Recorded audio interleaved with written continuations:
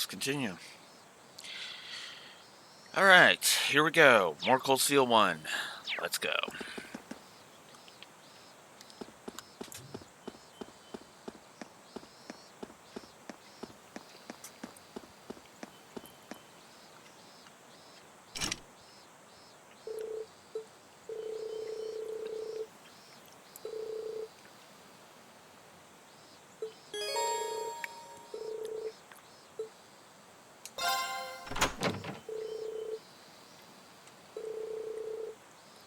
Alright, time to send out the call. I promised I'd take Chrome Millium with me this time, but who else should I invite?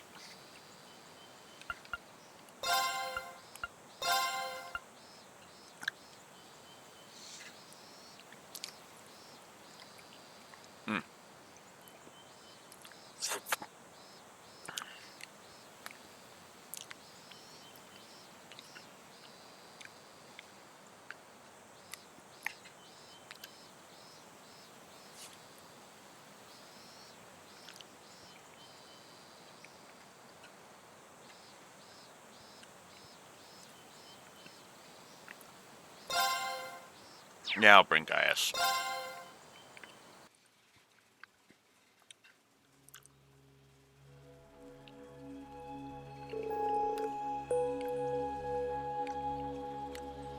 Huh, so this is what it looks like inside. And you say weird stuff happens in here every month?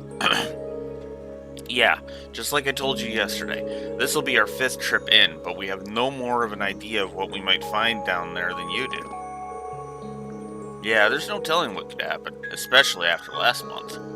True, that red door really threw me for a loop. That hulking armor put Reen's sister in jeopardy as well. Yeah, I'm just glad she was alright. Huh? Nobody told me about that. Anyway, hey, let's get down to business. Don't worry, I'll cover you if things get rough down there. Chances are, I'll need it. Alright, let's go. My turn! My turn! My turn! I've got this! Wrong button. I meant to activate turbo, but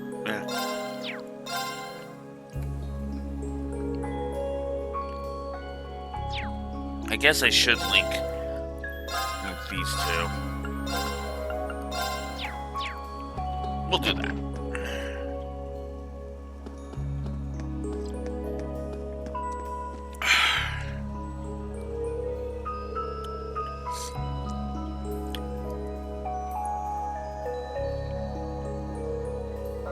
Okay, that's weird. Oh god, did Twitch change that? Hang on. I'll see if it happens to me too. Now, let's see.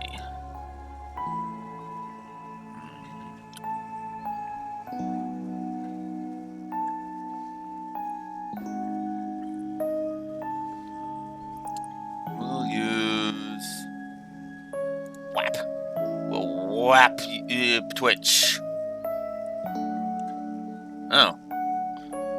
Okay, so it's just being picky. Well, that's dumb.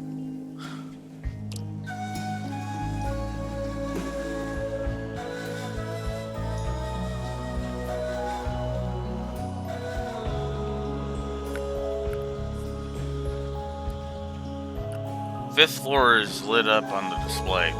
Guess that means we should be able to descend to the next level now. Ooh, let me see. I really wonder how all this works. Huh? What's wrong, Short Stack? Something bugging you? Well... sorry, I have no clue how this thing works. Would you not get our hopes up like that? Anyway, let's head on down. Oh, we've come this far, might as well see what this new floor has in store for us. Oh yeah, let me get a piece of the action.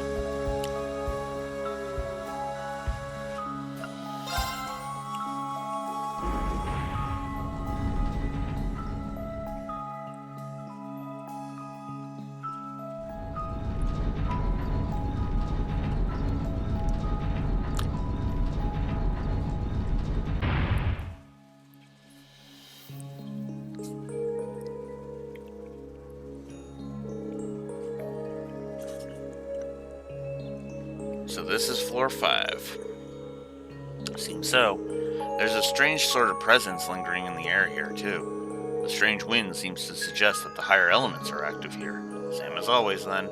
Huh, so it's the same as that ancient quarry back in North. That's so cool, you can sense stuff like that, though. Know what's even cooler? Being able to control that giant silver thing you've got.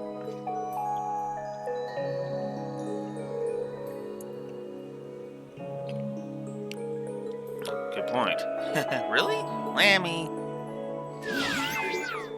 Alright, we've got some exploring to do. You guys just leave this to me and Lammy. We'll smash through everything. We're counting on you then. Oh, wow. It's really not liking your emotes today. What the heck? Maybe it's just not liking the animated emotes. I mean, it's not even an auto mod issue because nothing's popping up on the chat.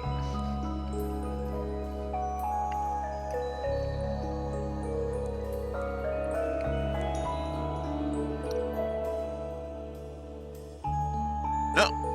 Okay, it's just that one emote it's not liking. Huh. It's just certain emotes. Also, is that... Yeah! I was kind of hoping that one would return at some point. Fitting that in its button. I mean, don't get me wrong, it's still like, what the hell with that other one, but this is a good chance to get used to fighting together. Maybe try out some combat links. Hey! Even this dank gold place can't suppress Milliam's enthusiasm. Hey, it's better than everyone being on edge, ready to jump at anything, right? Anyway, I'm ready to roll. Alright, careful down here, everyone.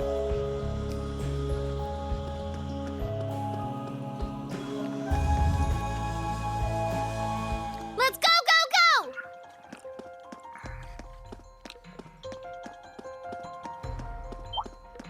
Now that's what I call a chest. Please tell All me right, you mean the if you want to treasure. fight that badly. All right.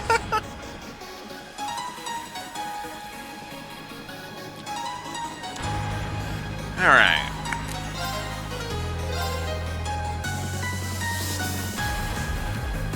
Yeah. Yeah, you're done.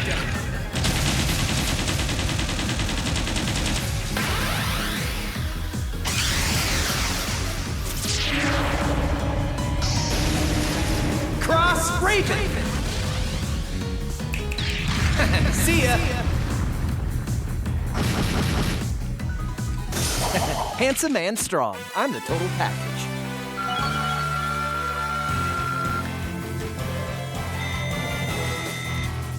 I did it!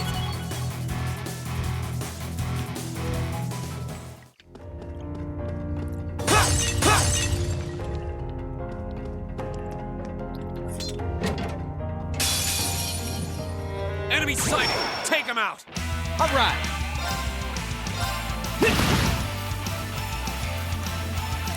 Go! Ha!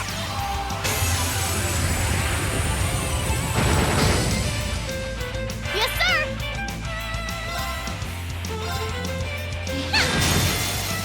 No more chance! Go! Right! Hey!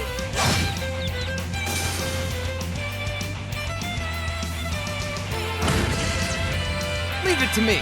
That's true. Who too? Eat lead. Go! Because it would have told you too. My turn. Not an issue. There! No more chance! Go!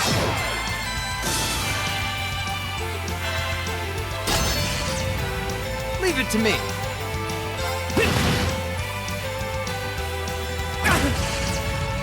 Here we go!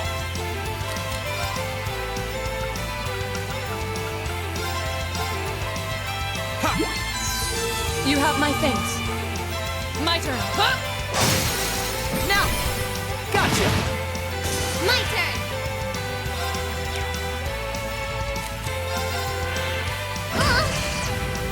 Alright! My turn.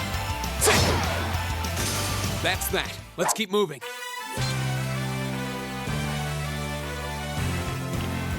So yeah, it's only specific emotes that are disallowed.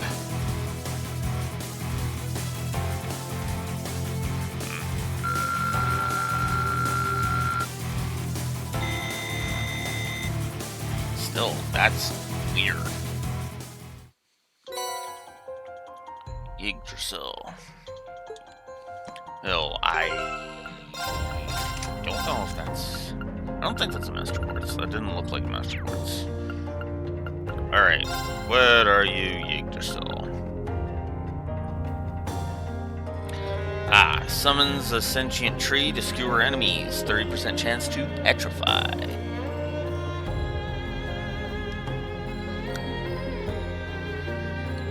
There we go.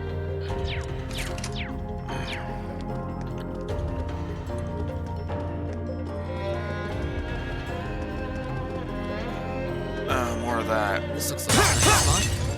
Oh, hey, a fishing spot. Alright. Let's do some fishing then, because there is a fish I need to catch here.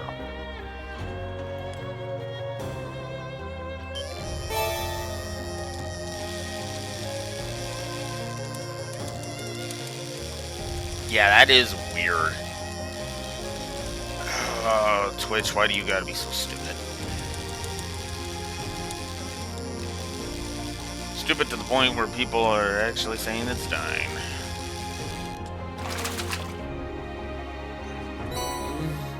What even is this? So now we've caught an eel. Cool. Oh yeah, I guess I should pull up the fishing list just to make sure I'm not sitting here forever. For 9 billion years. Here's for no reason, huh? Alright. So, exit. We're gonna go in here. Go to the fishing tab. So we've caught eel now. Open fishing list in a separate tab. Alright, so let me... Because I got kind of excited yesterday because apparently I have opportunities to catch all of the fish that I am missing. Okay, so after gluttonous bass we have trout, which actually can be caught here. Okay.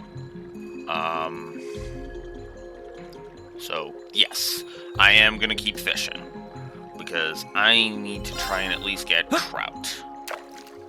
Oh, I'm on beginner rod. Whoops. Oh well. I have ground bait.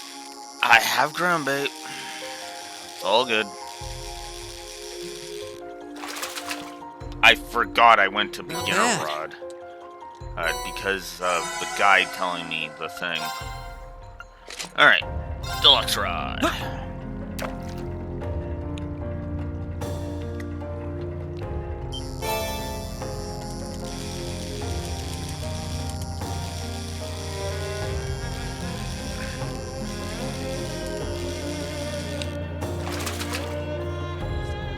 Wow, this is a big one! And there's trout. Excellent. Alright. Now, I need to check my list. So, there's trout, Arawa, and then the next one, which is salmon. That requires either Trista Pond or your, the next floor, the 6th floor. Okay. So we'll wait on that then.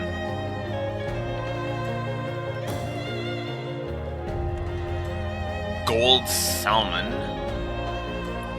Oh, right. Actually, I think gold salmon... Hang on. I'm just opening up tabs all over the place today.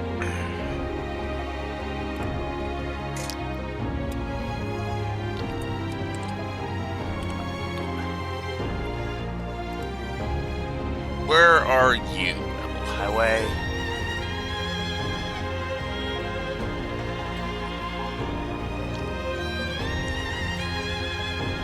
Oh, you're the one that I got excited for. Okay. Okay, cool. Alright, so after eel, it's gold salmon, and then after gold salmon, it's queen crab, which requires us to wait until we get to until we go there. I still find it hilarious that I found the pale salamander in the Trista pond. That's funny. So I have the catfish. Never mind. That was another one that I laughed because it allowed me to catch that in the river. And the invisible crayfish, which actually is next chapter. So there's a couple that require me to wait until the next chapter. Okay.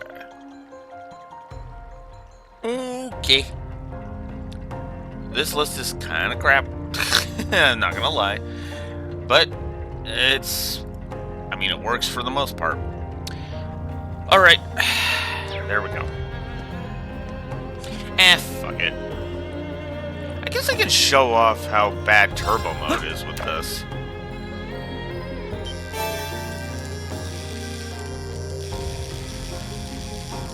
And now you're seeing why you never use turbo mode for this.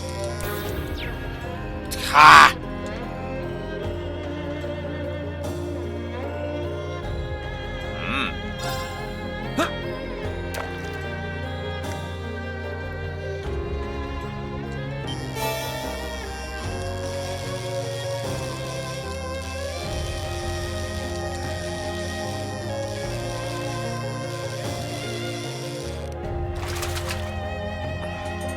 Wow, this is a big one!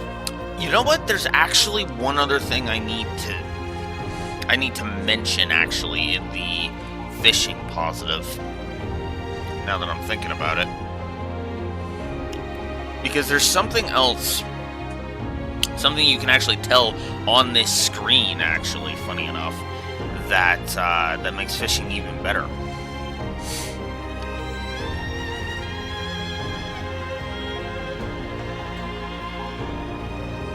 Okay, I did say mostly RNG.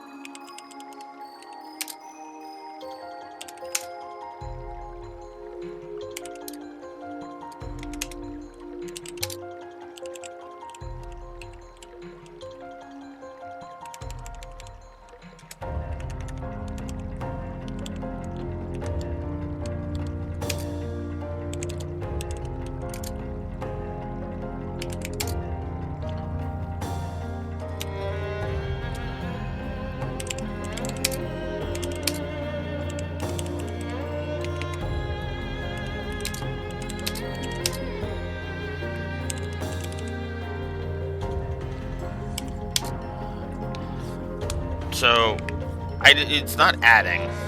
I'm not adding anything to... Like, I'm not adding a positive. I'm just kind of expanding upon the explanation of the positive. Because...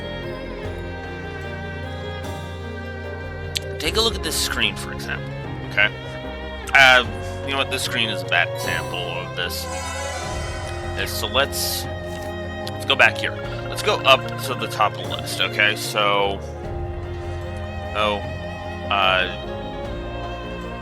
are you gonna tell me the points?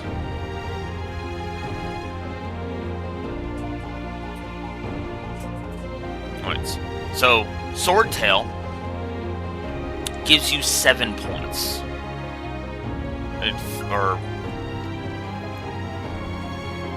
Well, 5 to 7, okay? 5 to 7. Now, is there anything that goes lower than that? No. No, there is absolutely nothing that goes lower than that. This? 2. You catch 2 fish and you have enough points for it. Wow, that's even more engaging than I thought. Holy shit.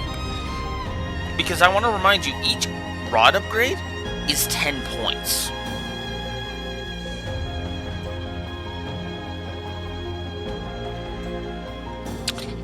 Yeah. I mean, I think my point has been proven about fishing. Now, I'm going to finish the fishing minigame because, well, of course I am. But... Bring it on! Here we go! Leave it to me. Right. Hey! Off guard. Gotcha. My turn. My turn! All right. Right. Too slow! My turn. No more chance. Got it! Down you go. My turn! Too slow! Leave it to me. Let. Of course. Here we go! My turn. No more chance. Got it! You bad guys better watch out. I sure would.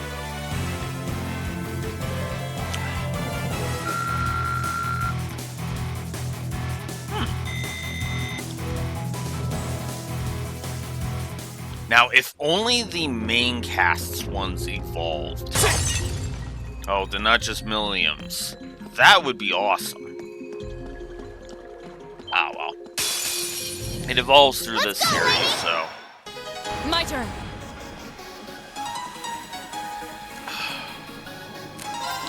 Alright. Let's do... that. Behold, my most powerful strike. Radiant blade dance.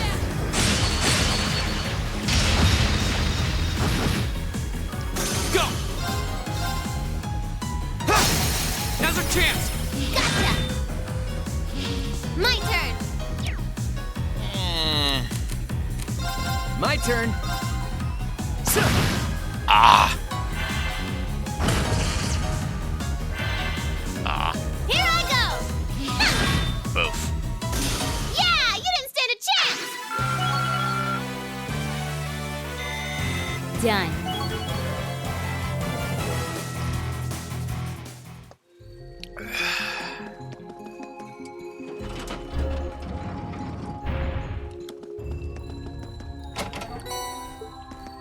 Alright.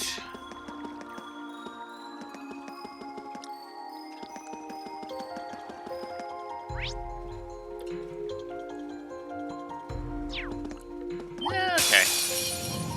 Okie doke, let's get Go. started. Yeah. Next up, Giant Breaker. Come on, Lammy.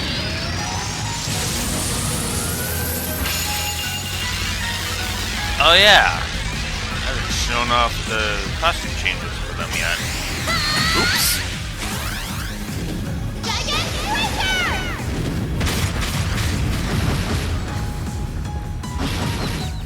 Millium trying Well, that's that. really hard to invoke Maru there.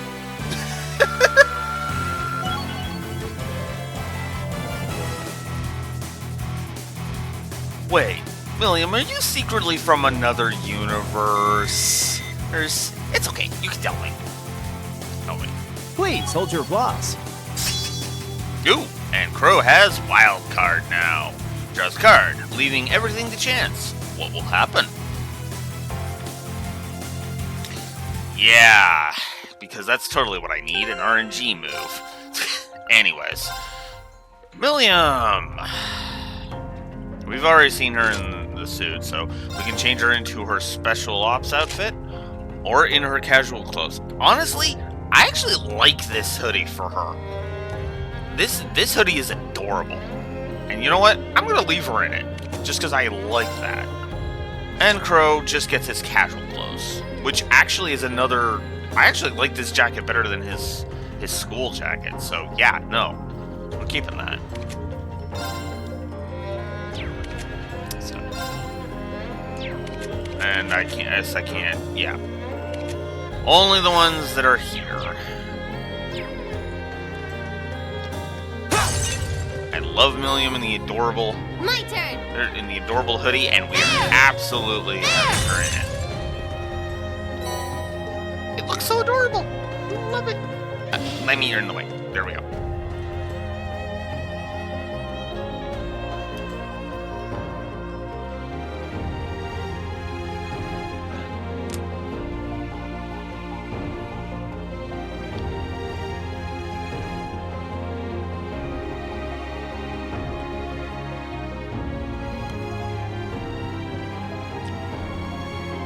Come on.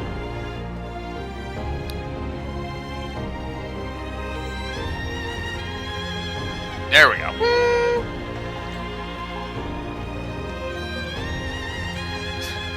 I was like, you gonna do your animation? Your idol animation?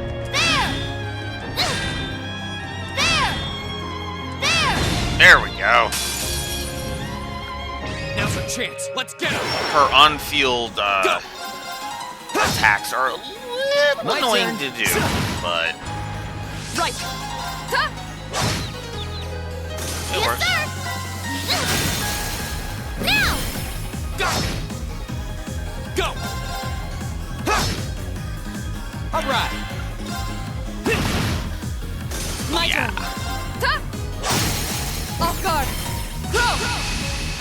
Sure thing. Eat lead. We fight well together. Yeah, nothing can stop us. All right. Ooh, couple levels. I'm awesome. Well, yes. Riot Beam. Lammy fires a beam of light, which lowers the enemy's strength by 25%. Nice. Excellent. My turn. My turn. I've got this. Whoops. All right. Now, let's go into tactics and change things up. Laura and Millium. And Crow and Bean. And then we'll Bring shift it on. it up. My turn. Leave it to me. Now. Go. Yes, sir. There. Right. Hey! Aw. You still have a lot of training to do.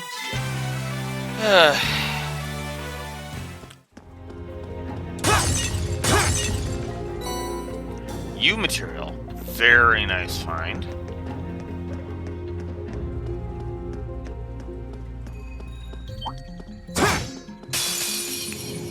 Enemy sighted. Take him out. My turn. Hey! Off guard. Gotcha. My turn. My turn. There. Ah! My turn. Well, if you're doing zero arts, Here.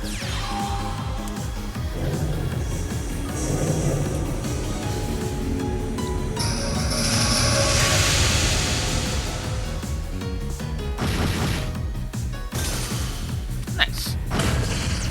Ugh. Petrification. Right.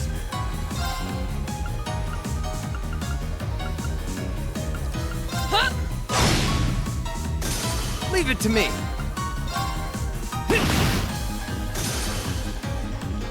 Fool. Yes, sir. There. My turn. Hey! Yes! Gotcha. Landy's totally amazing, huh?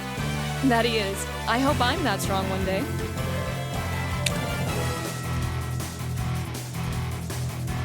I'm just gonna say Cold Steel 3 and move on.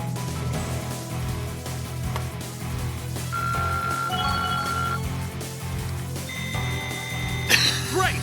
I know I keep hyping up Cold Steel 3, but I've only just begun. I mean, can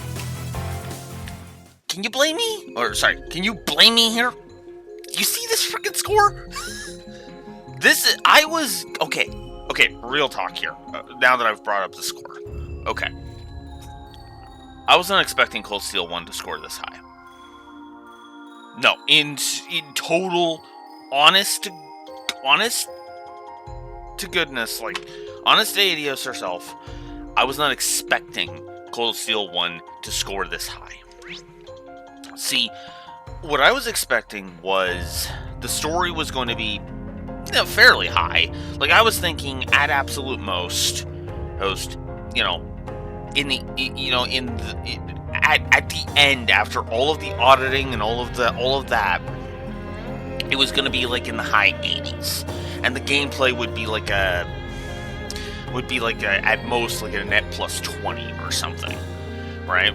Basically, Sky 2's numbers. When I started with Sky 1, that was what I was. Sky 2's numbers are about what I expected out of Cold Steel 1. And then Sky 2 surprised the shit out of me. I'm not gonna ever stop harping on that because I loved Sky 2. Sky 2 was just a game where I was like, that was alright. That had some amazing moments, but overall it was alright. Then I reviewed it and I was like, oh. It just kind of blew me away how much quality was on display with Sky 2. I know I keep hyping up Sky 2 as well, but it's like, again, I can't stop gushing that game is so good for me. But Cold Steel 1, I knew Cold Steel 1 was one of my favorites, but I figured that the review was not going to really reflect that because I remembered all of the things that were pissing me off, that pissed me off. Patrick, who has already been, I want to say 6? But it could be more than that. Let me double check. Let's see.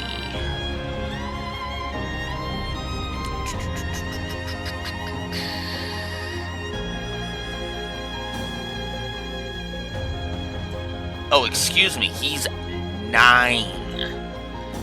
He's been 9 negatives, excuse me, right? Like, at absolute most, I knew I was going to be ranting about Patrick, and there is a thing that I'm going to be ranting at more next time. In the next time. In the next chapter is what I mean. And I knew the Eustace Machias thing was going to drive me up a wall too. So I thought I was going to be a lot harsher on this game. But I think what I've come to realize is I really do love Cold Steel 1. I do. The score's probably reflecting that. We're sitting at Cold Steel 1 here is sitting at like 17 more story positives away from matching Azure's story positives, which is the most story positives I have given any of the Trails games so far. Which is honestly kind of impressive to me, Now don't get me wrong, Azure was a good game. Damn good game, right? 80 something is what I consider to be high tier. But it had a lot of stuff holding it back in the gameplay, and it almost feels like they basically took the basic formula of what was established in Azure and refined it. They polished it. They looked at that and said, okay, well, what's great about Trails combat and what's garbage about Trails combat. All right, well, let's see. That Master Chord system is awesome. The counter on miss is awesome. But maybe let's not bombard the player with status effects all the goddamn livelong day, and make it so that they can't enjoy the mechanics. Which is funny, because it almost feels like the Crossbell games were kind of a learning experience. In other words, Zero and Azure walked so Cold Steel could run, kind of thing. And I like that. Cold Steel, to me, has been really demonstrating why I think the quality has just been going up and up and up and up. Now, it's had a couple of sore spots because of the gameplay, but let's be blunt, and gameplay-wise, I would argue Sky 2 was more of a fluke than was more the exception to the rule, because Trails has always kind of suffered in the gameplay department. It really has. And so Cold Steel 1 almost felt like they wanted to course correct, and they wanted to course correct as hard as they could. And I think they've succeeded, because I'm having a lot of fun playing Cold Steel 1 again. And again, this was why I wanted to remove the New Game Plus stuff. Because yeah, of course I enjoy playing it on New Game Plus, because I'm curb stomping the game. But do I enjoy it without curb stomping the game? It's why bosses like Olgadia and Zoro Ardrua, the giant golem and the Bone Dragon, again from the last chapter, were such surprisingly good bosses for me. You know, even those two giant dogs from Bereaheart were kind of engaging fight. Because it almost looks like they've gotten to the point where it's like, okay, now we kind of know how to make boss design. Now we kind of know how to make combat even more fun. You know? I've always enjoyed the core combat of the Trails series. The problem is that it's just everything that surrounds the core combat has been a pain in the ass. You know, the status effect fetish, the difficulty curve, or the lack of real power progression curve that a lot of the games have suffered. And yes, well, the difficulty curve does still tend to spike a bit, because I'll be honest with you, the old Schoolhouse feels like the constant difficulty spikes, which is funny because I feel like the true difficulty actually comes from the old Schoolhouse more so than the field studies. Because the field studies feel like they were kind of balanced and designed, whereas the old Schoolhouse was just kind of, almost felt kind of thrown in.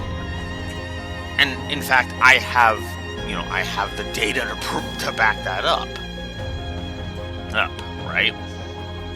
So, because a lot of the boss negatives have actually come from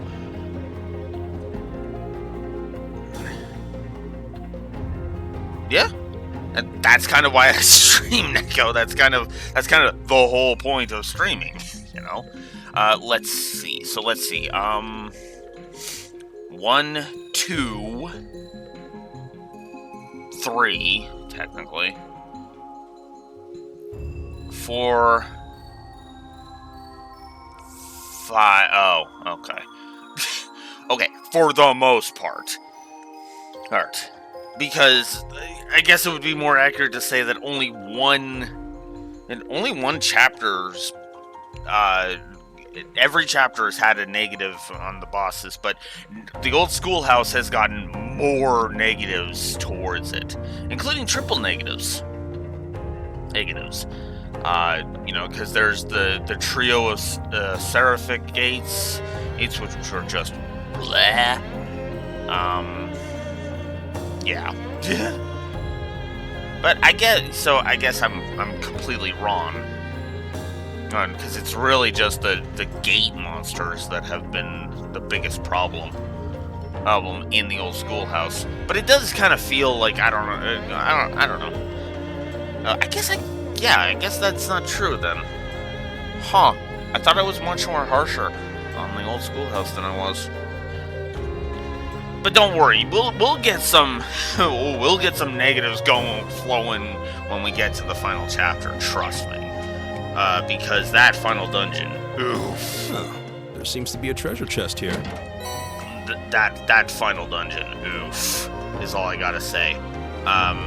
Mystery Synergy, who poked his head into chat yesterday, said it best. The hallway dungeon is the big problem with that.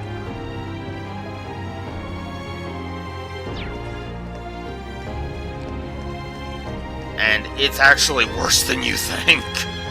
It is actually worse than you think. Because, oof.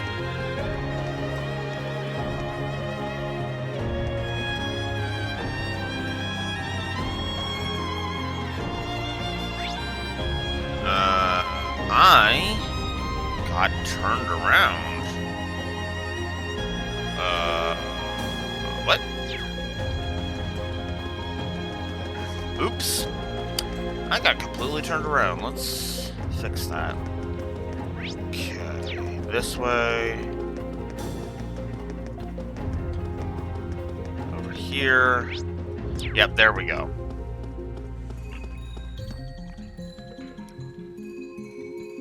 Oh yeah. I absolutely love that. I've actually been kind of... man, we're still not through. Yeah, we're not through yet.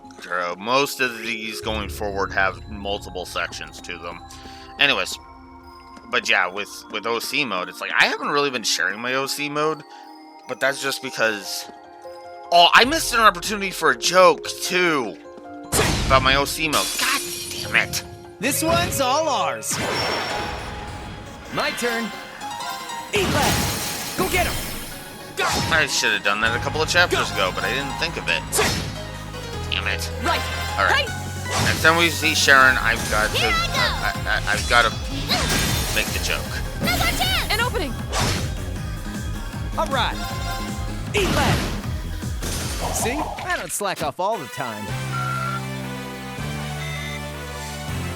Because it's funny, because there is a character in here that we've already been introduced to that actually collectively, basically, that causes the Black Eagle Strike Force, to be like, My turn. what? Of course. Huh? Yes, sir! There! Another chance! An opening. Go! All right. My turn. Hey! Here I go! Now! Come on, Laura! Of course. My turn!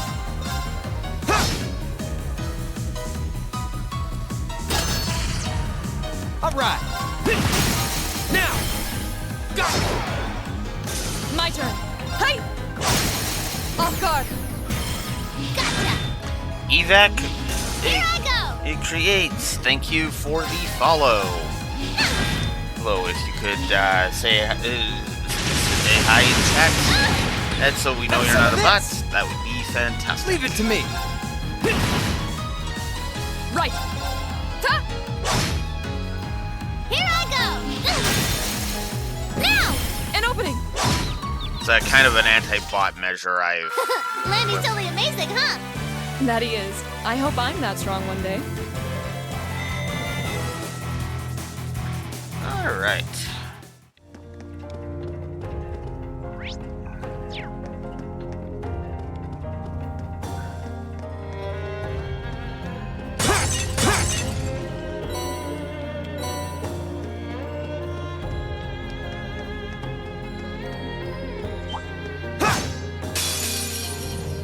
We have nothing to fear.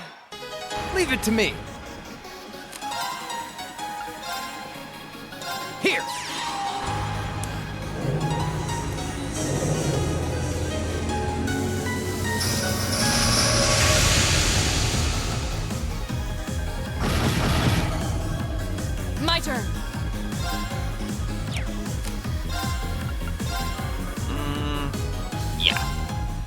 Let's go!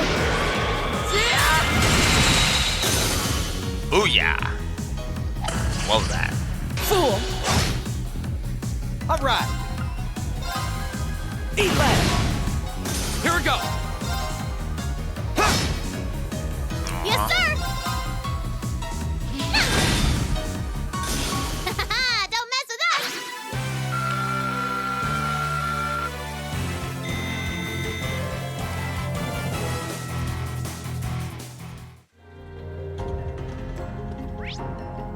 Oh, over here. Get freeze from there. Awesome.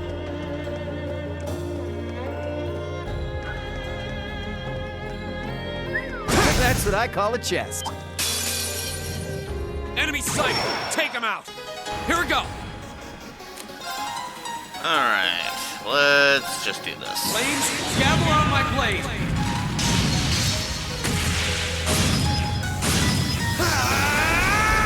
Strike! We'll cut our own path.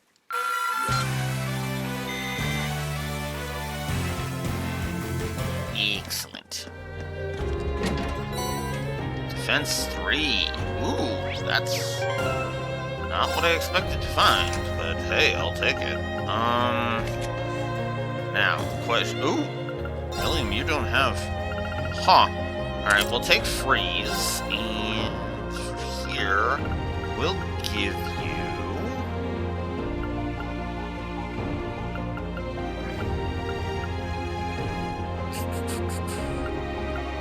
Might as well give you Analyze while we're at it. Oh, Crow has Analyze too. Nice. I actually like that. Okay.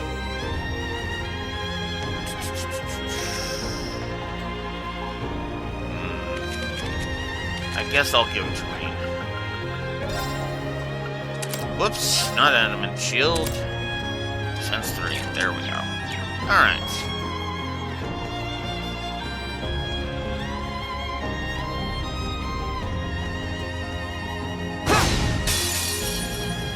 Now's our chance. Let's get him. Nice. Here we go. Leave it to me. Right! Huh? My turn! Now's our chance! An opening! Go. Go.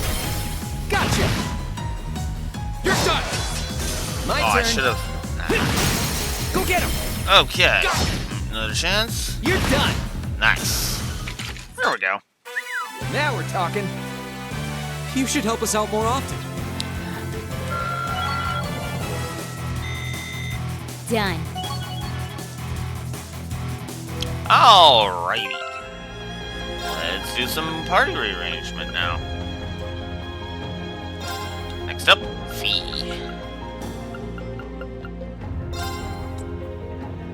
Millium and Fee, which will put Crow and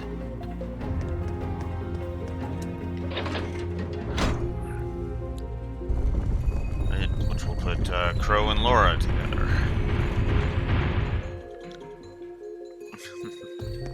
I can imagine. Okay, let's see. This way. Battle scope. Septium mass, that's nice. Now's our chance! Let's smash him! Ah, All right. Eat lead. My turn! Huh? Here I oh, go! come on. There! I'll handle it. Now. Gotcha! My turn. So go get him. An opening! Of course! Hey! Now! Crow! You bet. My turn. Ah, My turn. There! ah. I'll handle That would have been the perfect opportunity. it. Done. But we can't relax yet. Alright.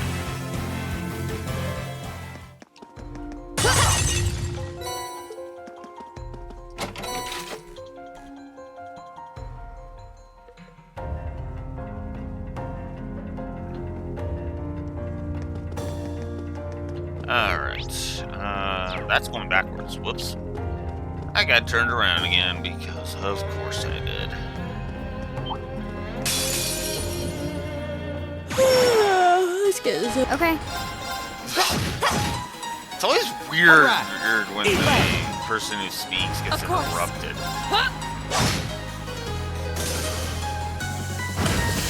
Ah, I'll handle it. alright. Screw it. Here we go. Just get rid of all of you. Target's eliminated. Let's get going. Nice. I'm awesome. Please hold your applause. Nice. Always love level ups like that. Okay. Nope, everybody's good.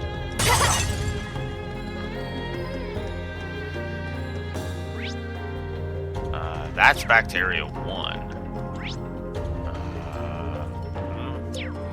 It's this way I need to go. But I need to open up another path. Ah, joy. Okay. Guess we're retracing our steps. Wonderful. Oh. For the one thing I missed, because of course, that was right near the beginning. Ah well. Huh? There's the end. Oh, there's the end. Okay. I think we'll put Reed back in the party for this. Alright. Just to chop out any middlemen. Alright. Let's get a safety save in.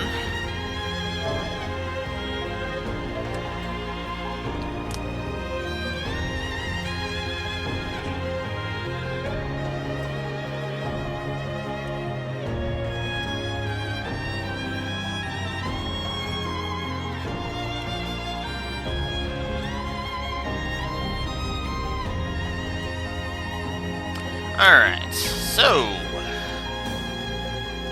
let's see what boss we've got this time.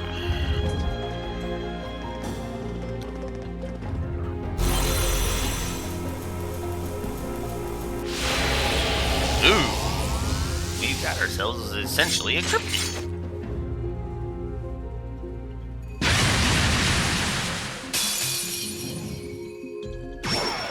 A worthy adversary. Of course. Huh? Now. Gotcha. Go! There! Oh, really? Oh, that's just Leave it to me. unfair.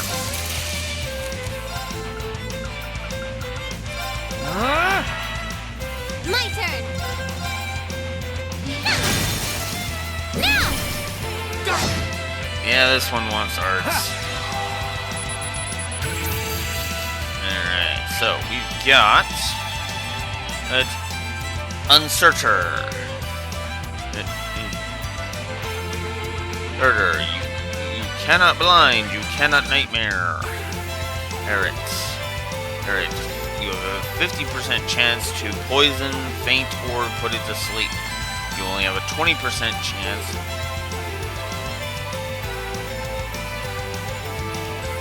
Or wait, no, I'm reading this wrong. Sorry. All right, you have a 100% chance of blind or nightmare, but you only have 50% chance to sleep, faint, or poison it. You only have a 20% chance of inflicting seal, mute, confuse, or lowering its stats, or delaying its arts.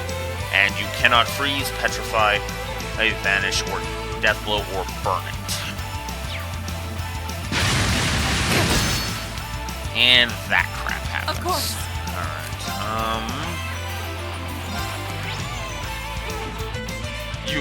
it's immune to water and fire crafts. Well, that's just great. Okay, guess we'll use Tira then.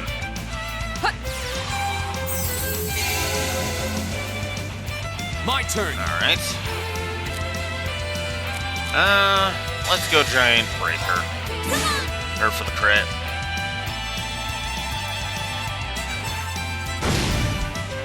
My turn. 11,962. Ooh, there's some zero hearts going on over there. Oh, no, no, no, no! Ah, that didn't work. It did not work. Go! Alright. Go! Well, now that Reen's doing that, we are going to use Demonic Scythe on you. Ew, give Reen another spell. My turn. Because I don't want to give you another. I don't want to give you a spell. Screw that nonsense. Huh. There we go. Oof. I'm done for. That sucks. That's bad. Oh, that's actually really damn bad.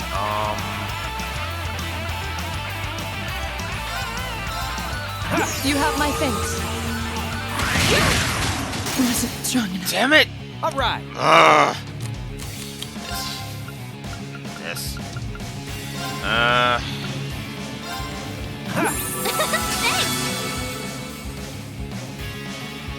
hate this fight.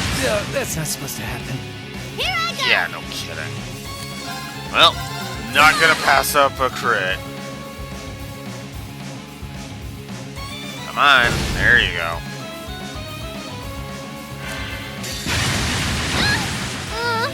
I'm done for. Flames. I'm sorry, everyone. Yeah, this thing's freaking obnoxious. This one's nasty. Watch My out. turn. Yeah, I agree with that assessment, Crow. Holy crap. Oh, whoops. Come on, Lanny.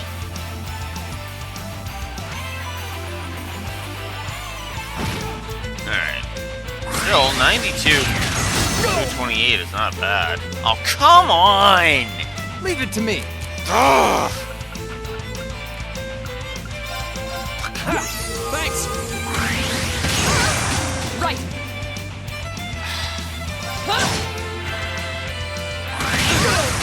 That's not supposed to I'm happen. done for. Right. Fool. My turn. Fool. My turn. Seriously? My turn. Okay, there we Wasn't strong enough. go. Okay. Have to return to the title screen because I gotta reload my save. Ugh. I hate this. Oh hey, William and Crow are now on the tram. So yay, we have everybody. The full thing is there, but the dynamic title screen is not done yet, actually. If you can believe that. Okay. Alright. Now, I need...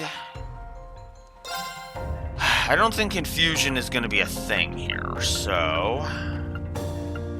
I need to prevent freeze. And as for you... that's poison, blind, and burn. Freeze, petrify, and stack down is what you will be protected from. That's prevent and burn. That's seal and mute. Sleep faint can be CP up. That's faint, delay, stat down, nothing. I have nothing. Okay. Well, you know what? Just in case. And as for you, Laura, let's prevent.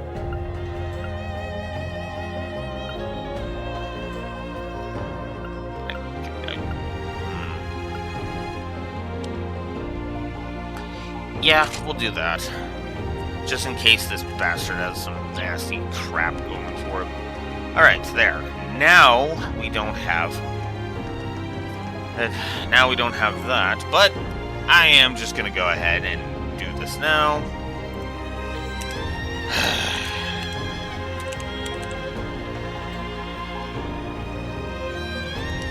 Right.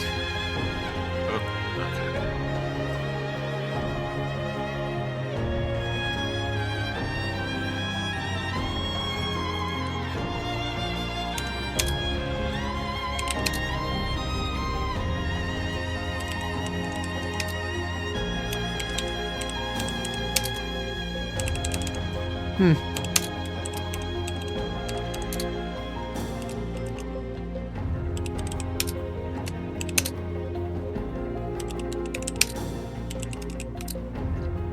Right.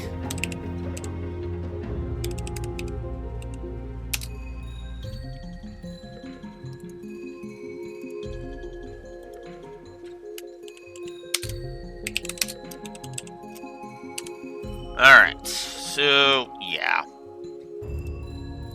Oh, I didn't update the HUD. Whoops. I forgot to update the HUD when we did the, when I gave the negative support boss battle. A worthy adversary. Here we go. Middle with C. Oops. Alright. Screen's turn to get the battle scope up. Leave it to me.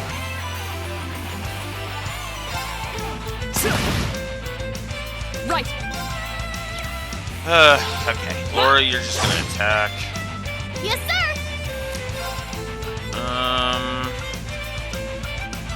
Silverthorn. Go. Arcus, activate. Leave it to me.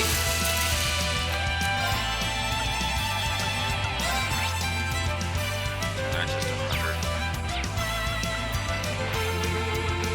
Arcus activate. Right.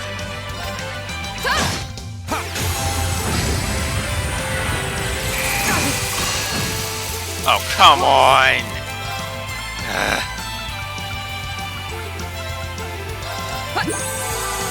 Yes, sir. Well, we all know what we're doing there. Come on, Oh, My I- turn. Well, thanks. All right. You got an impede. Fuck it.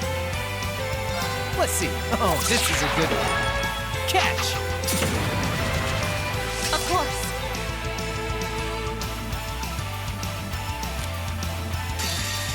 Flames, yep. My turn.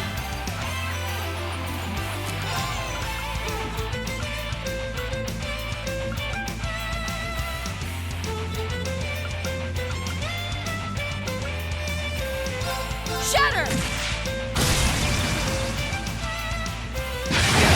Fool. Oh, come on! This is bad. Yeah, agreed.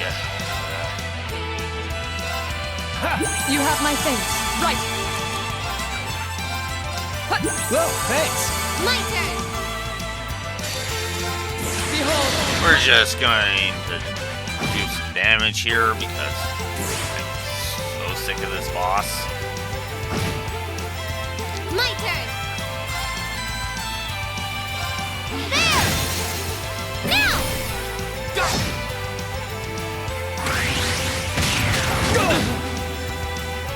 Fool. I'm sorry, everyone. Of course, and it was the character that was just about to frickin' move. Yeah. Thanks. Flames, Ugh. Fool. Of course. Okay, no. Well, thanks. Yeah, 'cause I My knew turn. you were gonna do something like that.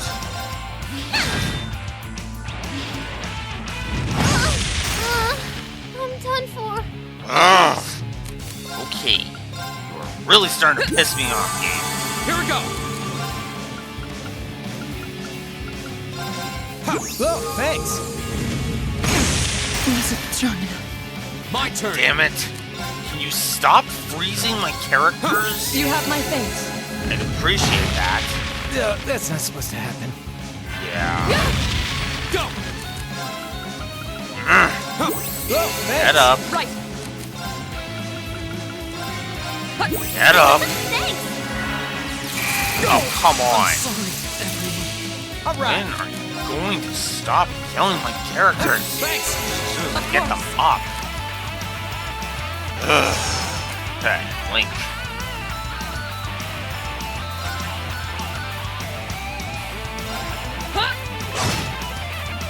Yes, sir. Not cool. That's for You you. have my face. Come on! Wasn't strong enough. This is Leave it to me. garbage! Ugh. You have my face. Go. You have my face. That's not supposed to happen. My turn. This is why its freezing fetish is a Whoa, god thanks. causes the negative, because it's like, what the actual fuck Whoa, game? thanks. Its speed is also way too fast. This too, which does not help. Thanks. My turn.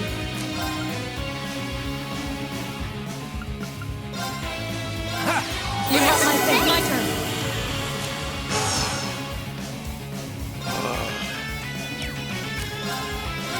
Shatter. I'm done for. That's not supposed to happen. My turn. Okay, that's annoying. You have my face. I'm sorry. Fuck. This could be bad. Could be bad. It.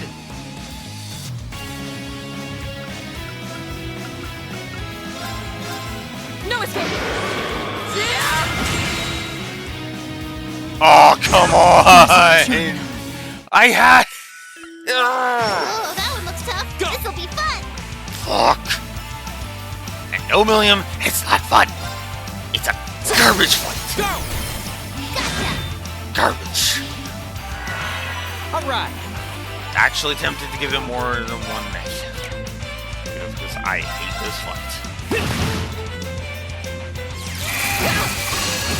My turn. Alright. Hi. My turn.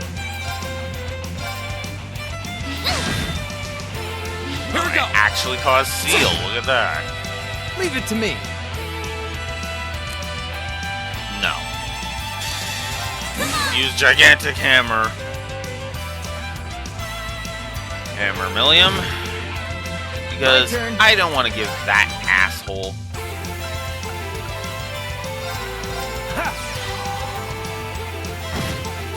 This whole the frickin' Zero Arts. Right.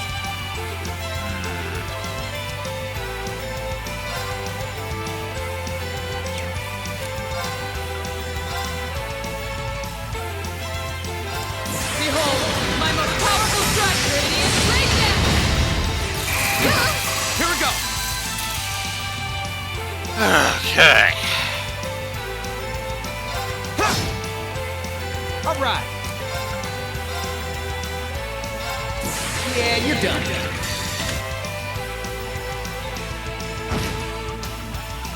Flames. Fuck you. Fuck you, Unzerter. Plus you, Moon Echo. It's safe for now. I don't. I'm sorry for how if that was a lot delayed. Hate that fight. Attack 3. Great. That's about the only good thing that came out of that fight. I've only just begun.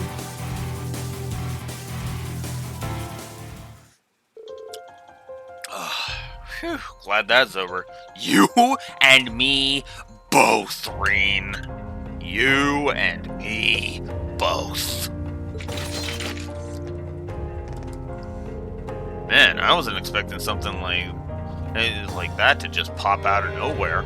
But I didn't have any trouble linking with my Arcus, so I called this field test a rousing success. Maybe it's because I've got Lammy, but it didn't seem that tough. Your assistance was invaluable. Glad to have you along.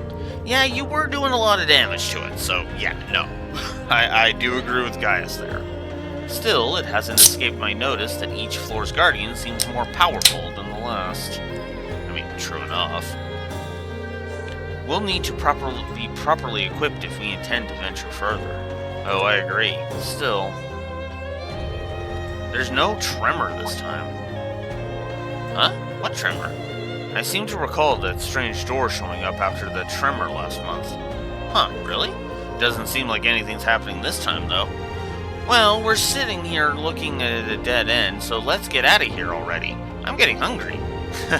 Yeah, it's probably evening by now. Let's head out, then keep our eyes peeled for anything that looks different just in case. Alright.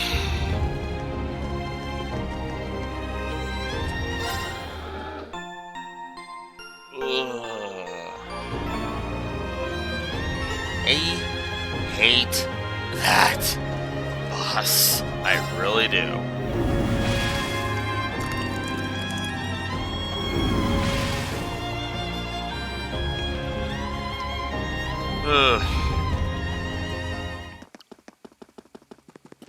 Oops.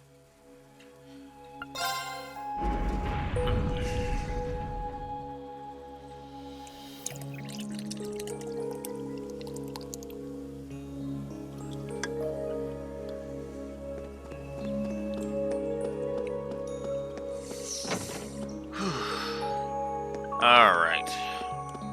I could keep going for some more victory quotes, but I can do that in the final dungeon. So let's end our investigation.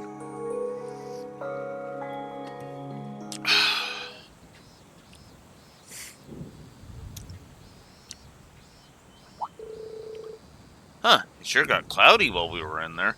Yeah, speaking of which, I need to AFK, I'll be right back.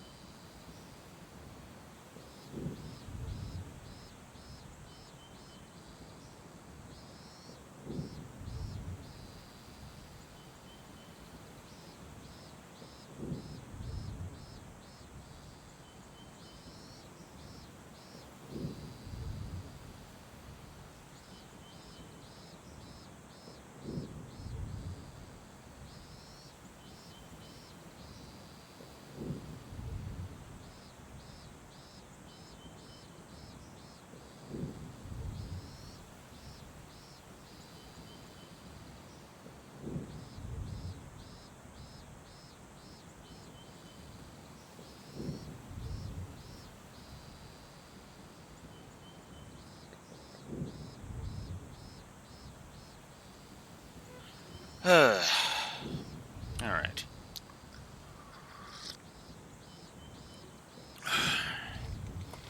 Alright, here we go.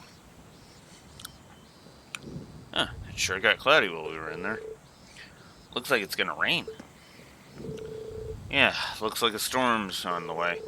So Sharon's hunch turned out to be true after all. At this point, I shouldn't even be surprised. Still, this floor didn't hold any secrets like the red door. Yeah, I kept looking on our way back just to be sure, but nothing really looked too capricious. Maybe there's another piece of internal logic to the old schoolhouse that caused the door and that suit of armor to appear. True.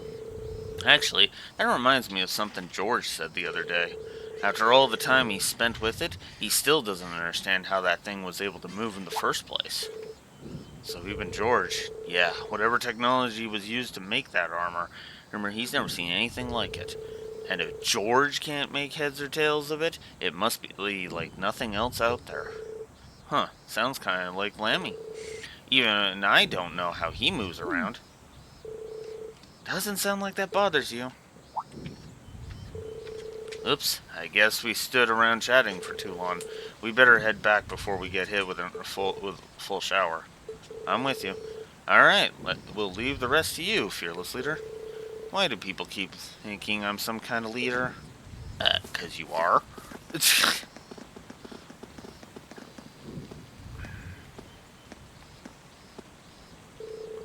So this is the place Gramps was talking about, huh? It does seem like there's gotta be something here. But I don't think force alone is gonna cut it. Milliam? Sorry, coming.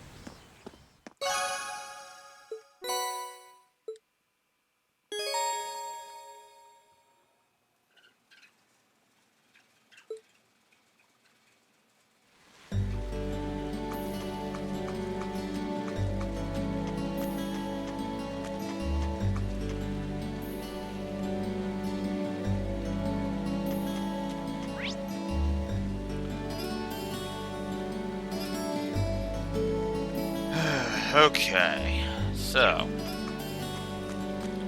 I think I want to stop by here first, because I think I want to try and open some more slots.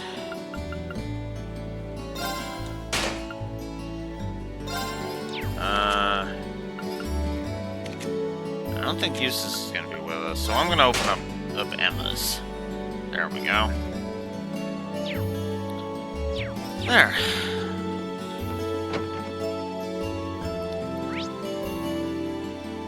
Oh, and we got some more bonding events, that's right.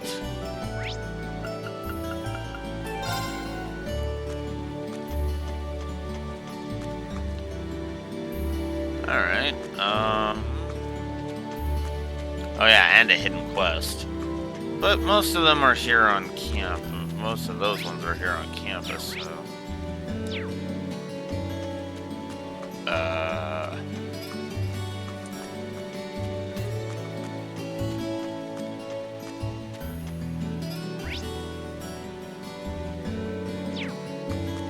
It says he's supposed to be around here, but...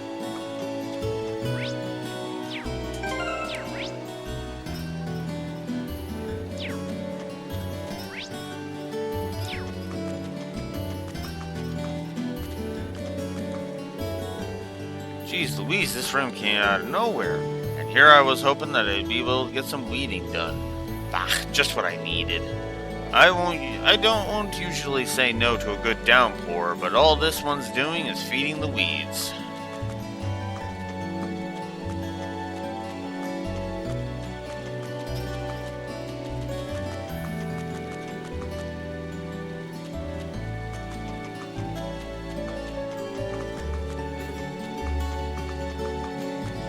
Oh, here we go. Aren't these the flowers Fee is raising? Hard to believe they've grown so much so quickly. I can't imagine the torrential rain will help matters, though. I'm sure the gardening club members are running over here right now, but maybe I should make sure they're okay until someone else gets here. Okay, let's see what I can do. First things first, I need materials. Welcome back, Nico.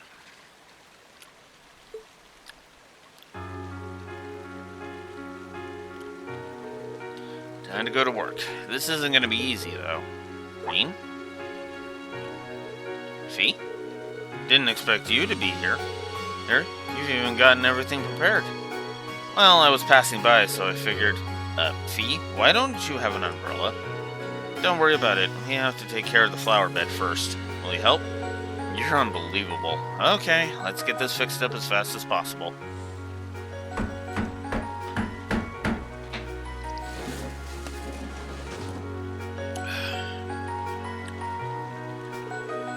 This should be fine. It'll keep the flowers protected at least.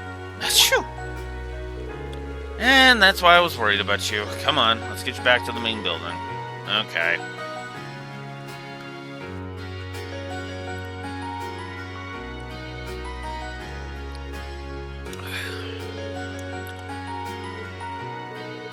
That should do it. I still can't believe you ran all the way out here without an umbrella. What were you thinking? I was worried about the flowers. That's not an excuse to get yourself sick. The last thing I want is for Laura to get all worried about you now that you two have made up. Not to mention the rest of us. I know. You'll go gray with all this worrying. That's just fine by me. Class 7's practically family to me. I can't help but worry about everyone. Thanks. Looks like the rain's about to let up. The flowers should be okay now. I'm sure they are. They should be blooming before too long, too. Keep up the good work. Yep. You'll be the first person to see them when they do. Gives me something to look forward to.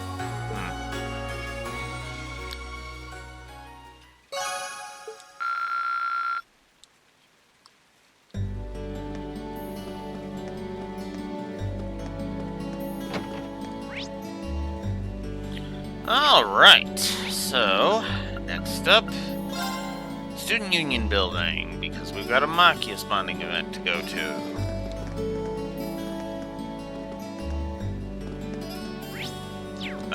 Is there supposed to be an Elisa one? No. Okay. It's just Machias. And then there's Emma, so, yep. We're in the middle of a match that will determine whether or not our club will be shut down. I'm up next too, so I'm starting to feel the anxiety. How are things looking so far? It's been very close. Stefan's doing a good job of keeping them on their toes. I can't let the efforts go to waste. Do you mind if I stuck around for a while? I want to cheer you guys on. Thanks, Rain. Having you here is a real confidence booster. Victory's right there waiting for us to claim it.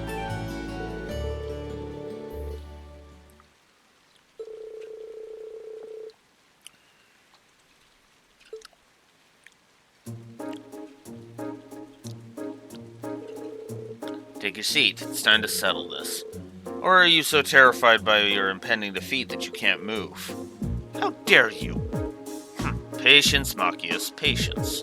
Your opponent should be arriving any minute now. Huh? What's that supposed to mean? Allow me to intrude.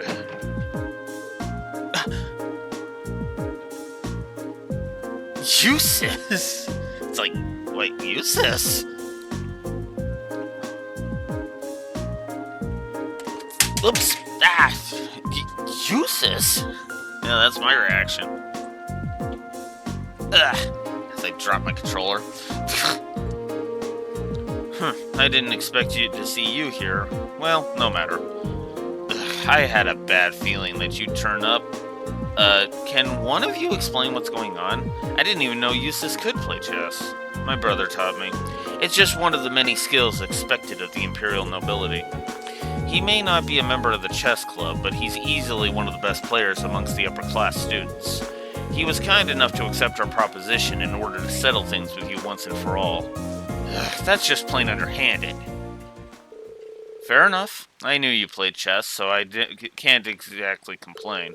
Besides, this is a chance to settle things between us, fair and square. Very well. Hopefully, your attempts to claw your way to victory will amuse me. Bring it! Need it, Alberea. Come at me, Regnus. And thus, the curtain was raised on the final battle.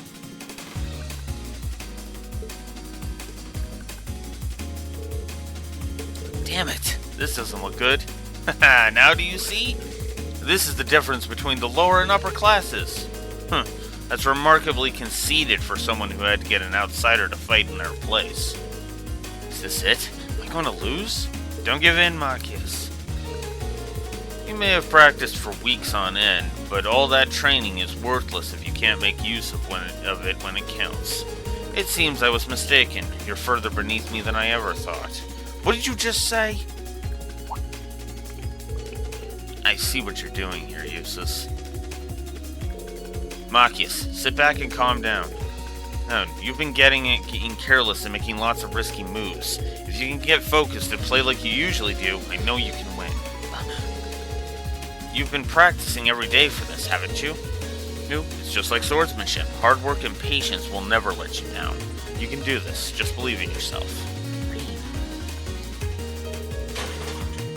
Just believe in myself and play like I always do. Right.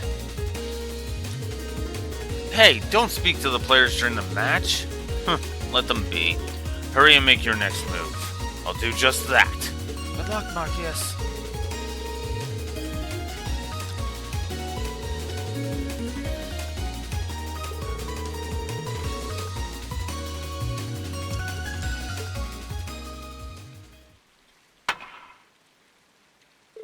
Checkmate. He did it! He won! Inconceivable! How could he have come back from such a one-sided match? He cheated, that's the only explanation. Fool, do you genuinely believe that one can cheat their way to victory in chess? That would explain why you couldn't sort your issues out on your own. Are you leaving? I've done what I said I would. Sort the rest out for yourselves.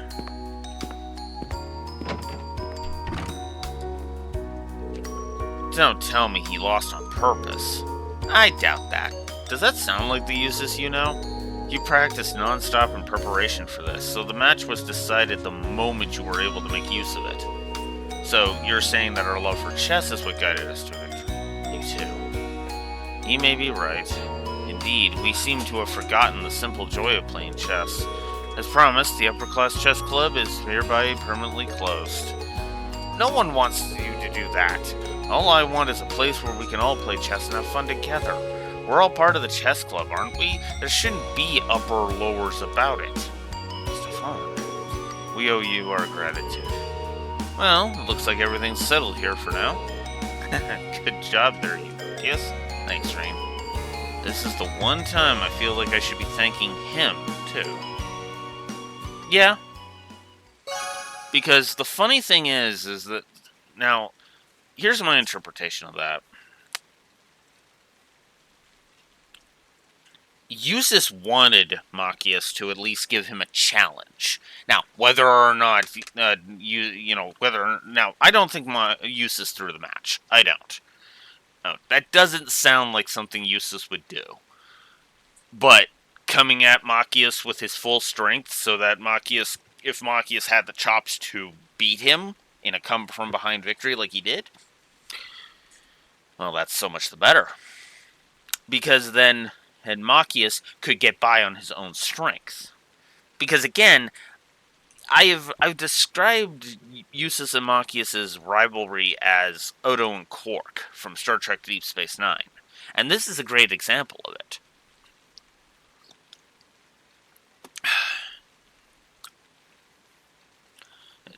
Machias wants to defeat Eustace by his own power.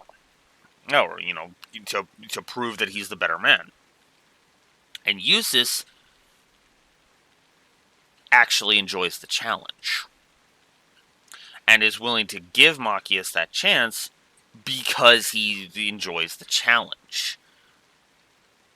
Which is good. Because that's how it should be. Right? Because, again, Eustace recognizes that there is something about Machias that could lead him to greatness. It's just he's got to stop this stupid hate boner of the nobility nonsense that he's been following. Right? Sure, Machias might not be able to acknowledge that Eustace is his friend, But it doesn't change the fact that he is. And Hercules will... in fact, in some ways, it's kind of a Goku and Vegeta relationship, isn't it? There is mutual respect between the two. It's just regardless, they kind of enjoy being able to push themselves further and further and further because of their rivalry is what keeps them going.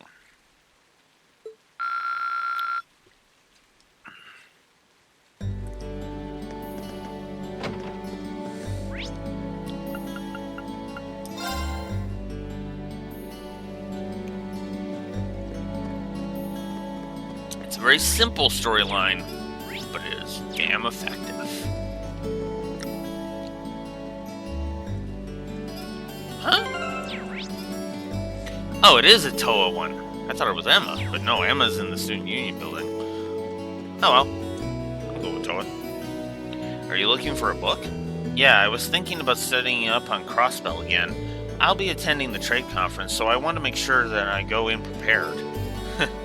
Somehow I'm not surprised. Hopefully everything goes well for you.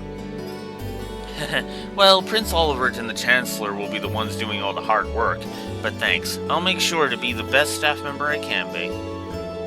I should be able to lend her a hand with finding the book that she needs. The hand finding all the books you're looking for? You mean it?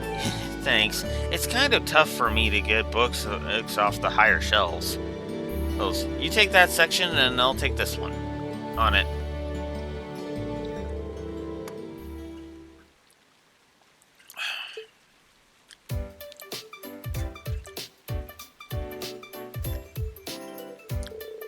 Let's see. Politics and economics section. The Crossbell problem. Got it. That's the last of them. Now, where's she?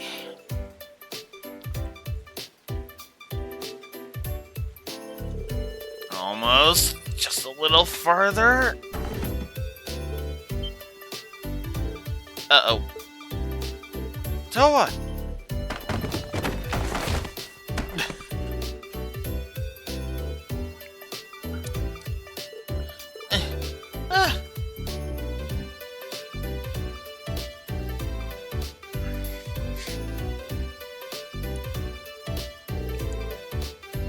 So glad I made it in time. Are you okay? Green? No, I'm fine. Phew, that's a relief. You really got my back, don't you? I feel the same way about you. And it's not just my back you've got, it's everyone at the academies.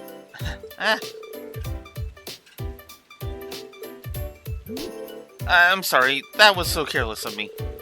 No worries, I'm just glad you weren't injured. And the next time you want a book from one of the higher shelves, just ask me to get it for you. Sure.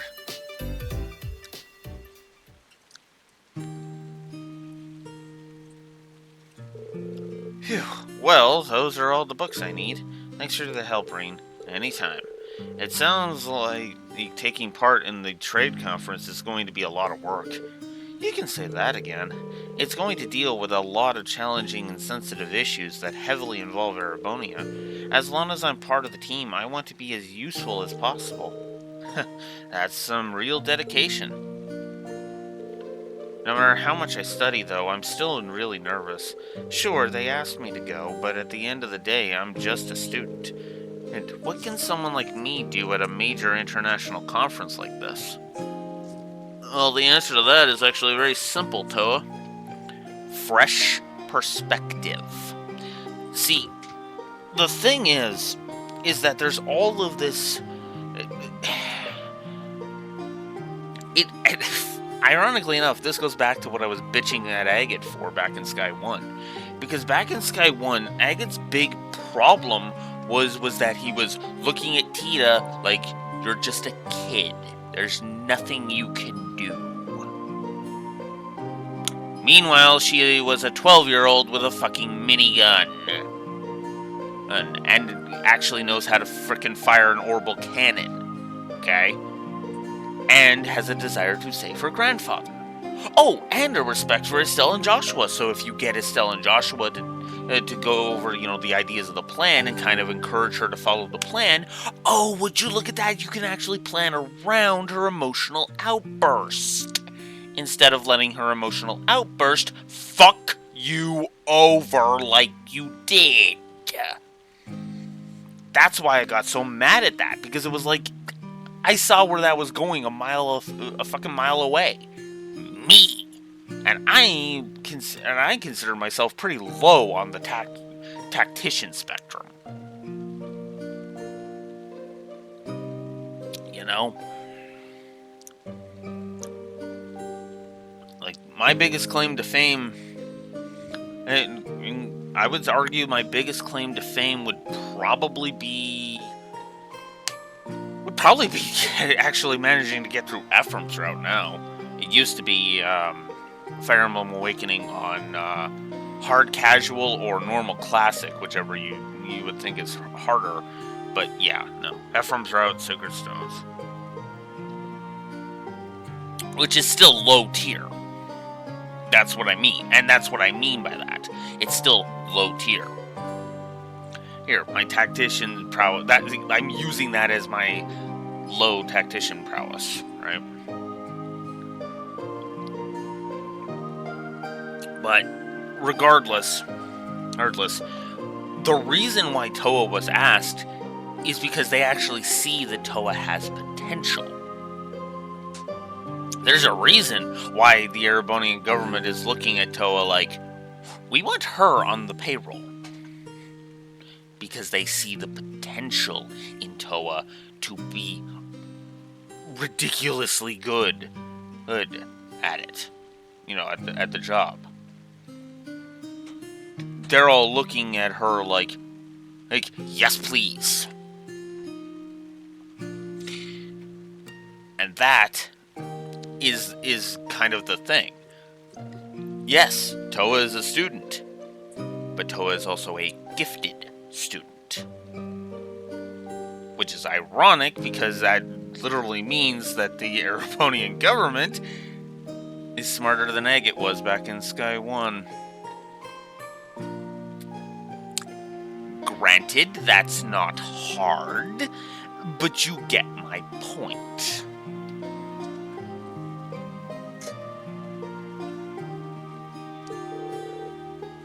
It all sounds pretty daunting, but I'm sure you're going to be fine.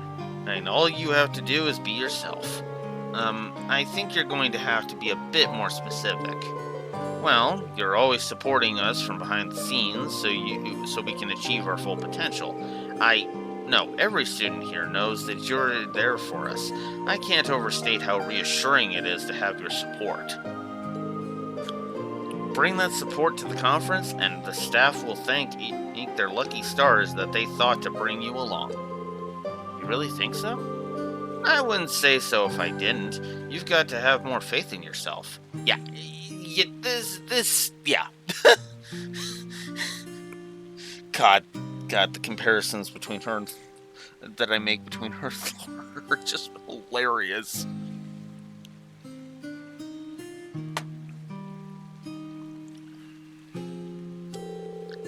Besides, if you ever need help, I'll be there to back you up. Just try not to fall off any more ladders. Yeah, I suppose you're right. If I'm going to have people relying on me, I've got to project an air of confidence and steer clear of high bookshelves. Thanks, Reen. I think I needed a bit of your positivity. I'm glad my rambling cheered you up.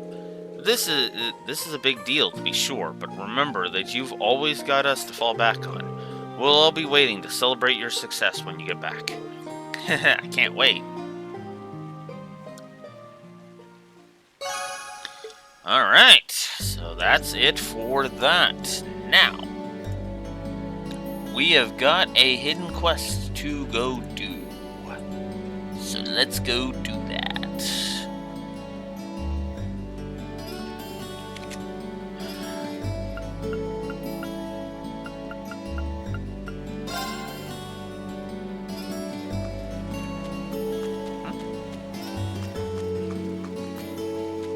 Hey, Laura. There's a certain charm to a late shower on a summer's eve, so I'm not entirely opposed to it. But being caught in the rain so suddenly without a chance to prepare is somewhat frustrating, I admit. Even the best warriors are sometimes ambushed by a summer downpour. If you don't mind, I'd be glad to share my umbrella with you. No, that's fine. I appreciate the sentiment, though. Also, you should be more mindful of which girls you offer to share your umbrella with. Oh, you're right. I didn't think of that. Wow. Even Laura's being smarter about that than freaking Ellie was. Yeesh.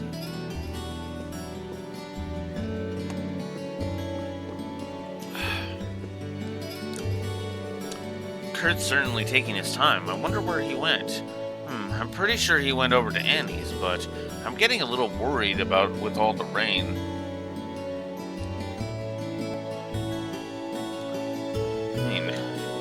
So, their son hasn't come home yet? I'll have to keep an eye out for him. This is a bit of an oddball one, but speak to the mother. Whoop, wrong way. Speak to the mother. Go up here. Here to whoop, too far. To the chapel.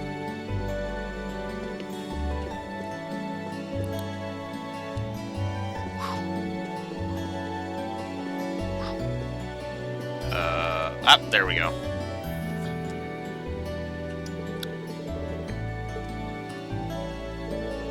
Looks like he's fast asleep. I don't think there's any risk of him catching a cold since it's still warm, but... Reen? Reen from Class 7? Is that you? That's right, sister. Actually, you're the same year as me, aren't you? Why, yes, I'm Rosine from Class 5. I see Kurt's fallen asleep. So that's his name. That reminds me, his parents were awfully worried about him. Oh my, it is getting late, so I can understand why. Yeah, how did he end up falling asleep here anyway? Well, the wind orchestra held a performance here today. Kurt was so excited about it that he ended up staying right here to bask in the ambience of it all. All of the excitement must have tired him out. Oh, so he was watching the performance too? That'd explain it. He really must have been exhausted to have fallen asleep here, though. Yeah, I'd feel kind of bad waking him up when he's sleeping so peacefully, too.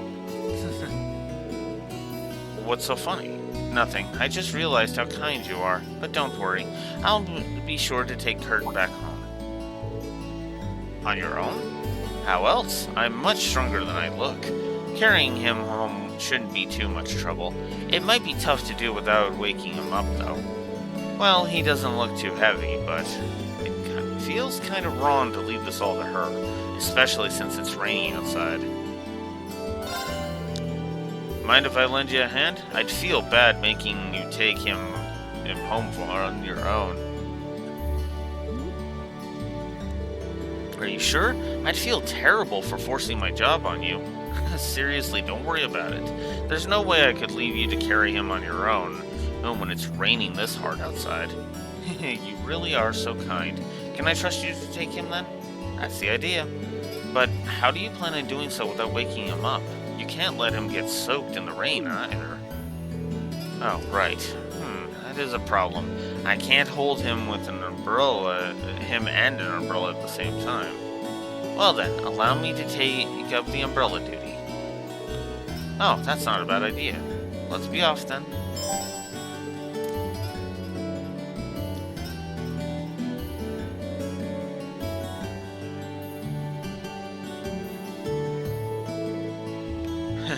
He's sleeping really soundly. Yeah, he seems so at ease. This is all thanks to you two. Speaking of which, are you alright? You look drenched. I can't believe you let yourself get soaked while keeping the umbrella over me. I know it's summer and all, but you must all have been freezing. Oh, it's fine, honestly. More importantly, thank you for letting me use one of your towels. You brought our son back. Of course we're going to let you use a towel. I'd be happy to lend you a spare set of clothes, too, if you want. No need to worry. I have some of my own at the church. Well, if you say so. Regardless, thank you for braving the rain to bring Kurt home. Please, take this to warm yourselves up. Premium coffee. Thank you. I'll be sure to enjoy it later. Alright, let's head back to the church. Oh? Are you planning on going back with me? We've only got one umbrella, so that's a given, right? Don't be nervous now, Reen. You're just sharing an umbrella with a cute girl. It's fine. So, we better get going. Of course. Isn't your other shoulder going to getting soaked right now? Oh, don't worry about it. It's just a bit of rain. That won't do. I can't allow you to get wet, so... I think this might be a bit too much. Maybe we should stay a little further apart. Oh no, this is just fine. Right.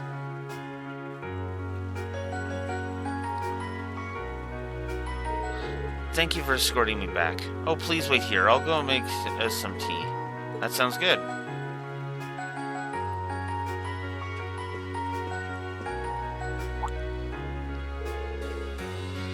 It didn't take you long to get changed.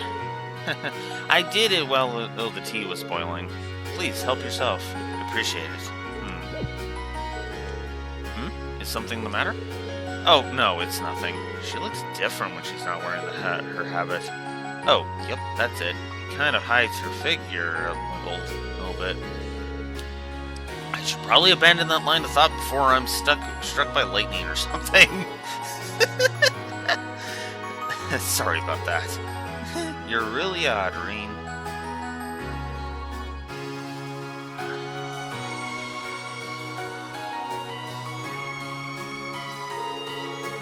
Alright, you be careful on your way back too. And thank you for the tea, it was delicious. Well, I had to warm you up somehow. Oh, but look at how many sweets we have left over. Please, take some with you. You're just spoiling me now. But thanks, I'll see you later. Indeed, have a safe walk. Alright. Oh, I forgot to do cooking in the old schoolhouse. Whoops. Ah, well.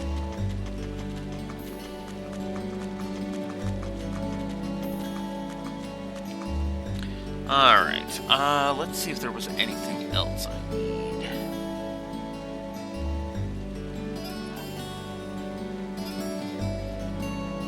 No. Okay.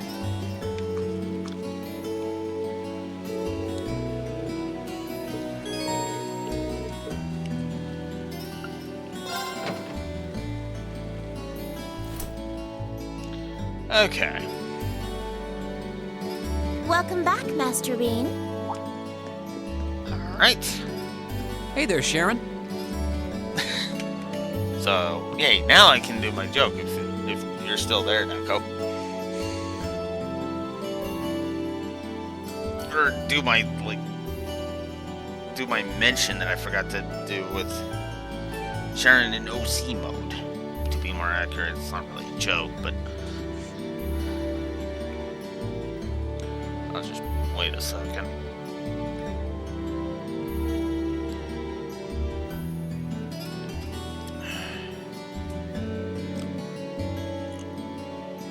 Well, looks like not.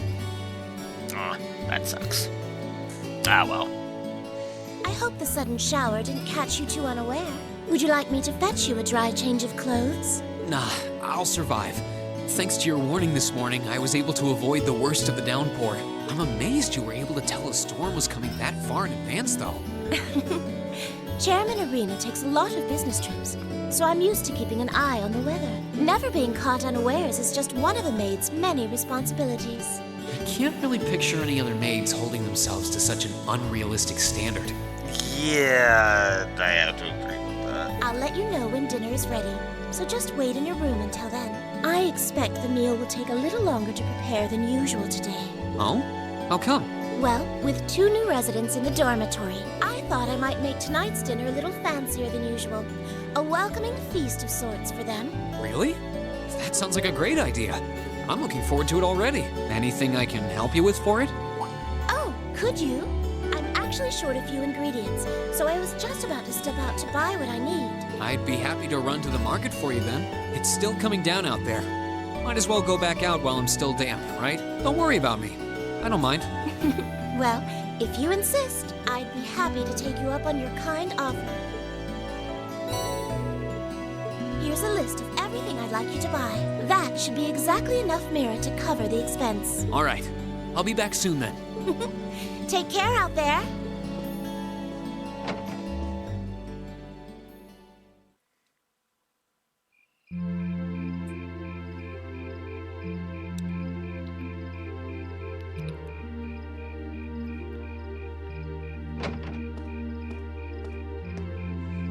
Looks like the rain must have stopped while I was inside. It's gotten pretty dark out, too. I'd better get back to the dorm. Oh, hello. Oh, You wouldn't happen to be one of the Class 7 students from Thor's, would you? Out for a little late night shopping, are we? you could say that, but how did you know I'm from Class 7? You're one of the favorite topics at our radio station, actually. There are plenty of people out there who want to know more about Thor's dashing guys and gals in red. Oh, you work at the radio station? Hold on. Your voice sounds so familiar. Oh, maybe you know me from the radio? Good evening, everyone. This summer's turning into a real scorcher, isn't it? To beat the heat, we're going to be broadcasting tonight from a park here in Trista. Ring any bells? Wait. Huh? You're Misty? From Abentime? Yep. Bingo. You must be quite the avid listener, recognizing my voice so easily. Glad to know I've got a faithful fan out there. Wow. I never figured I'd meet Misty herself, especially like this. I always make sure to catch Abentime. It helps me relax while I'm studying. Thanks. But it sure is serendipitous, you know? Having a chance encounter like this, just after the rain's eased up. Ooh, maybe I shouldn't mention this on tonight's show. I'm not sure that I really constitute a noteworthy topic for a radio broadcast. It's kind of weird. I only know her from Abentime, but she seems just as friendly face to face. Is something the matter? You're staring at me so intently. I feel a little embarrassed. Well, forgive me if this sounds a little odd, but this isn't actually our first meeting, is it? If I'm not mistaken, we met once before, in a hotel in Heimdall. Wow, I can't believe it. I never figured anyone would actually catch on. Yep. So you really are her, the Azure Diva herself, Vita Clotilde. Right you are once again. Honestly, even the people I work with at the radio station don't seem to have noticed, so I'm surprised you could tell. That makes two of us. I almost didn't say anything because it just seemed too implausible. But if you don't mind me asking, how did a star like you end up working at Radio Trista? It's just a little something I do for fun on the side. Gotta spice life up a bit, right? The best part is, the people at the Opera House in Heimdall have no idea I come here to do my show every week. So don't go telling anyone, okay? It'll be our secret. Of course. I wouldn't dream of it. I'm amazed no one else has figured it out, though. It's not like you use a different voice when you're on the radio. Well, there's a little trick to it. You're not the only one who is surprised, though.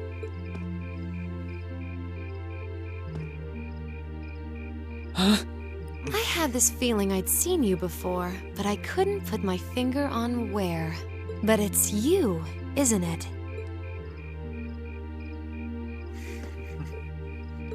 Anyway, I have to get over to the studio now. Oh, and be sure to tune in to tonight's Abentime. It'll be a fun one, promise. Wouldn't miss it. And give my regards to those two, would you?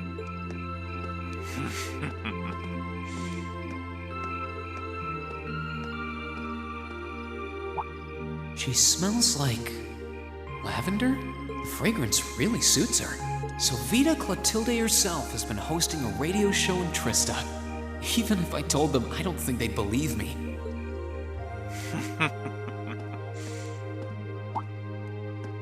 Oh, welcome back. Oh, hey there, Emma. Did you just get back too? Yeah, I just returned a short while ago. Were you out shopping? Yeah, Sharon asked me to go out and pick up a few things for dinner, though I ended up taking a bit longer than I expected. Wait, do I smell lavender on you? This is perfume, isn't it? How did it get onto you? Oh, right. I guess I must have soaked up the scent too. She did get pretty close. That's the only thing I can think of. Reen, I can only hope the reason you ended up taking longer than expected isn't because you were... Whoa, hold on. You've got the wrong idea, Emma. I just happened to bump into someone I know while I was out, that's all. It is so hard not to make the joke. It is so hard not to make the joke.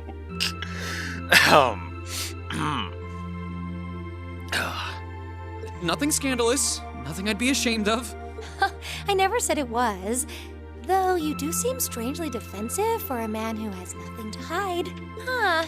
I wonder what would happen if Elise and the other girls were to catch wind of this. I swear, I just ran into someone I know after I left the store. Nothing happened. You just like raking me over the coals, don't you?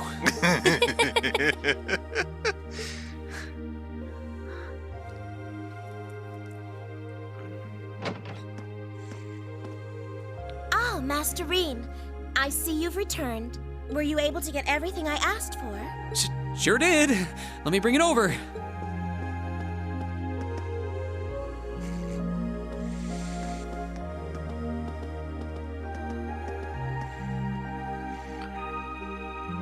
Lavender. Huh. No, that's impossible.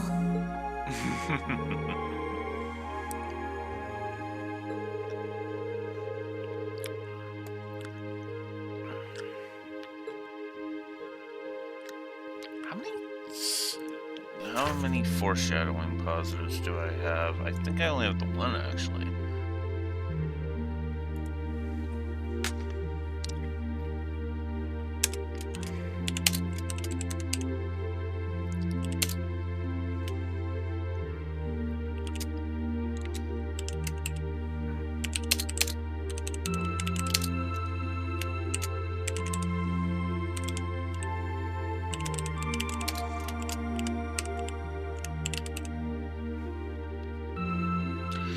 I'm just gonna go ahead and give an additional foreshadowing plus. There we go. Alright, so the Imperial Chronicle. The follow-up on the breaking news terrorist attack follow-up. A representative for the Imperial family has spoken regarding the aftermath of the terrorist attack, which took place in Heimdall recently. The spokesman confirmed that Princess Alphen, who was placed in the greatest danger on that day, had sustained no serious injuries and was able to return to school as usual. Who are the Imperial Liberation Front? The recent terrorist attack placed both princes and Princess Alphen in danger and resulted in the Imperial Governor Regnat sustaining injuries. While it may seem that peace has returned to the streets of Heimdall, the culprits behind these unspeakable acts, who call themselves the Imperial Liberation Front, have yet to be apprehended. The elite force responsible for their capture, the Railway Military Police, insists that they are doing everything in their power to find them. Thanks to those who helped. Chaos might have reigned in Heimdall on the day of the attack, but that did not stop a number of people from doing their part to bring the situation under control. Each of these courageous souls has received a letter of thanks from the Imperial government. Extra special thanks are due to one young student who took command to restore calm in Dragul's Plaza, and a group of civilians who succeeded in rescuing Princess Alphen from harm's way. These people have received particular appreciation for their deeds. International Trade Conference approaches. At the end of this month, the long-awaited West Cimmeria Trade Conference will finally commence in Crossbell. Unsurprisingly, those involved are already hard at work for the conference, which will be based around international and economic matters and may potentially determine the future direction and development of Western Cimmeria. When we asked to comment, a government representative responded, "An international conference on a continental scale like this has never been attempted before. Naturally, we intend to fulfill our responsibility as a great nation." The representatives from the Erebonian Empire are expected to be Chancellor Osborne and His Highness Prince Olivert. Culture. Imperial Chronicle Radio is 1 year old. Do you enjoy listening to Orbital radio broadcasts? This reporter certainly does. For those who aren't familiar, Orbital Radio allows you to enjoy audio programs anytime, anywhere. With the Imperial Chronicles affiliated radio station, Imperial Chronicle Radio, now 1 year old, this seems as good a time as any to sell its benefits to the world, and a PR representative was happy to sum up exactly what makes Imperial Chronicle Radio so special. We may not have been the first radio station to be established, but this station is available in the widest area and conducts the most balanced and impartial broadcasts. Travel, like Ebel. In today's travel log, Nagai will be visiting beautiful Lake Ebel on the eastern side of the Empire. This stunning spot is an ideal destination for those looking to enjoy a tranquil vacation away from the stresses of daily life. Furthermore, the historic stronghold of St. Sandlot on the opposite shore, Lohengrin Castle, provides the perfect backdrop to a lakeshore stroll. The area is best reached by traveling south from Brehard along the Ebel branch line. So, the West Emuria Trade Conference is just over a week away now. A building that tall is exactly what you'd expect from an economic powerhouse like Crossbelt 2. It's a big world out there.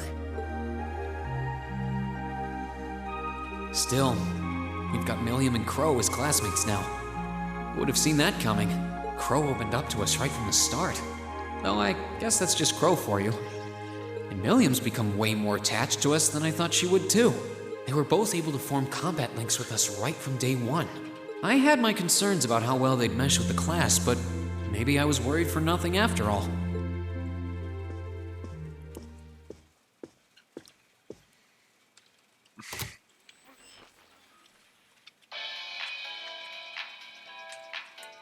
Good evening. I'm your host, Misty. It's August 18th, and we're winding down a busy day here at 9 p.m. I'm here to give you all the cool you need to beat this summer heat. Hey, looks like I'm not too late to catch this week's Abend time. Seems like those hot summer days keep coming with no end in sight, doesn't it? But even this heat can't stop the momentum behind the West Emuria Trade Conference being held in Crossbell later this month. Prince Olivert and Chancellor Osborne will be in attendance for this watershed moment in international business.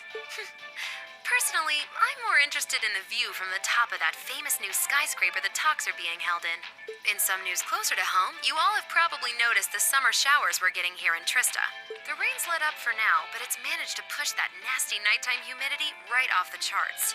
It's nights like these I wish I could smuggle an ice-cold beer into the studio. And the director is chilling over there, drink in hand, mocking me. But you know what? Forget that guy.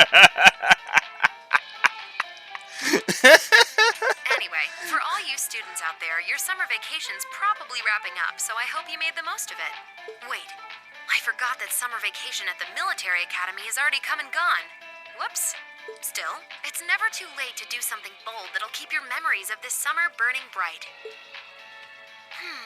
And what about you, Miss Misty? You're probably asking yourselves. Well, you might want to sit down for this one.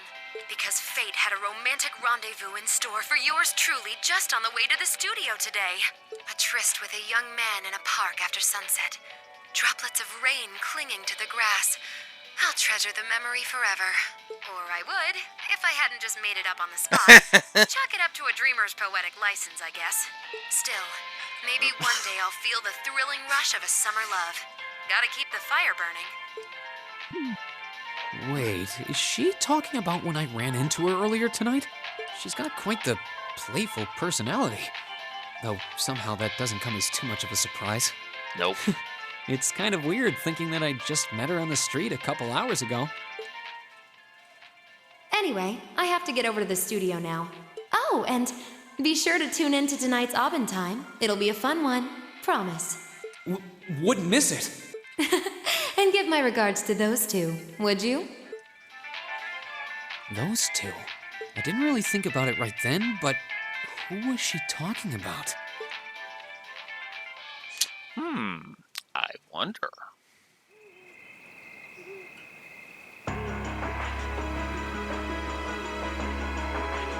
Meanwhile, in Lunaria Nature Park... A negative, now Bruce. specifically a triple negative. Ah, so you've arrived. Good to see you, boss. Oh, you're awfully early. Well met, Comrade V. Comrade S. I see that you finished all your preparations as well. Smooth as silk. Although you're the one who'll be taking center stage in our next operation, without a doubt. Well, no, actually. And that's why this scene is getting a negative. Getting a triple negative, in fact. Who'd have thought you'd volunteer to go pound the pavement in Crossbell? The Red Constellation are gonna be there. I still think I'm the prime choice for this one. I disagree. As I can no longer rely on the power of the fleet, it makes the most sense for me to go. Especially when you consider the very real possibility that we may have to accept a necessary sacrifice for the greater good. That is the best way for us to achieve what we desire. You're serious? Ugh. You really are too morose for your own good. And you guzzle way too much paint thinner for your own good too, Gideon. I could say the same of both of you. Why else would you have willingly plunged yourselves into a struggle like this to begin with? I suppose you're right. You got us there. Yeah, and to come to Blue Wolf's paint thinner guzzling point, well, there is, of course, there's Cold Steel too, so, yeah. I see you've all gathered. Comrade C. Fashionably late, but worth the wait. That makes it a full house. I appreciate your gathering, comrades. The wheels have been set in motion.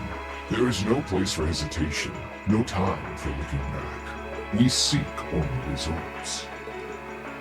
I couldn't agree more. No objections here either. Goes without saying. That said, I will ask you at once. Comrade G, are you certain this is the path you would walk? My heart itself beats with the ideals of the Liberation Front. If my life should see its end in Crossbell, so be it. That tyrant must be stopped from creating the vile dystopia he seeks. Dear though the cost may be, if through our efforts we or anyone anywhere succeeds in that aim, we will have our victory. Very well. May the goddess, or perhaps powers less fair, attend you. When this is over and our victory won, let us toast our success together in the Imperial capital. Indeed.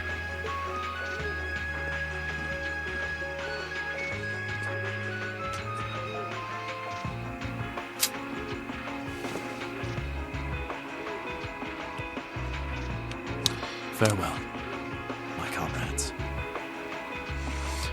I go to be a ridiculous double set of triple negatives. One that has already been given, and one that Blue Wolf is now in the process of typing out as we speak.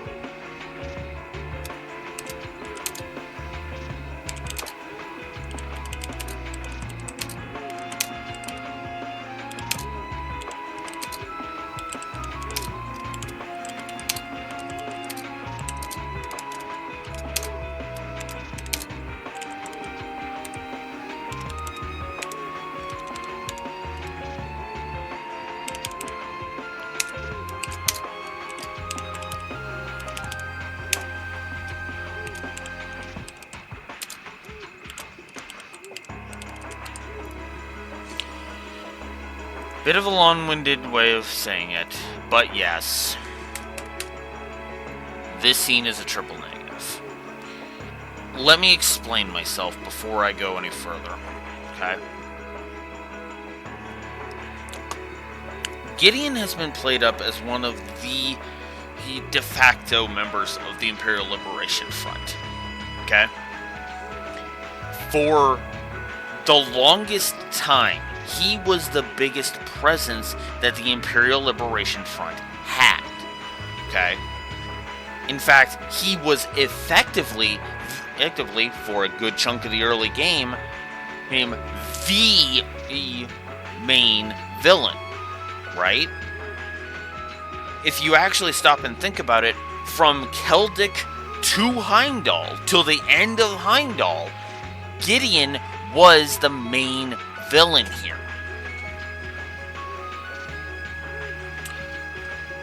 Then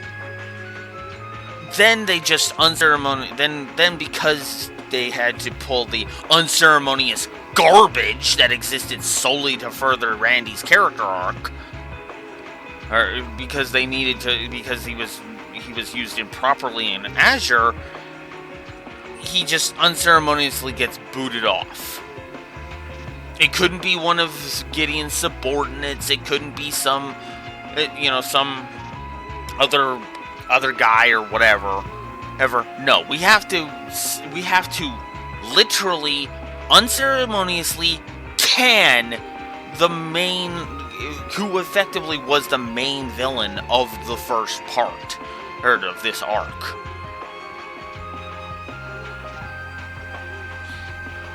That's pathetic. That would be like if instead of in Dragon Ball, that would be like in Dragon Ball Z, if instead of Piccolo's special beam cannon dealing with Raditz at the end of episode, dealing with Raditz, it was instead, Raditz went off to go unceremoniously die in some side story. That's dumb. And in fact, it would have been that. Honestly, that would have been even worse because Raditz is Goku's brother and all that shit. But the point of the matter is that this feels wrong. This feels like they are literally using the characters improperly, right? And what's funny is that I even argued that this game wasted fucking Gideon too. Who? Because this game literally gave him a goddamn portrait and a voice, and then just unceremoniously had Zygmunt kill him. For no fucking reason. No pomp, no circumstance, no nothing.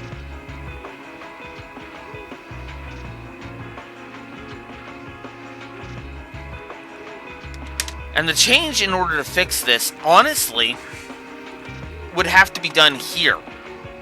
In Azure. Because in Azure, the way you fix that is you have Gideon be the ILF member that survives. Don't have it be some random coward that hides in a freaking corner. Have it be that Gideon survives. Right? Have Gideon be the one to survive and to, and have an entire scene where Lloyd basically interrogate, where the SSS interrogate him to try and figure out what the hell's up, right? And if you really want to have him unceremoniously die have Shirley show up and kill him because, he gets away or something, and then, oh, look, he got away, okay, then I'll just finish him off, so that way you guys don't have to worry about him anymore. Or there's nothing to worry about, right? Something like that would literally fix it, because then Gideon is a small antagonist in Azure. But then we learn more about him, and he becomes an even bigger antagonist. Right? I just think that would have worked better than this. This is Roman Torchwick from RWBY all over again. And that's what this is. Unceremoniously booted off the show in the middle of a sentence. You know? I got AFK, I'll be right back.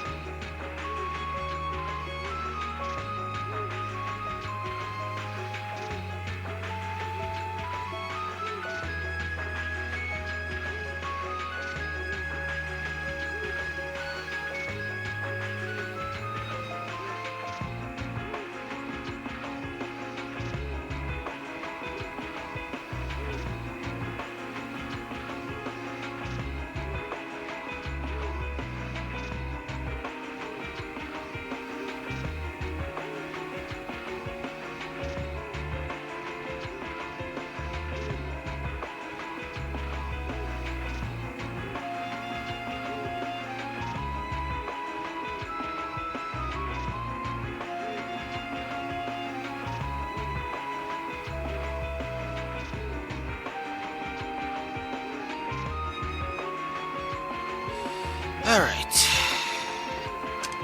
Let's finally move on. He doesn't know how to express how he feels, but I understand. Losing your place in the world for doing what's right, and throwing yourself into the eye of the storm. It ain't something I could do. Different paths brought each of us here, but the road we travel now is the same. Let us depart, Comrade S, Comrade V. We each have our own part to play in what is to come. Of course. Just leave it to us.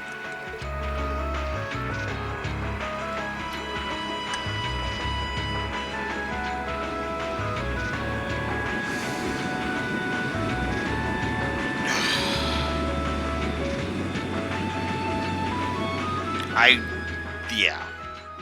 As I said, I have to call this out for what this is. And it's kind of crap. Plain and simple.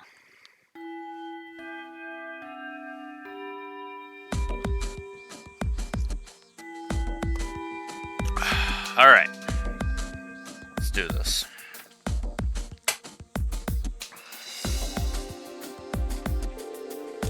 Alright, it's time for this month's thrilling practical exam. Is everybody ready? Ready as I'm going to be. Anytime. Only a first year. Being a first year again has been no sweat up until now, but I guess my luck's run out for combat training. And I can't even skip out since they won't let me graduate without it. You do want to actually finish school someday, right?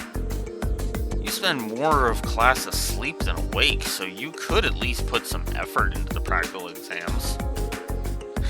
Right, I know. This is the part where I get to fight those things that look like Lammy, right? I can't wait to jump in. And hey, can we start?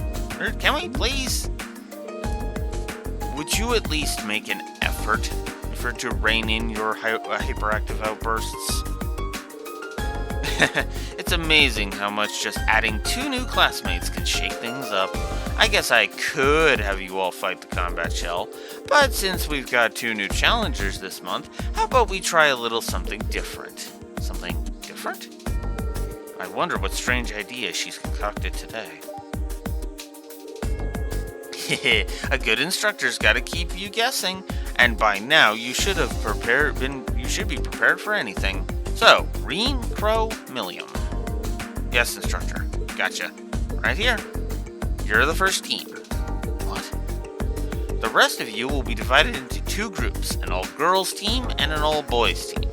Emma's team will be team class president. Machias, your team is team vice president. Reen's team will be team whatever. Each team will be facing off against each other in a series of mock battles.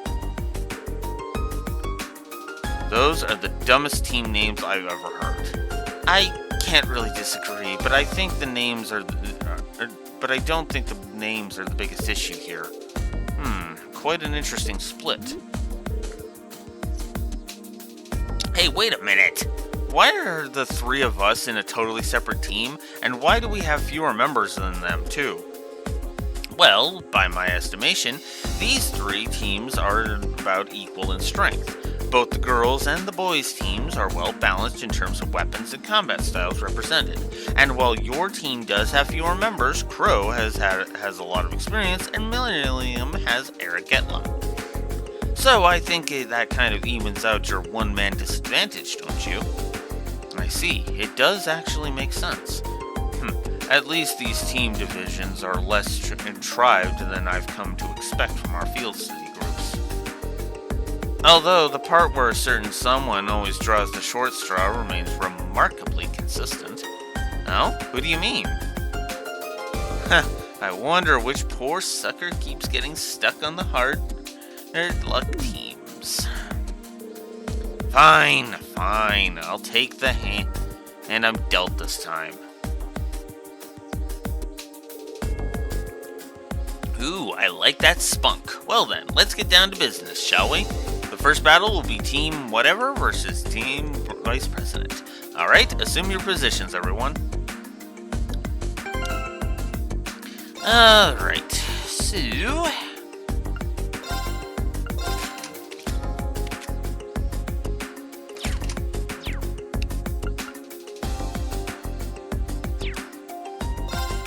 let's do it.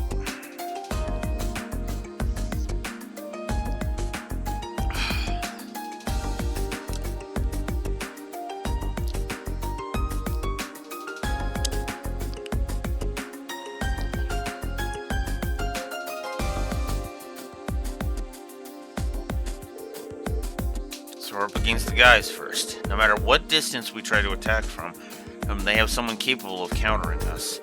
Well, as long as we beat them all, we still win, right? That's the spirit. Don't let your guard down.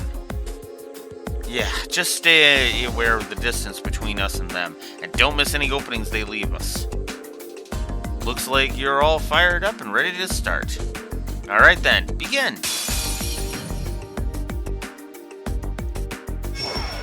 Stay on guard and don't get cocky. Leave it to me. Very well. No one is knocked out, and evade and counter an enemy Here we go. attack. So, yeah. All right.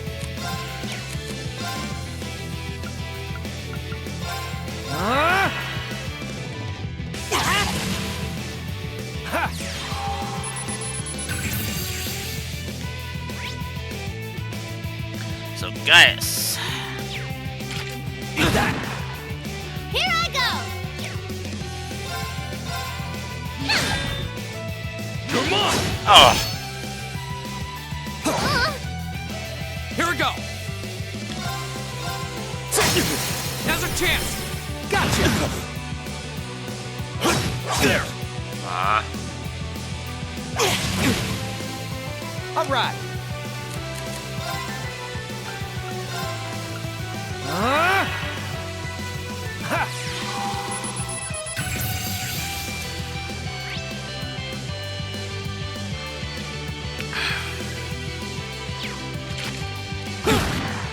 Here I go!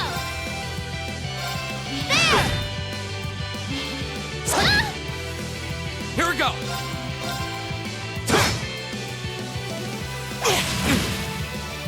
All right. Arcus activate. That's embarrassing. How about this? Ha!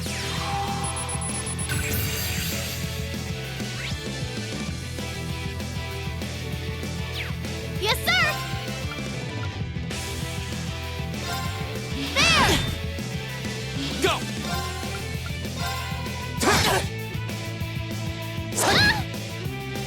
Keep it up, everyone. oh, dang it. My turn.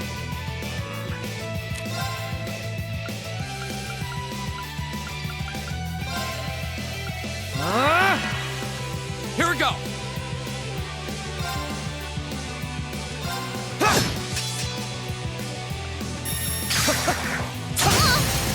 Oh no.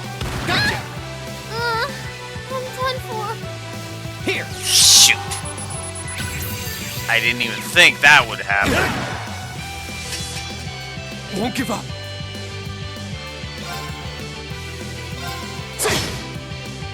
Leave it to me.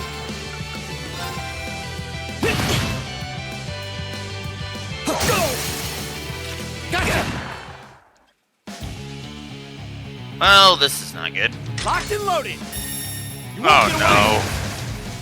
I'm sorry, everyone. Leave it to me.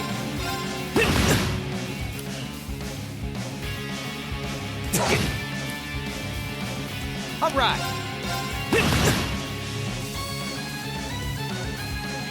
Eat that! Be gone. That's not supposed to happen.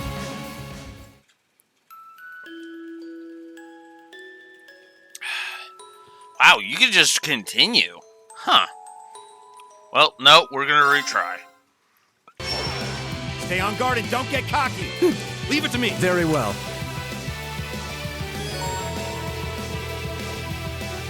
My turn. Alright.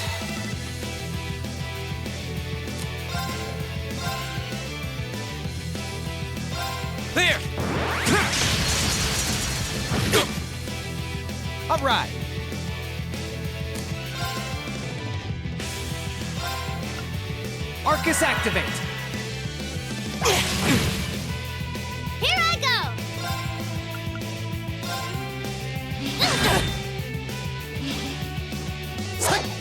Right back up! Nice.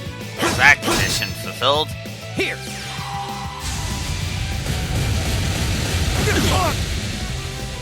Go! Stays fully analyzed, so that's good. How about this?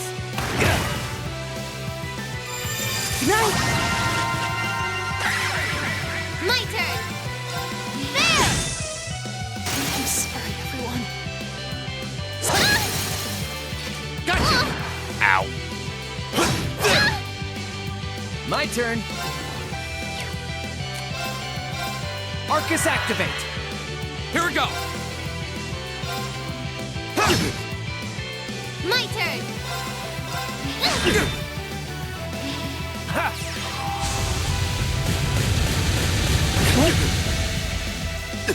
That's embarrassing. Oh, yes. Impossible. Here we go. Down you go. This can't be happening. Okay, it's safe for now. Well, so much for the easy one.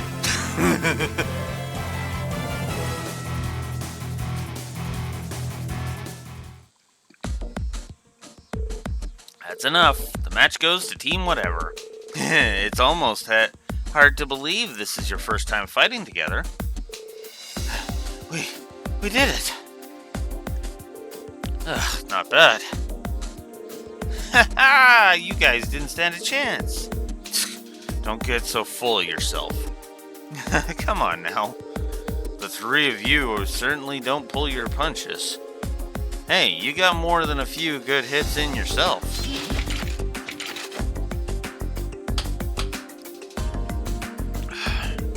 Whoa, whoa! Don't start breaking out the cold drinks yet. There's plenty more action in store. Next up, Team Whatever versus Team Class President. We'll begin after a 5-minute break. Wait, we have to do a 2 in a row? Fine by me. Oh boy, we've got ourselves a real slave driver here.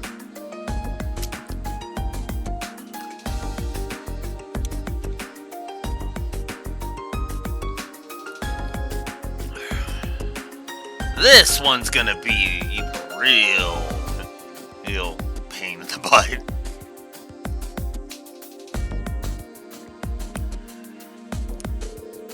Well, at least we had a chance to catch our breath, but now we're up against the girls. It's safe to say that our biggest threat is Laura and Fee on the front lines. I'm guessing those two are going to come out swinging, with Elisa and Emma covering them from the rear. Yeah, probably. We're going to have to hold the line and weather their attacks while we look for an opening to break through. Alright, hope you've got your strength back, because it's time for our second beautiful bout. Begin!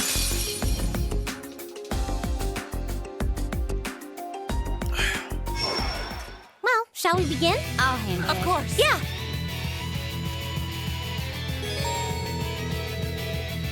No one is not knocked out and cancel an enemy art. My turn. Alright, well, Come on, Lanny! we all know what I'm doing.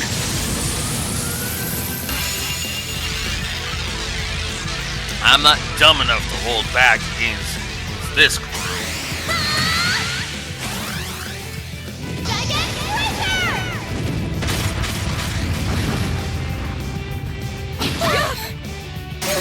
No one cares.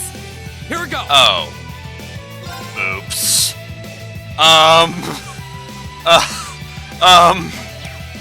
Oops. Alright. That was not supposed My to knock turn. all of those out. My turn. Oh, well.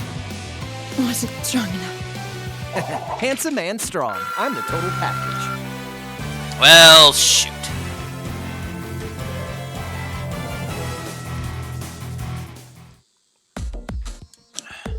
That's enough. And it looks like a victory for the stalwart Team Whatever. Not bad. Not bad at all. I can't believe we lost. We fell just short of victory. You all fought admirably. What a shame. It was a close one, though. Phew. Ooh, those Class 7 gals would just straight take you out before they'd take you out for a night on the town, huh? Well done, Milliam. You too, Emma. I'd make Team Whatever go a third round, but there's no one else to fight, so I guess they get to rest.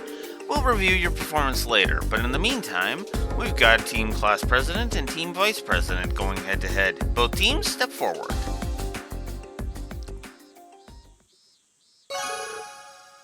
AP increased by 4.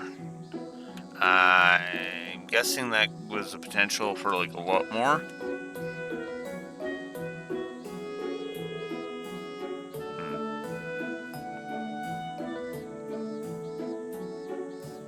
Hang on. Let me see.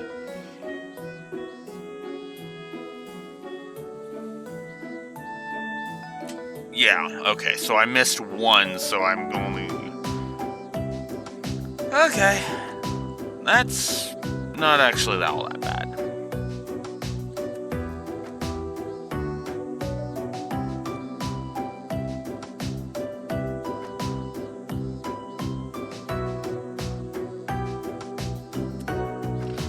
Well, looks like that wraps it up. That final fight was a real thriller from start to finish, too.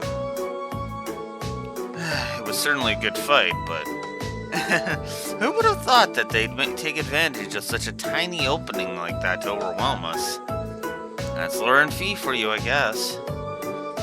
I imagine that where combat is concerned, they would handily best most of the second years. To swing the sword is one thing, but we were relying on Elisa and Emma to keep up the pressure. Yep, wouldn't have been nearly as effective without them. I'm glad you think so. Still, it's safe to say that everyone fought pretty well. I had this funny feeling that Reen's team would come out on top, though. Winning both of your matches with the new team is pretty impressive. I feel like I was riding on Crow and Milliam's efforts, though. Nah, don't sell yourself short. You're pretty strong. Yeah, and you're tougher than you look, too. I see your practical exams are unconventional as ever. Hello, Instructor Neidhart.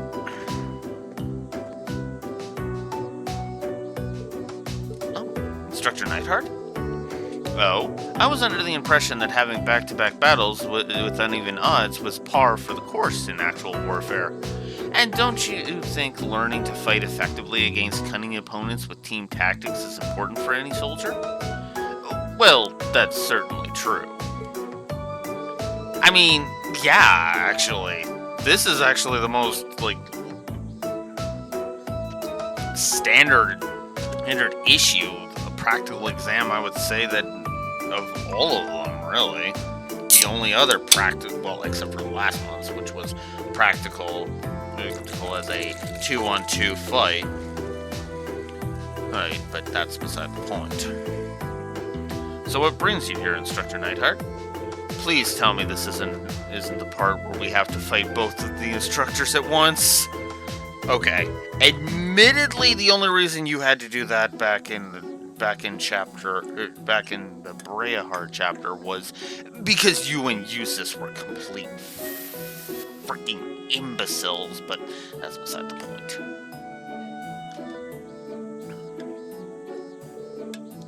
Of course not. It's just that, like last month's field study in the capital, your upcoming field study is also a bit unusual. Instructor Neidhart here has been involved in making the arrangements, which is why I asked him to come. What do you mean by unusual? That sounds a bit ominous. Well, we just about wrapped things up anyway, so let's move on to announcing your next field study locations.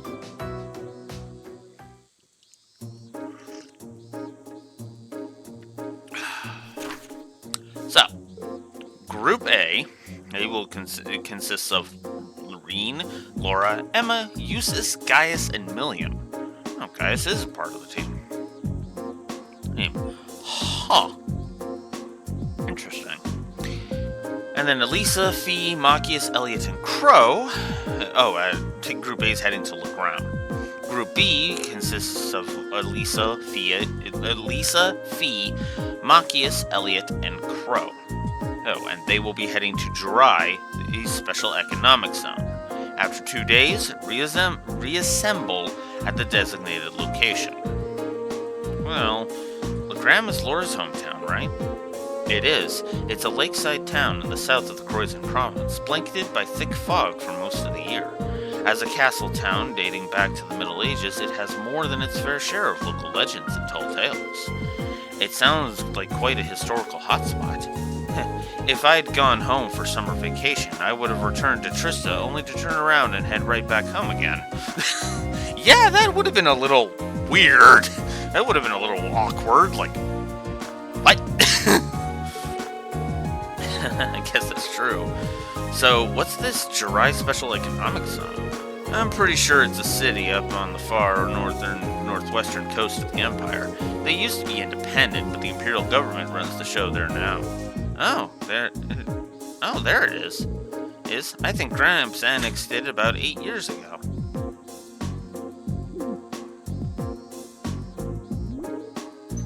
Milliam. I'm guessing the Gramps she's referring to is, probably Mr. Blood and Iron himself, the Chancellor. Honestly, do you even think about the words coming out of your mouth? Why? It's not like it bothers me.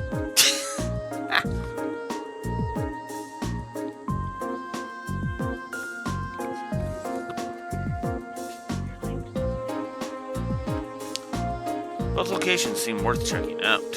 Though that final line makes me curious. None of the other field studies and instructions had anything like it. After 2 days, reassemble at the designated location. True, usually wherever we go, that's where we stay for the duration of the field study. Care to shed a little light on that, instructor? I could, but I wouldn't want Instructor Neidhart to feel left out, so I'll let him do the honors. As you wish.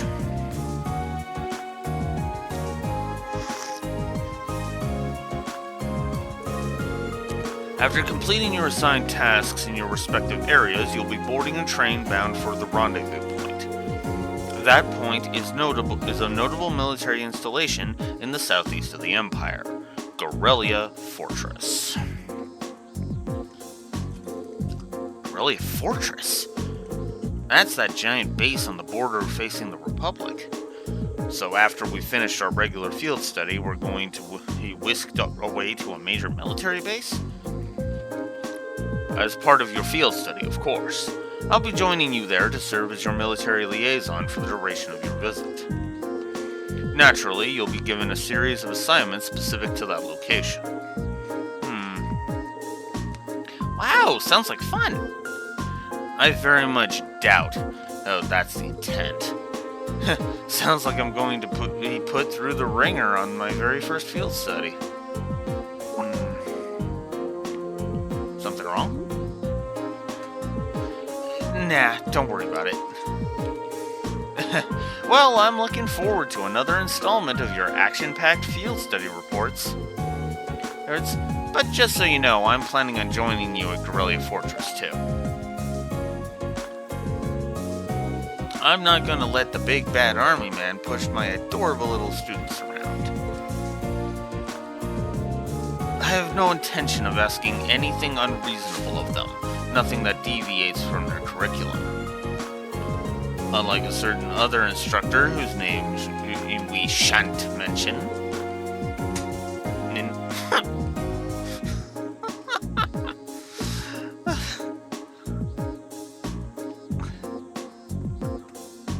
Oh, just shut up and kiss already.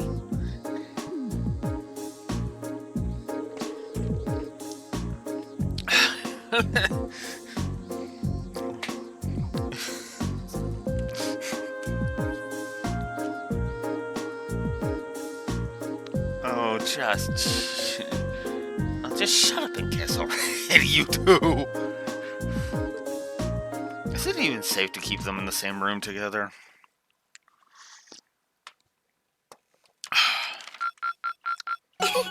Your rank's gone up. Yeah, 4 plus 4. Here's a little something from the academy.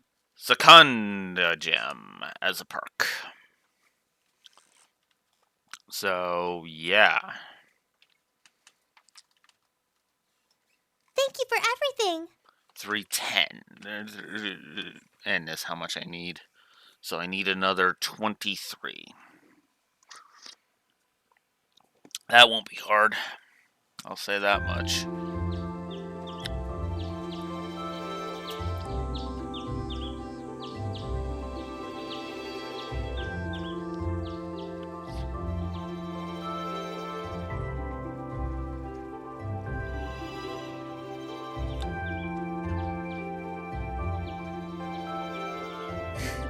Oh yeah, easily. Oh yeah, this scene. I love this scene. I really do. Oh, right. We're heading out on our field study today. I don't need to get up just yet, but I guess it wouldn't hurt. Or I could just give in and go back to sleep. I'm still feeling kind of beat after training last night. Huh?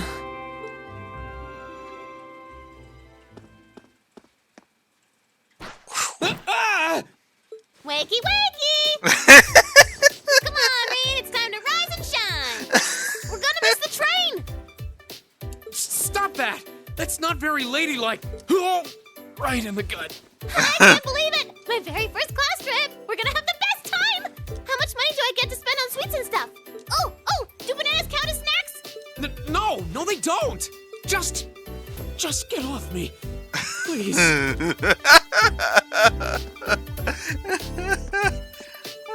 There you are. Good morning, Reen. Seems you had quite the rude awakening this morning. Yeah.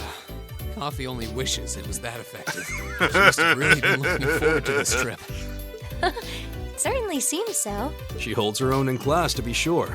But at times like these, she seems like any other kid her age. I'm looking forward to finally getting the chance to visit Laura's hometown. I've heard that Legram is known for both its many legends and for the mist that hangs over the town for much of the year. I don't know which stories you've heard, but most of them have been exaggerated in the retelling over time. It certainly doesn't lack for scenic beauty, though. I was hoping I'd have the opportunity to invite you to see it, though I wish Elisa, Fee, and the others in Group B could have come with us. Me too. I hope they enjoy their trip. Sorry to keep you waiting.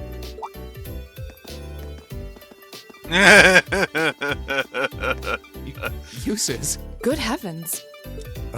Can someone do something about this child? He's out of control. Okay, looks like everybody's here. Let's go, go, go!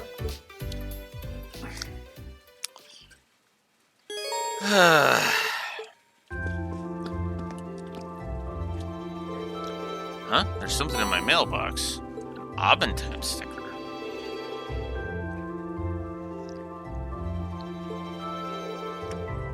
Isn't this an Abentime sticker?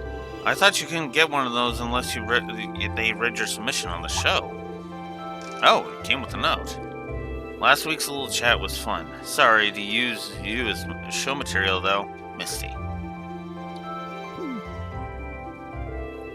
Oh yeah, she did talk about our meeting on the show last week. I guess that's why she sent me the sticker. Well, these seem pretty rare, so I'll be sure to take care of it. What you doing, Reen? Did something arrive for you? Yeah, an acquaintance sent me something. An acquaintance? What a curious choice of words. Just remember that students shouldn't get involved in anything too dubious. Okay, you're all definitely got the wrong idea here. Well, shall we head towards the station?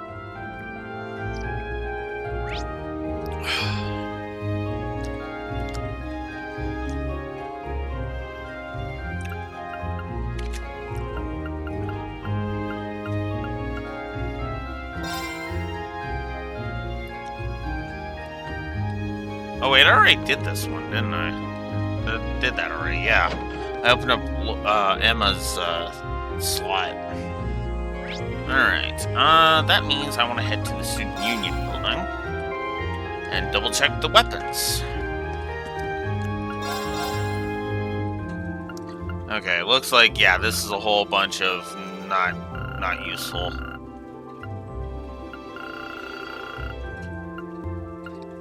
Seven defense for...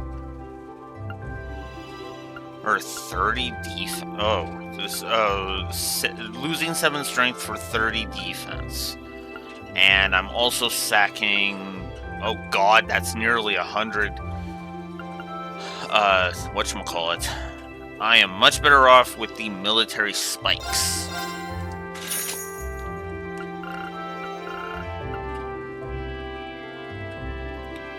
Which I suppose I can buy a couple more of. Give to those two. Alright. I don't need just these, so... Because I prefer to have other things. Actually, Holy Chain I'll hang on to.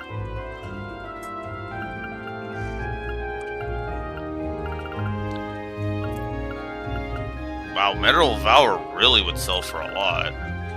But I don't want to do that. I do want to sell L Defense 2, though.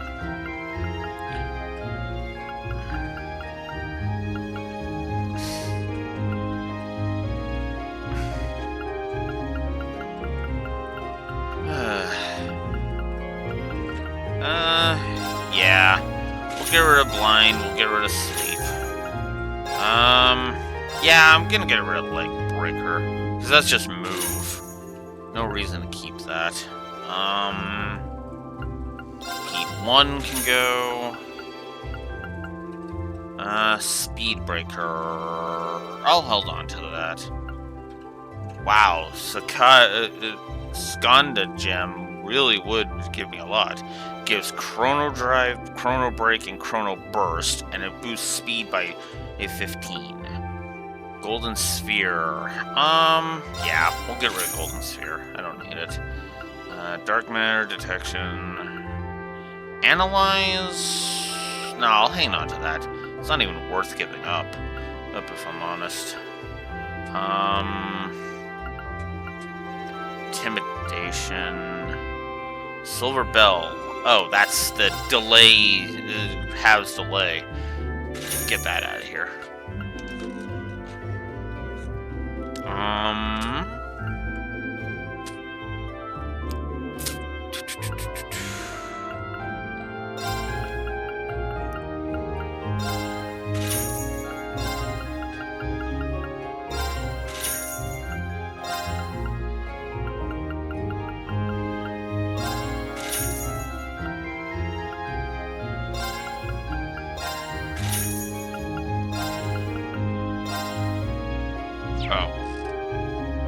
That's pointless to sell. Oh, and then I can also... I haven't exchanged my Deceptive Mass yet. Excellent.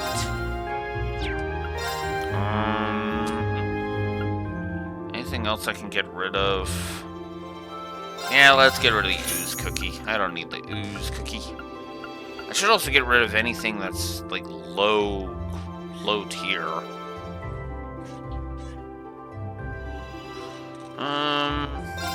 Yeah.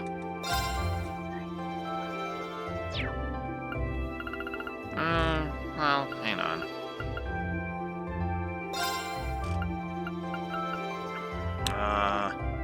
Yeah, I'll hang on to 1 of each of these.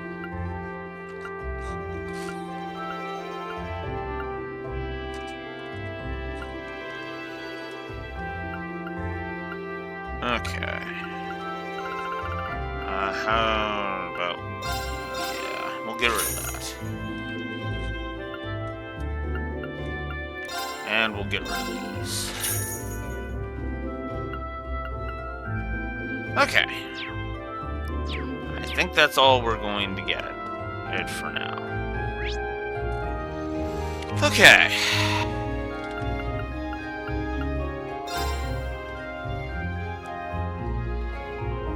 Actually, maybe I should double check the, Oh, hey! Fee and Celine. Where are the others, Fee? Getting stuff ready before we leave. I'm ready, so I'm playing with Celine. Good girl. I guess they get along since Fee's kind of a cat like herself. She's a cutie. I want to pet her too. If we miss the train because of this, let's make our way to the station once we're all ready.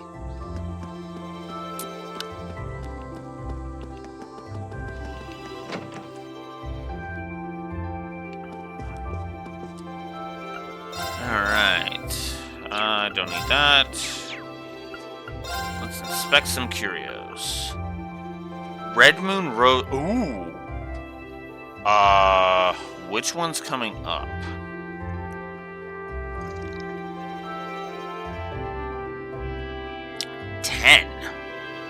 Wait, oh. What? Hang on.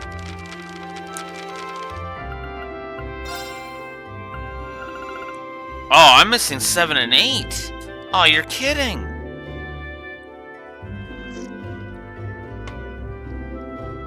You're kidding. Where was 8 supposed to be?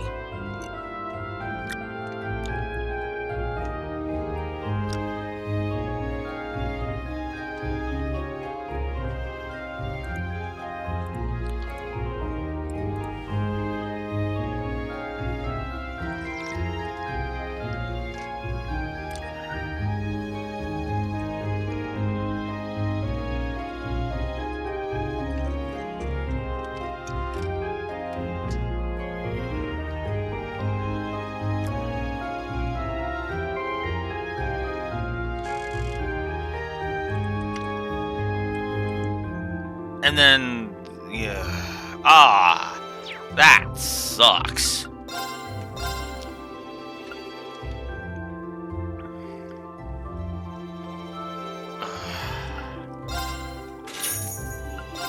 I'm gonna buy them, because might as well.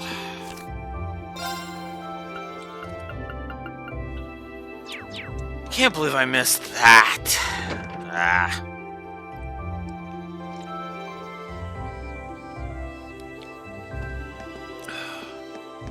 I'm gonna have to go on a New Game Plus run and go get them all. I don't even remember if my New Game Plus file has everything, now that I'm thinking about it. Well, let's go to Keeney's bookstore and see what he's got. Imperial Chronicle issue 6, why not?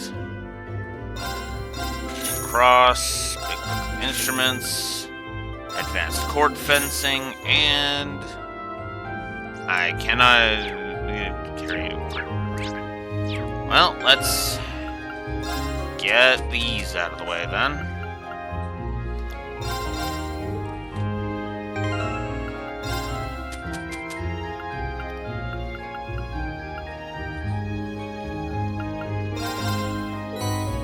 Berry Tart.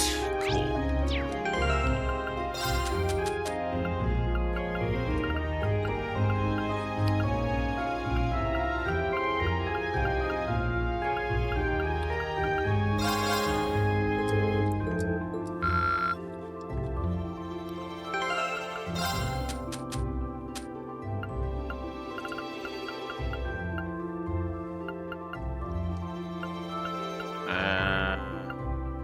Big Book of Instruments.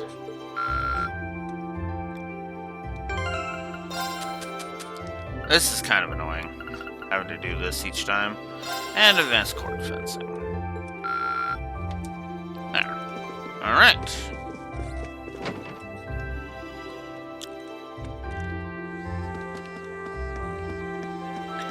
I'll probably do that after all this.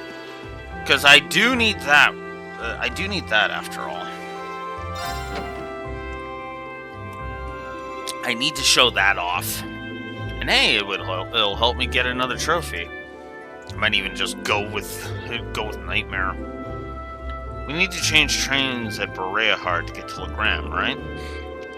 I suppose it'd be better for us to take the Croydon main line than the transcontinental line, then. Right, after reaching Bereahard, we'll need to transfer to a local line, the Ebel branch line. There's only one train every 2 hours, so I'm hoping we can time our arrival to avoid a lengthy wait. It's exactly 7 a.m. right now. We should arrive in Bereahard somewhere around 10:30 and reach Legram by noon. We've got work waiting for us this the first day, too, so the earlier we can reach Legram, the better. Agreed. And there's always the chance our class problem child will make another scene. She doesn't even deny it, like...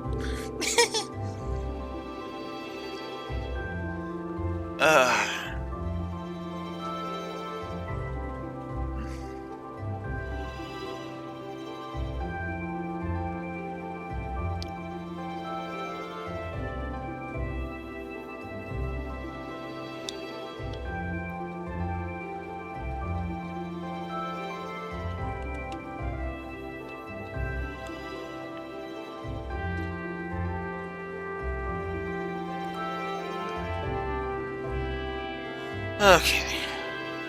Oh, you guys are here earlier than I expected. You all ready to leave too? Nah, we're still got another 20 minutes or so until the next train to Bereahard comes. You're all going to Jirai SEZ, right? I've never been, but it sounds kind of fun. It's apparently quite a trip to get there, though. It's on the Empire's northwest coast. You have to cross the entire Lamar province to get there.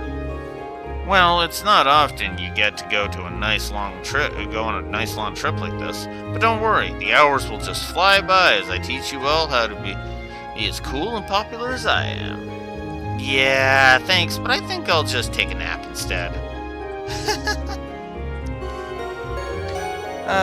Crow.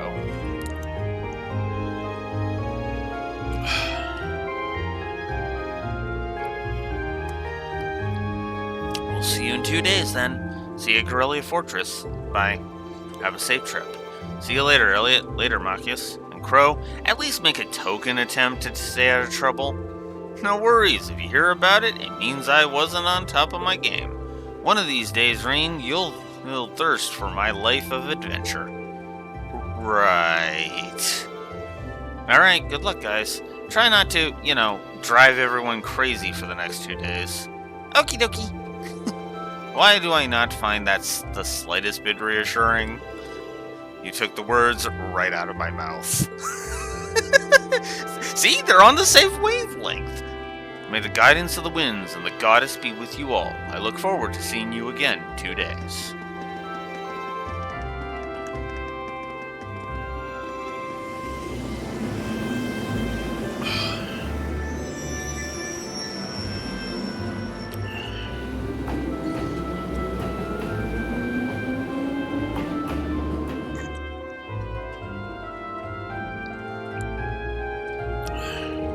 We still have a short while longer before our train arrives. We ought to purchase our tickets now while we're waiting.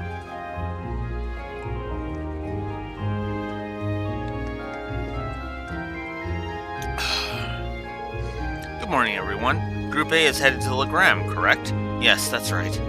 We'd like to purchase tickets to Legram via Bereahard. Coming right up. Do you want them right away? Okay, so that's 6 passengers bound for Legram via Bereahard. I'll have those tickets for you in just a moment.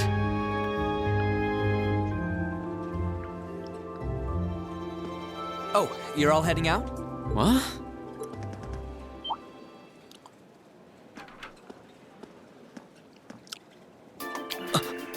Isn't that... Huh? What are you doing here, Lecter? You miss me already? Sure did.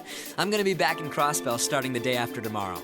Might never have the chance to see you again in this lifetime, so I figured I'd drop by and say hello. Shh, whatever. You're so silly. There's no way you or Gramps would die that easily. Well, that old goat might scare off the Reaper, but I'm pretty weak, you know. Who's he? Captain Lecter Arundel of the Imperial Intelligence Division. We saw him while we were on our field study in Nord. He's the one supposedly responsible for negotiating with the Republic's army to prevent war from breaking out.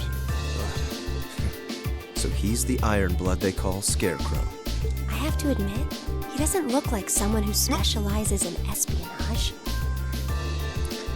I saw that, Celine. Well, I'm sure this little drop of sunshine's got suspicious written all over her, but I hope you're getting along. Don't hesitate to give her a good spanking if she causes too much trouble, though. Okay. We'll try our best to be a welcoming class. I'm not gonna cause them any trouble. Unlike you, I'm a little angel. What kind of little angel would casually whip out something like Eric Getlam in public? Do you have any idea how much overtime we put in just covering up for you? Huh? You do? Passenger service bound for Heimdall. Now arriving on Platform 2. We ask that all passengers wishing to board please wait on the platform until the train has come to a complete stop. If you'll excuse us, Captain. I'm afraid we need to catch this train. Sure thing. Good luck out there, guys. Oh, and by the way, I'd prefer it if you referred to me as secretary rather than captain in public. After all, I am a second secretary for the Imperial government. I see. Well then, if you'll excuse us, Mr. Secretary. You'd better bring me back a souvenir from Crossbell.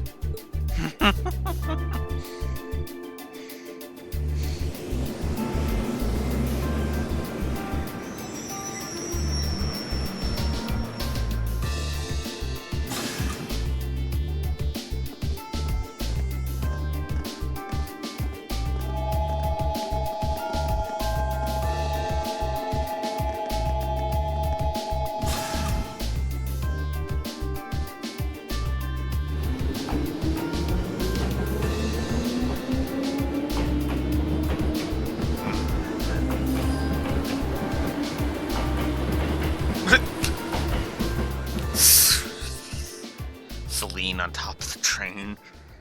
All these little details that I notice. They seem like an even more interesting bunch than I'd heard.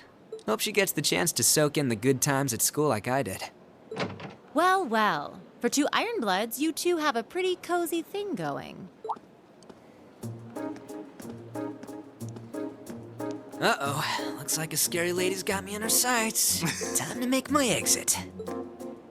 Not so fast. Didn't you have something you were supposed to give me? Come on, cough it up. They don't call you the Purple Lightning for nothing. Maybe you should consider giving up this teaching gig and coming to work for us. I'll bet we could offer double what the Academy's paying you. No sweat. Aw, strictly business, huh? Obviously. I'm not getting any younger here. Hand it over. This is the list of every member of the Imperial Liberation Front that we're aware of at present. We've made progress in identifying their top figures, too. I see. I suppose I should thank you. Oh, one more thing. Claire had a message she wanted me to pass along. I'm listening. Their primary target is Crossbell City, but there's a chance that something else will be going down within the Empire at the same time. Those were her words. Yeah. Their main target is Crossbell, is Crossbell. But there's a second side to that, basically.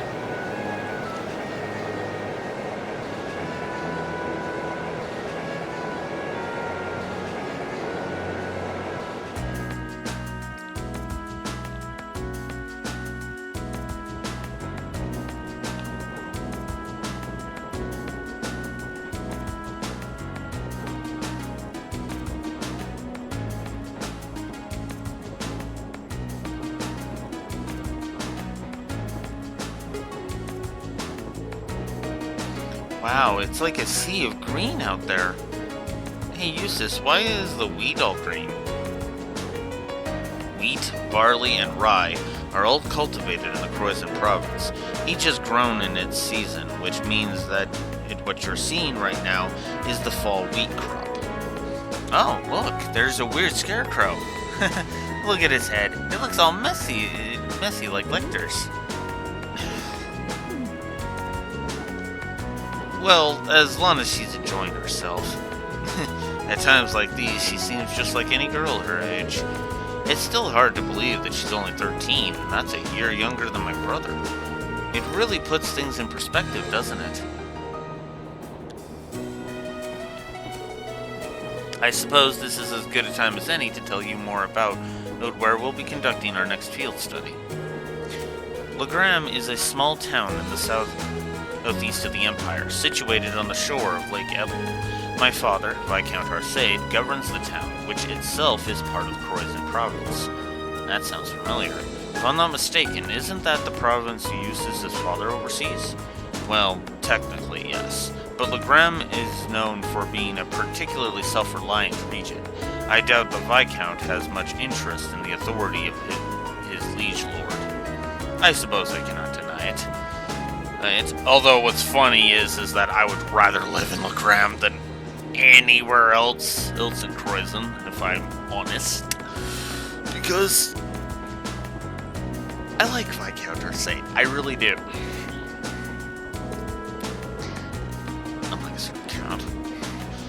My father can be a little too free-spirited at times, but I can't help but feel your father's governance has its own issues, especially where taxation is concerned. It's not as though I'm unaware of that. Sorry, I seem to have touched on a sensitive issue here. No, there's nothing for you to apologize for. Exchanges like these are the daily bread of the nobility. It's true that the four great houses have immense power, but it's still up to the individual feudal lords to govern their respective regions. And as far as taxation goes, each region has its own statutes, which makes the whole situation even more complicated.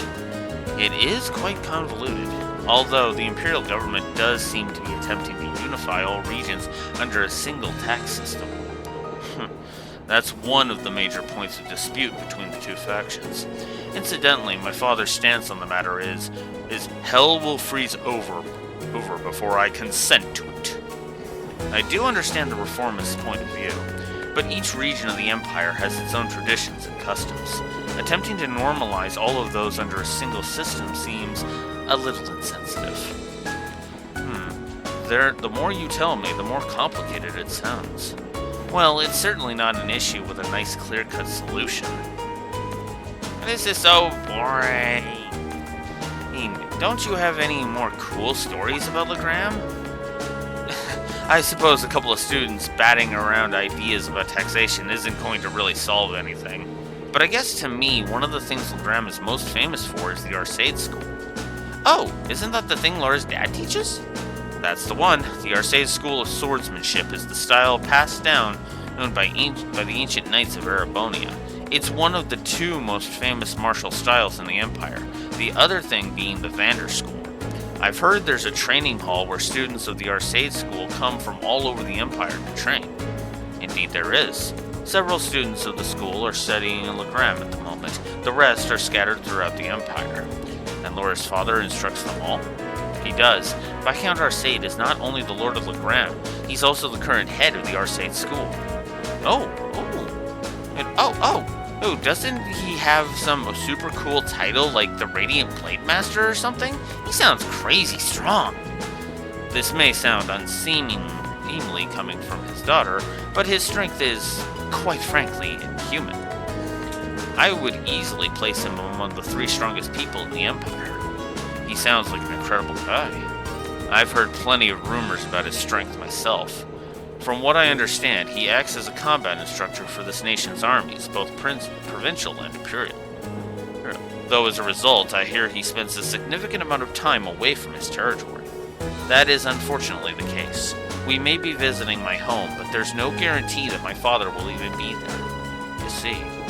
That's a shame. I'd really like to meet him.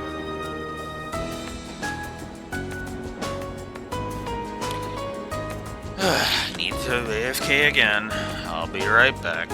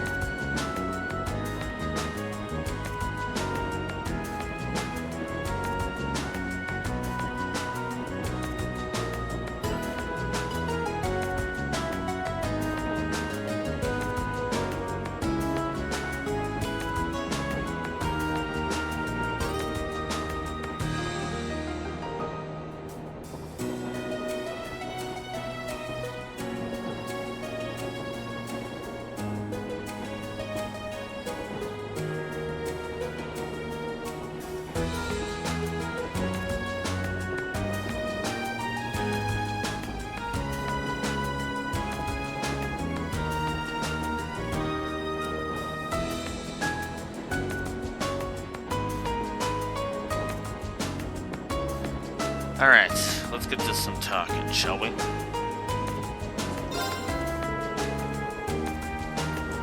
Oh yes, when we reach Legram, I'd like to ask a favor of you all. A favor? I was hoping it would be possible to show your respective styles to the Arcade School students. This group has practitioners of the 8 Leaves, 1 Blade School, cord fencing, and spearmanship alike, and I have no doubt that each would be of interest to the students of the martial arts. Perhaps so. The chance to learn more about other schools might broaden our own horizons, too. Are you sure my spearmanship would be of interest to them, though? Both Rain and Eustace at least use swords. Certainly, the Arcade School teaches more than just swordplay. While some use two-handed swords, like myself, others use spears and even bows. Perhaps even Emma's orbital staff may be of interest. You think? Hey, what about me? What about me? Lemmy's really strong, too. True, but it's just raw strength. There's no skill or technique involved. I concur. Watching her at Getlem wouldn't afford our students any chance to learn new techniques of their own. Boo, you meanies. No fair leaving me out. Anyway, I do think that would be a nice gesture, but that's assuming we get the chance before our field study is over. Of course, I look forward to it if we do.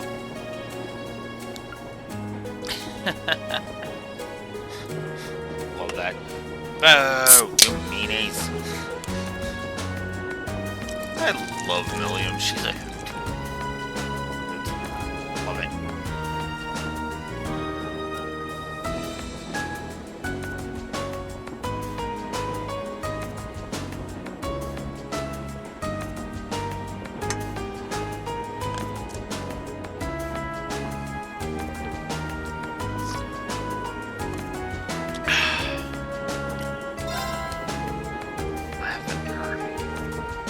Surely it's just a coincidence. It has to be.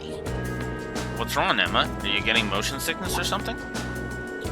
No, I'm fine. I was just wondering if we might be able to see Lohengrin Castle while we're in Legram.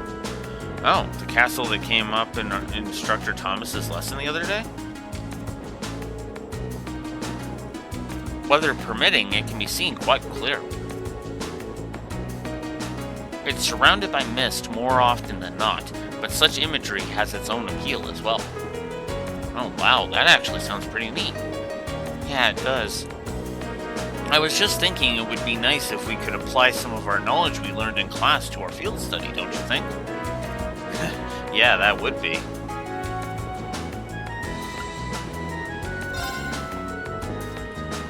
We still have time before we reach Bereahard, but we'll be changing trains as soon as we arrive, so make sure you're ready. I will be. Though it's a shame we won't have time to stick around for a while. I would have liked to see Rufus again if we had the chance. I'm sure he's much too busy for that anyway. And it hardly seems appropriate to return home now after I chose not to during the summer. That is a good point. Is something on your mind? I'm just wondering what my family and the other nobles are doing at the moment. This past month, they've been a little overly quiet.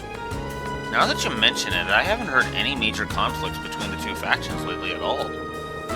Maybe they're just showing some restraint for a while? After all, the craziness that happened at the festival last month. Neither faction is considerate enough to avoid conflict over something so trite. Unfortunately, yeah. I mean, it would be nice, like, whoa, okay, that got a little heavy, so let's dial it back a little. But no, I don't see either faction being like that.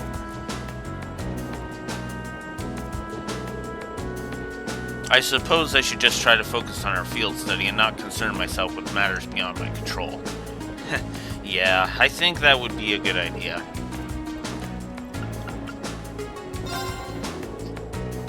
The issue of regional cultural heritage is quite a profound one. So profound as to have its own tax implications.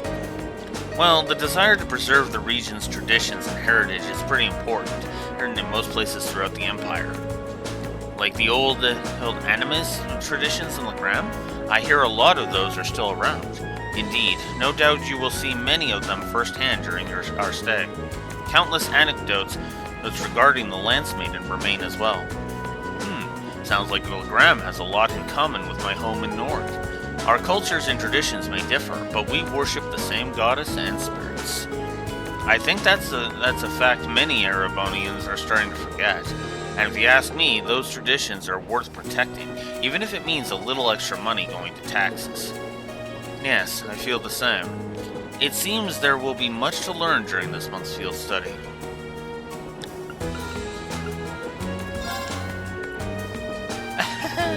Look at all these trees going past the window. This is so cool. I want to ride more trains like this. It's really fun. Really now? Oh, I'm kind of surprised. I assumed being in the intelligence division meant you were taking trains all the time. Well, I usually just ride on Lammy when I'm not on a mission. And the super fast train Claire and the others in the RMP use doesn't have any windows. And Gramps' special train is too fancy, so you can't really relax. Huh, interesting. It's not often that you get to ride a regular train like this then, is it? But if you get too excited here, you're not going to have much excitement left for when we reach our destination, especially considering how early you got up this morning. But I was so excited I could barely sleep. I'll be fine. I've still got plenty of energy.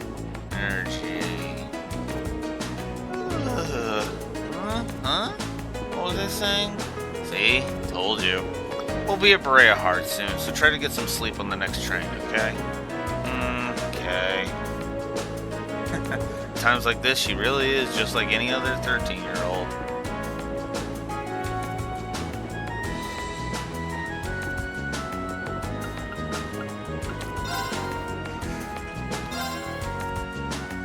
Then let us begin our duel.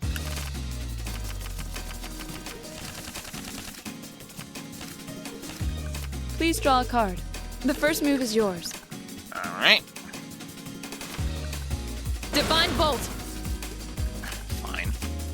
We're evenly matched. Let's redraw. Then I'll make the first move.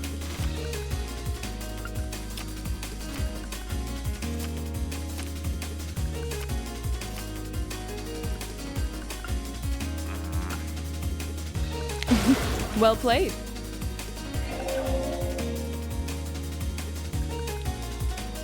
I didn't expect that. Divine Bolt!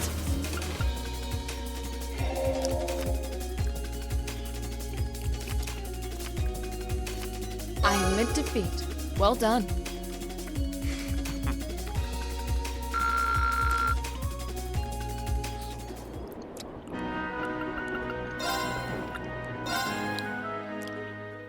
Please go easy on me.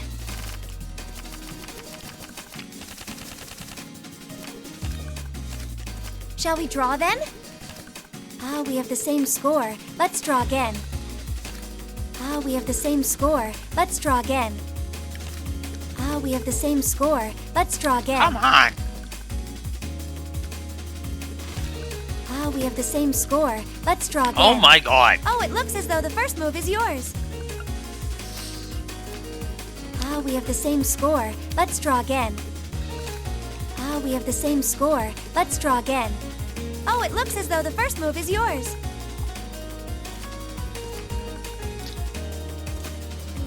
I'm gonna use a bolt card.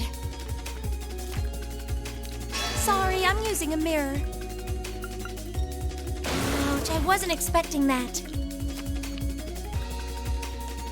Ouch, I wasn't expecting that.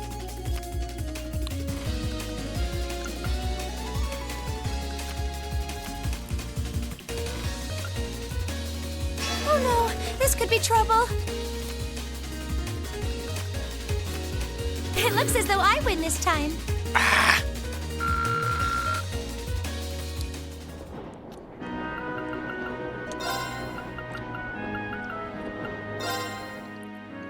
If we have to.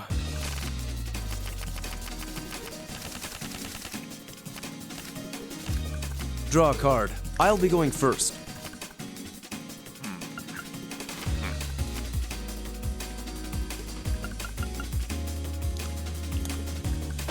Now you've done it. Oh, you impertinent little... Take this.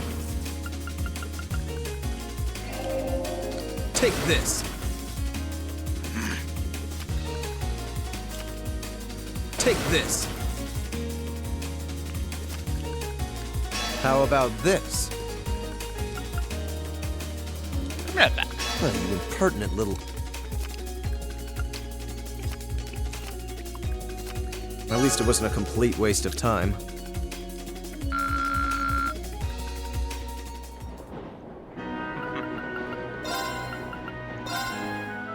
Shall we begin?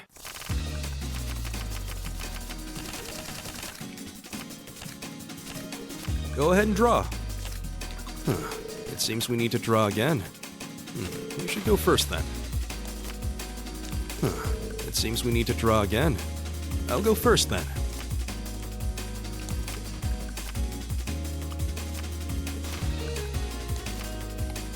I'll use a bolt. Huh. Well played. Well done. Well done. Huh. Well played. I'll use a bolt. I hate to do this, but... it seems the winds were on my side. Of course they are.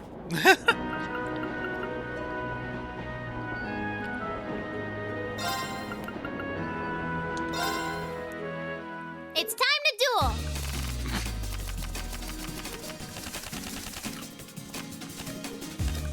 Come on, draw a card!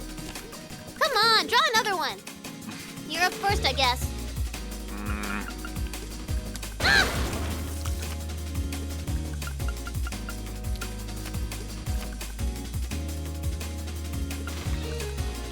Who's that for? Get the hell out of my hand.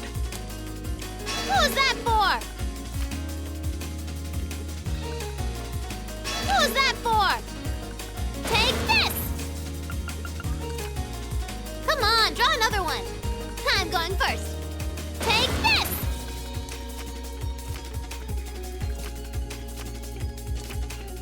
Come on, draw another one. You're up first, I guess. Take this! Yeah, I win! Ah.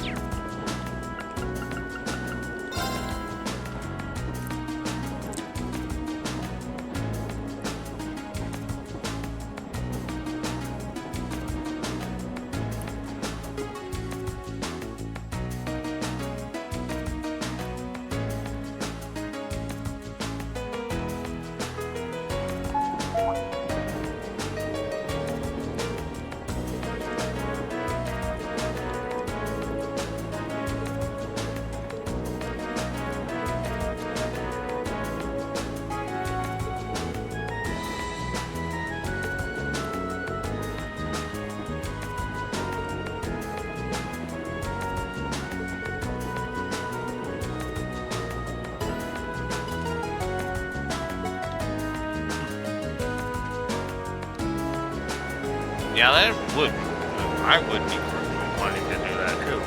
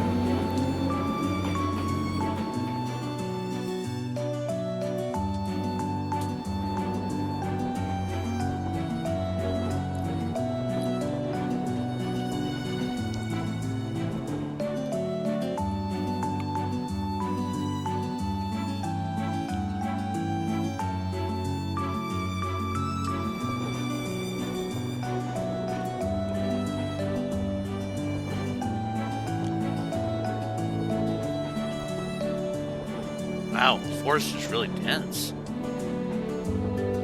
It's almost like a scene from a picture book, as if you kept very quiet, fairies might come out to play. It might not come as a surprise is that there are many such legends in this region. If my frickin' inner gases could stop for a second. The lance maiden Leanne Sandlot was born at Legram, but because of her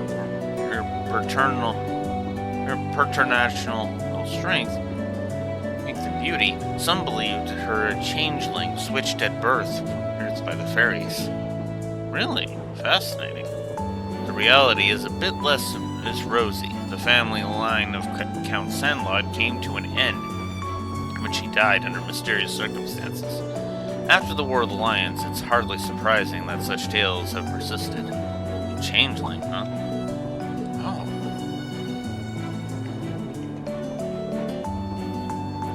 Look at that fog. It came on so suddenly. Well, Legram is well known for its fog, among other things.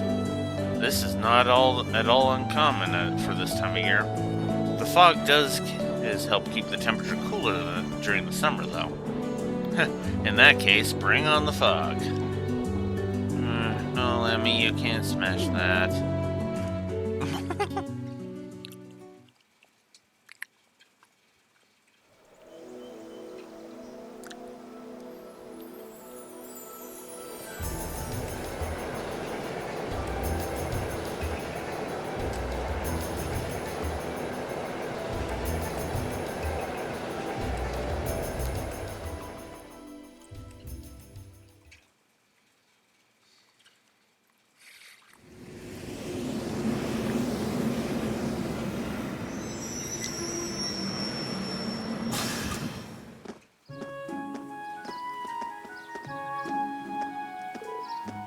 Whoa!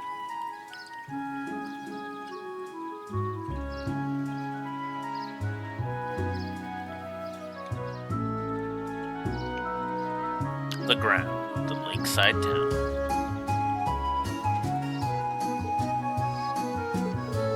It's stunning. This is the first time I've visited Legram, but it's every bit as beautiful as I'd been led to believe. So this is the town of mist and ancient legends.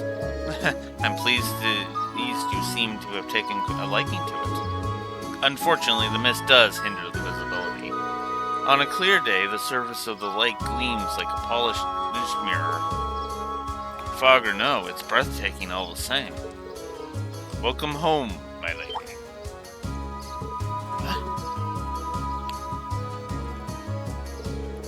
How long have you been there? Interesting. I couldn't sense him coming at all. I have returned, Klaus.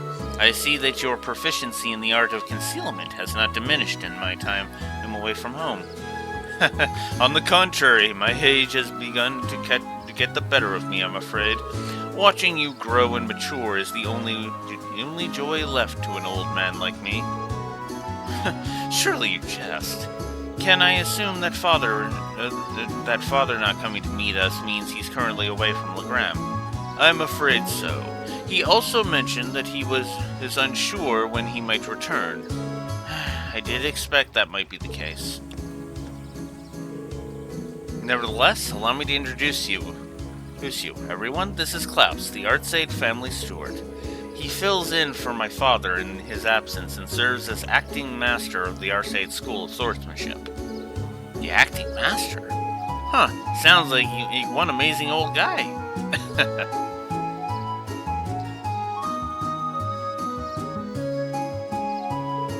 I trust you all had a pleasant trip, ladies and gentlemen of Class 7. Let me be the first to welcome you to Legram. If you'll come with me, I'll escort you to the mansion.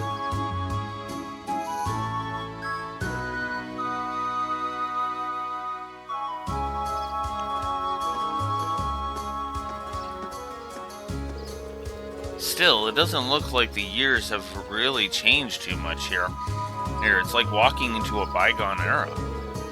You can really see the influence of animism in the region, too. Just look at this stone monument.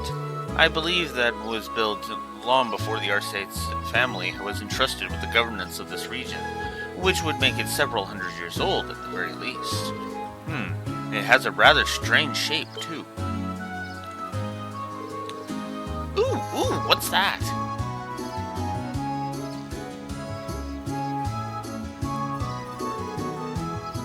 It appears to be a statue of the Lance Maiden.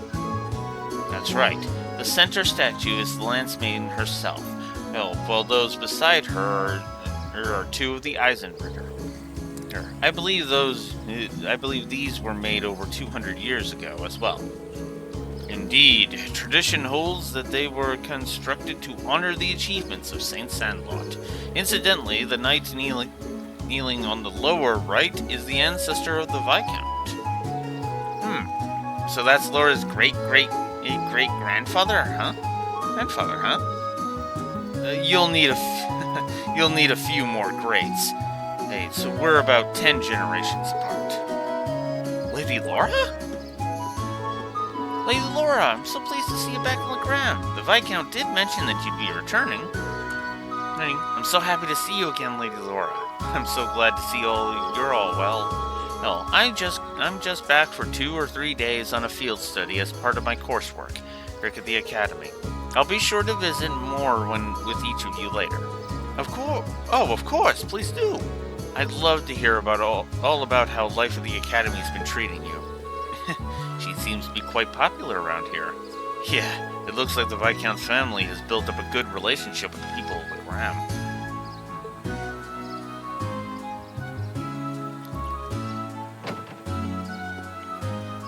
Give it time. Looks like they finally showed up. Well, it's been pretty busy around here lately. I could use the help.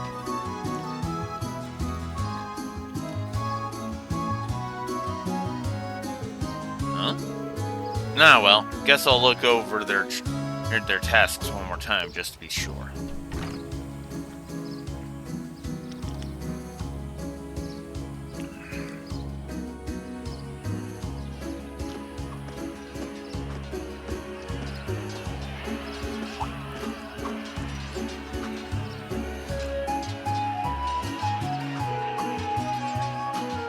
I can hear the ring of steel on steel. Undoubtedly the sounds of swords crossing.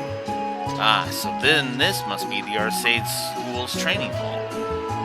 Oh, indeed it is. I have more memories in this building than I could possibly count, although many of them involve being soundly defeated by my father, Klaus.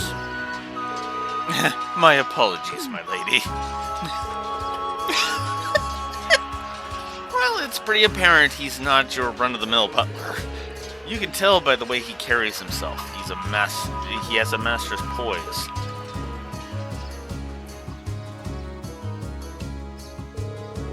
And this is Viscount Arsade's mansion. Wow, so this is where Laura lives. You'd expect nothing less from a Viscount. And it seems to be built on a hill overlooking the town, too. It was originally built with the intent that it could function as a stronghold should the need ever arise. Welcome to the home of Viscount Arsade. Allow me to show you around in my father's stead.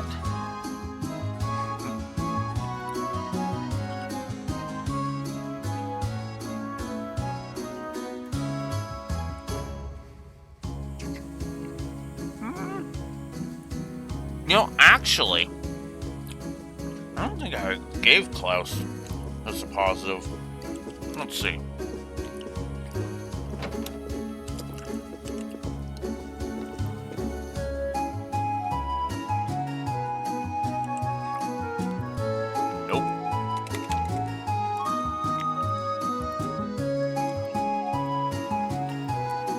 So let's go ahead and give him. And let's go ahead and give him.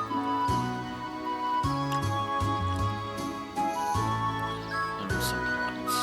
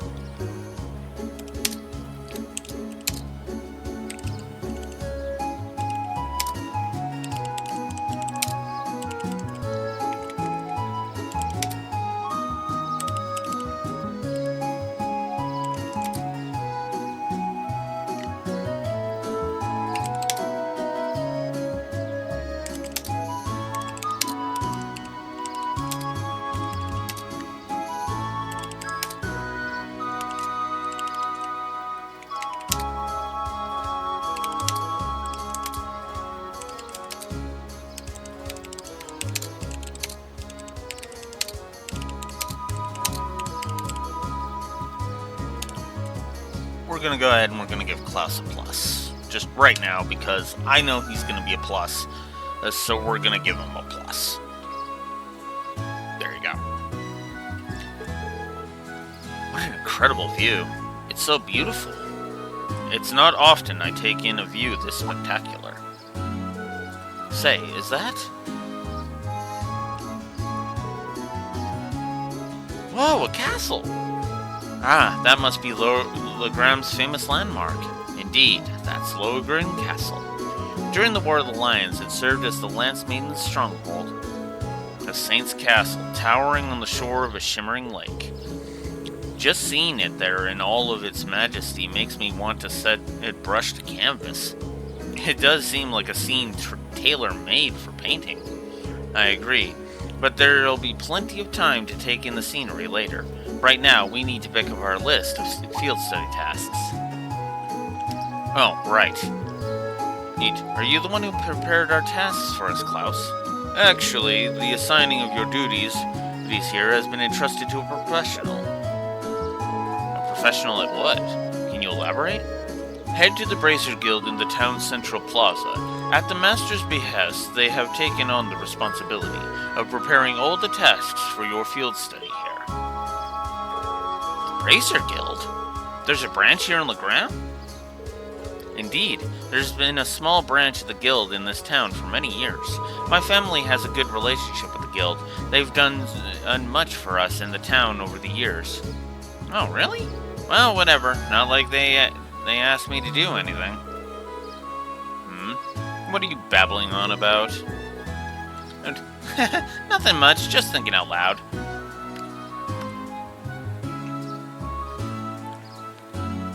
And, thinking about whether or not you should try and drive them out, Milliam?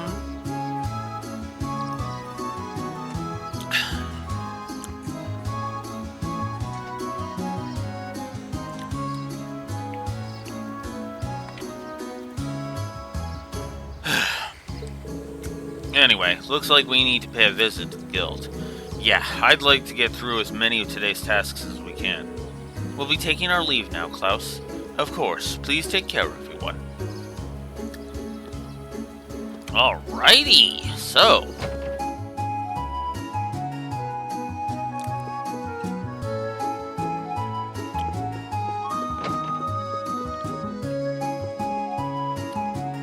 we are in... honestly, this is my favorite field study location. I'll go ahead and I'll be honest about it.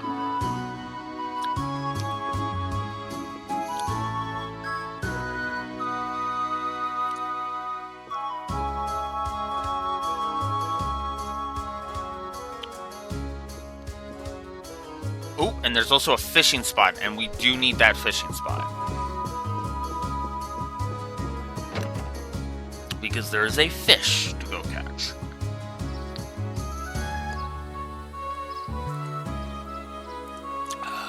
That fish is a queen crab.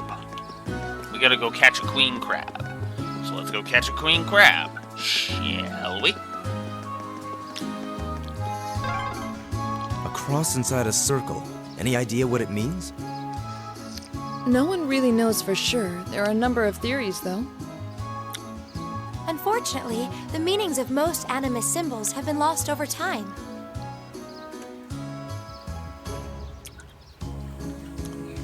We'll just get this out of the way. There sure are more remnants of animism here than I expected. There's actually a spirit monument much like this one out on the highway, too. One theory is that they exist as signposts to guide the spirits to this land. Because of that, people have regarded them as a means to call forth spirits since the days of antiquity. Huh, fascinating. I can only imagine what it would look like if they were to succeed. Well, it's just a theory. No one really knows what their real purpose is. But they're still pretty important then. And here I was thinking it'd be fun to have Lammy smash them up.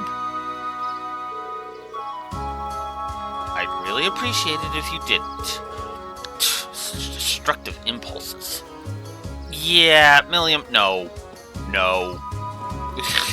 just no, Milliam.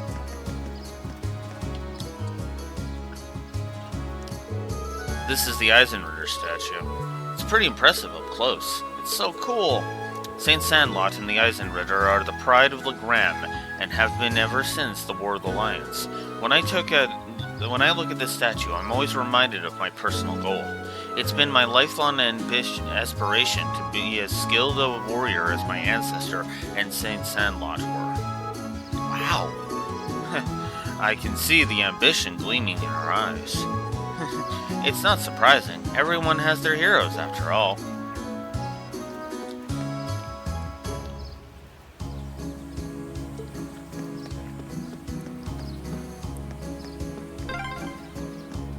You've got a wharf here? We do. A ferry makes trips between here and the opposite shore. If you crossed the lake, you'd be in the Sutherland province, right?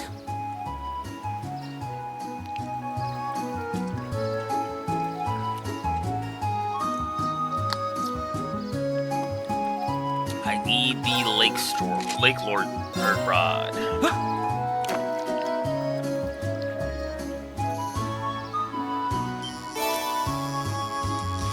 Ooh.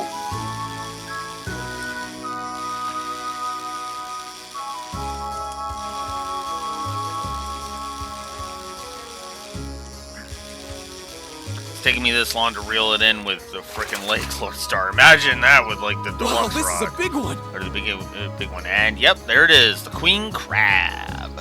Damn. I honestly was not expecting it to be the first one I catch.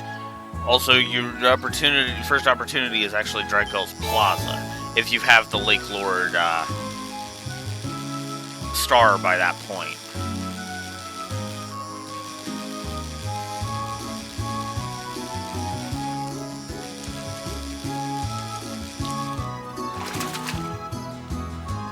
Wow, this is a big one.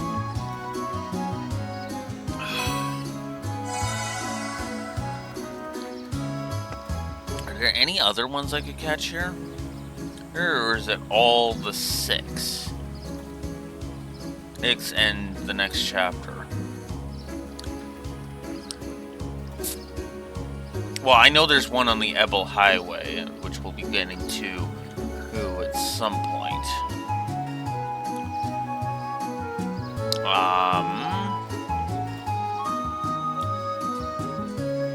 There is one. There is one. Actually, I think I already have that.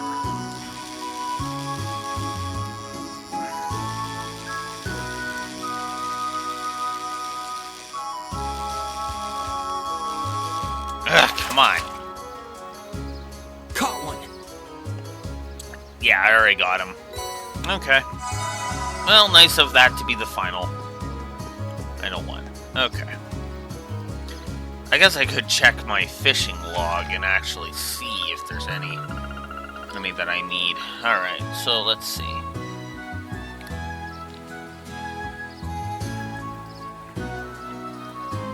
Huh. That one's Ebel Highway, but I've already got it anyway.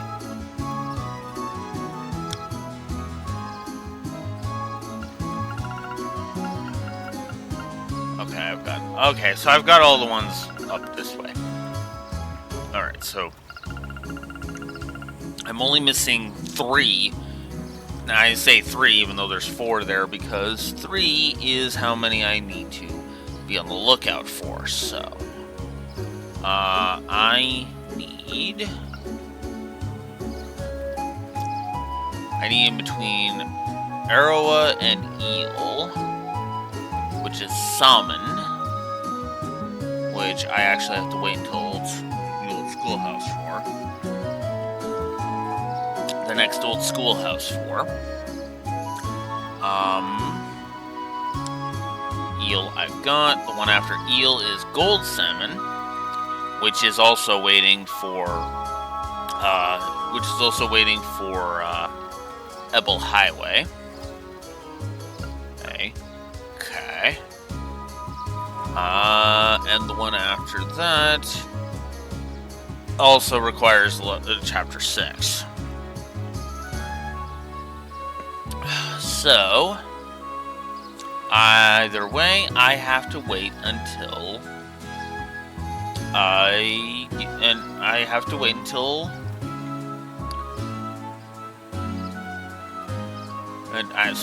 until the next. I have to wait until the next time we go into the old schoolhouse. Those for 1, and 2 of them I need to wait until next chapter, the next field study. The only other one I can get my hands on now. So hang on, let me double check that. So there's 1, and there's that one, and then I'm waiting for... okay, so there's only 1 more I can catch in this chapter. Then the other 2 are waiting for... Then there's 2 waiting for me next chapter, and then there's... which is funny because I'm actually not SOL as long as I get the ones in the next field study. If I get the ones in the next field study, I'm golden. Golden, because you're allowed to go back to floors you've previously explored. Or for shopping and that, so... okay,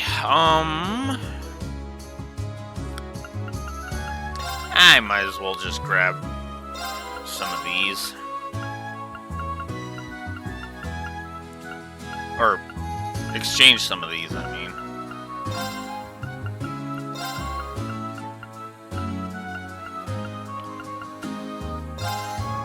There we go.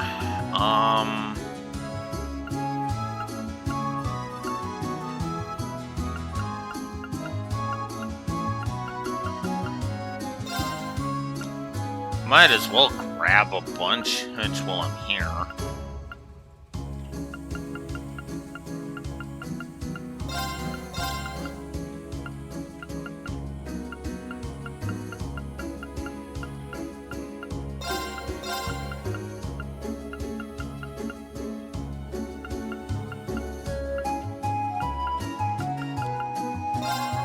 Alright, 97. It's not much, but it'll do.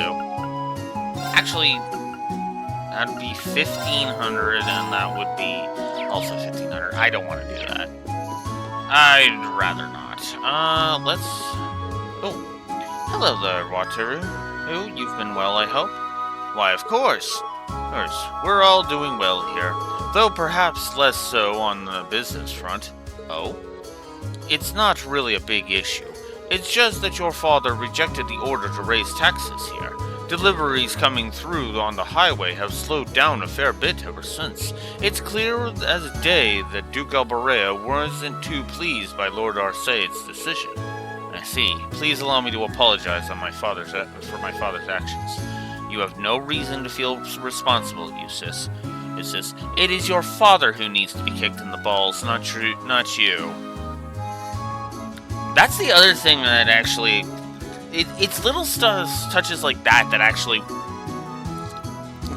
allow me to be like, yeah, no.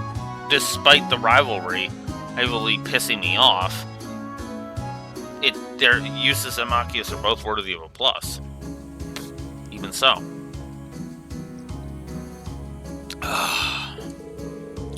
Indeed, deliveries by train have come through just fine, so ultimately we're not up a creek without a paddle, at least.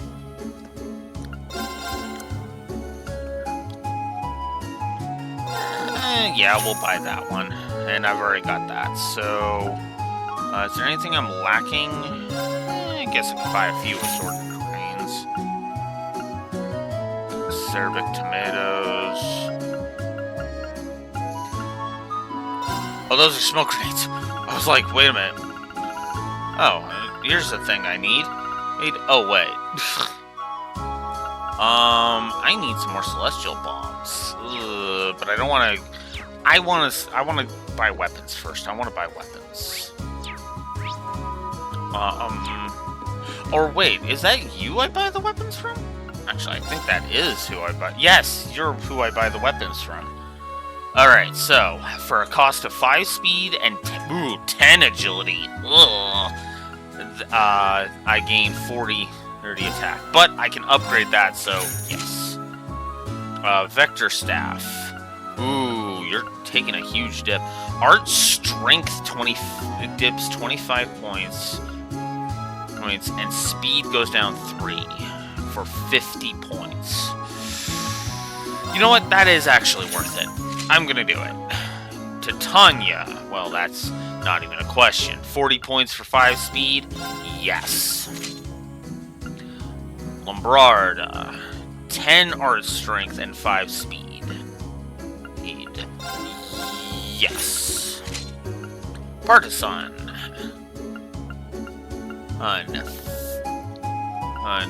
3 speed. Oh, 3 speed and 5 agility for 50 strength. Oh, damn it. And Chrome Claw is 3 speed for 50 attack. Oh my god. Yeah. I don't even think I need to explain why that's damn good. Ugh. Oh, you are killing me here. Here, my dude. Ugh. Oh, and then there's all this Deceptive. Okay, that begs the question. Do I just give up? Just give everything up and just get money? I think I'm going to. Fuck it. This is probably going to bite me in the ass later, but everybody but... all but, like, one person has gotten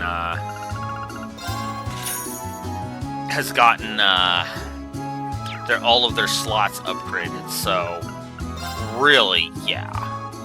I'm going to sell you, I'm going to sell you, I'm going to sell you, and I'm going to sell you. Alright, armor. We have nothing. Nothing so far. I have 2 grand presses. I can give up 1. That's fine. Is there any other 2s that I have? There is hit 2, so yeah, we'll give up 1 hit 2. Okay. Alright, so now, as I tried to do before, Partisan and Chrome Claw. Get.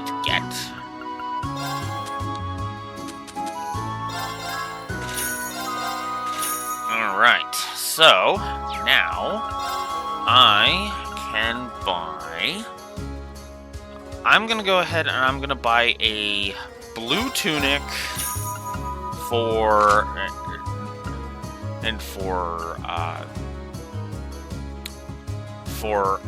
Emma there. I don't think I have enough of stuff I can get rid of to get another thing. That sucks. But that being said, let's see the customize. Okay, we can... Okay, so I can customize 1. I can do 1. And then I have to go find new materials. Ugh. That means pulling up an enemy list. Okay, give me a sec. See, this is why I give the thingy, you know? Alright, let's see. I need an enemy list. Enemy.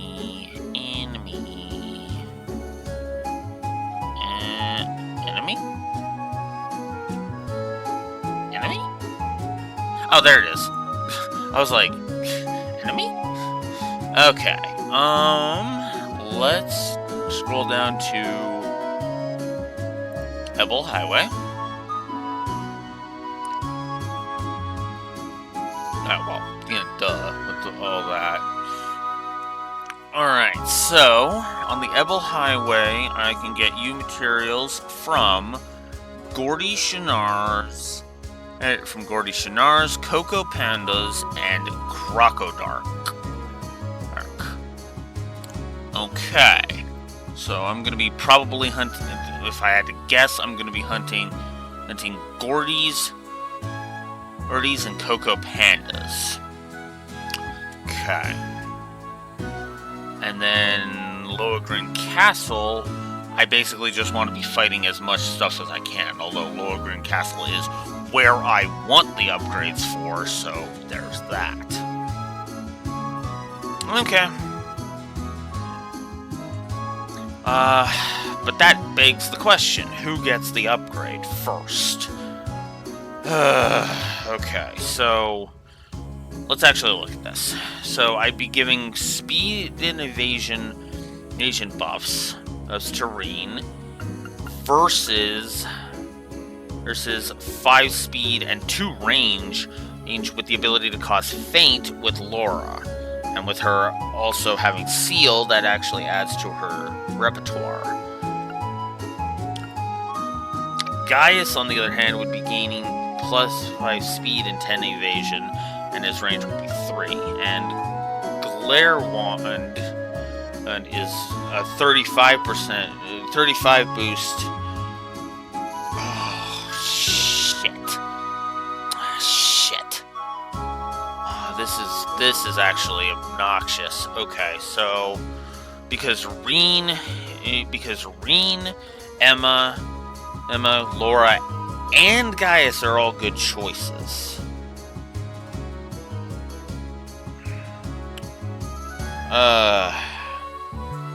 Would not mind Neko being here to make this easier, but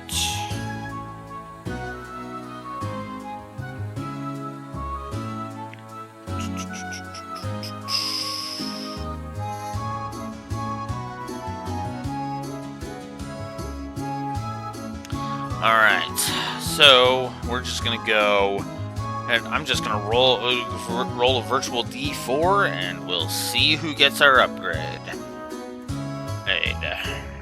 D4, 2! Well, congratulations, Emma. You got the upgrade.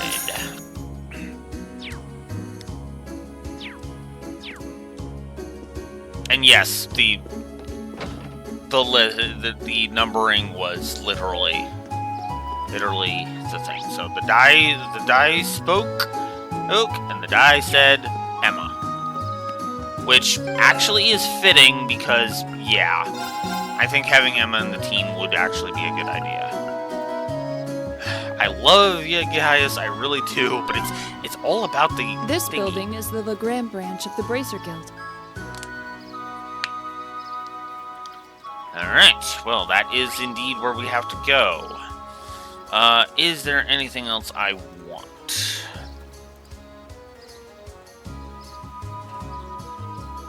I can actually go to...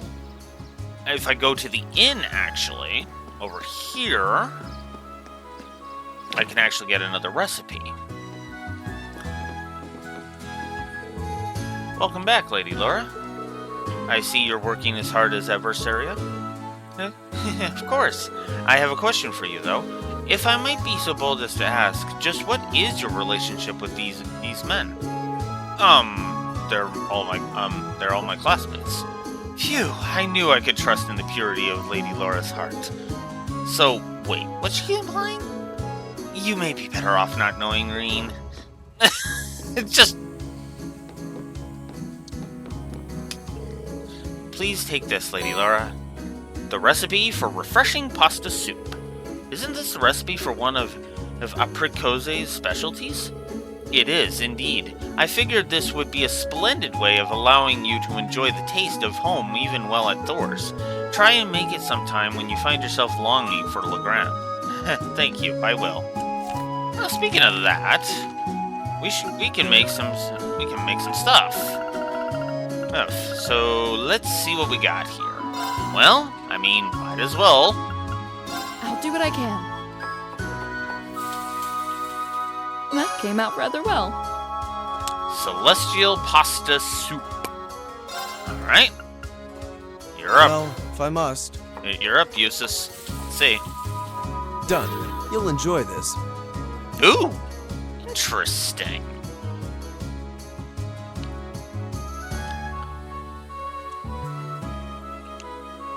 recovers 1800, restores 100 EP, and is basically a cure bomb.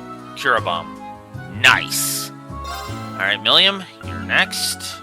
Next by the looks of it. Your funeral. Whoa, this looks really nice. Ah.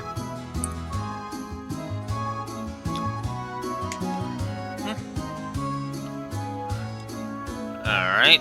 So that's probably either Elisa or Elliot's specialty then. Fried fish. Got two. I'll do what I can. So let's see what we got here. Not bad. Okay, that was a fail. All right, I'll give it a try. This turned out very good. All right, excellent. Tomato gratin. I'll do what I can. What do you got? I really hope you like it. Whole pumpkin gratin. Interesting. Art strength plus 50 and restores 25 CP. Damn. That's actually nice. Well, we don't have the roasted coffee, but... Your funeral. Look at all that smoke.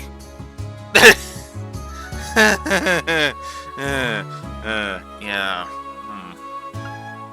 Alright, so we all know who gets that. Alright, so next up, milk porridge. I'll do what I can. I'm proud of this one. 3 cheese risotto. Recovers 1200 and boosts strength and art strength by 25% for 5 turns. I love these buffs. This turned out very good. Oh, wow. I guess that's a... Cool. Alright, next up, the berry tart. Alright, you're I'll up, do what Emma. I can. I really hope you like it. Soft chocolate tart. Cures freeze and petrify. And restores 2,400 points. We'll give it a Your shot. funeral. Whoa, this looks really nice. Nice. Well done, William. Well done. Alright, creamy chowder. Well, let's get the obvious one out of the way. Hey, I mean, come on. It's obvious. Done. You'll enjoy this. Cures poison, blind, burn, and freeze while restoring 2,000 HP. Damn, that's nice. I'll do what I can. It looks great if I do say so myself. Yes, excellent. All right, now, actually, Okay, let's give this a try. I lost those points. There we go. Oh well. Savory herb tea. I think we're good there. We don't have the resident reigning champ for the tomato sandwich, but That came out well.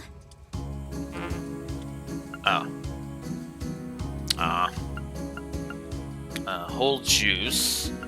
We've already figured that out. And we've already figured out sweet cookie and simple omelet. Alright. Wow.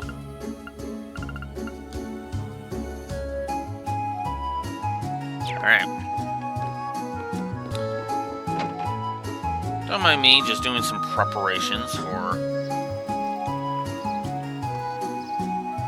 a quest in the next chapter, which is going to be really damn annoying. I think it's in the next... Actually, that's a good question. Is that in the next chapter? Because I could be misremembering. So let's take a peek ahead.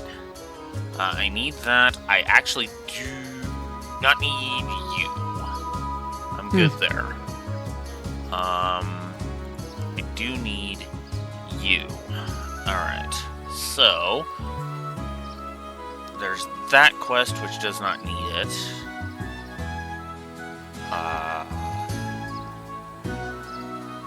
That's that. That's that. Ah, yeah, okay, it is. Basically, it's a quest that, if we... that will require specific dishes. I can't remember if it's unique or whatchamacallit.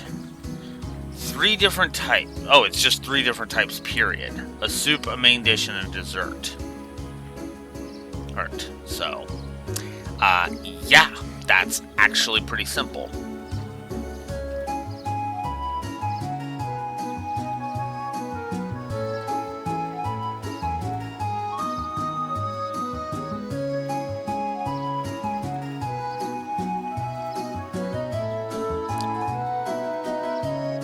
Okay, so a soup, a main dish... Okay, hang on. Let me double check this.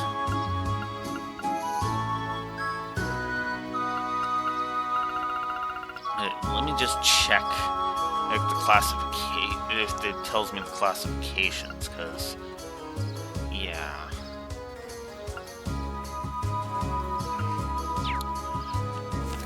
Because it doesn't really tell me, does it? Well, okay, you know what? Actually, let me go over here and do another tab. I have tabs for days at this point. Sorry, don't mind me. I'm just prepping all this stuff. So,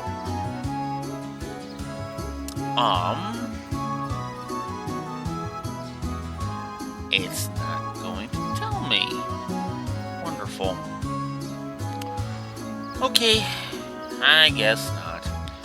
Ah, well. I guess we'll find out in the next one, because I do have a lot of good stuff, so... Hey, I just give the strongest of each one, and away we go. Alright. Alright then, let's go see Toval. Oh, we saw him poke his head out, so let's go.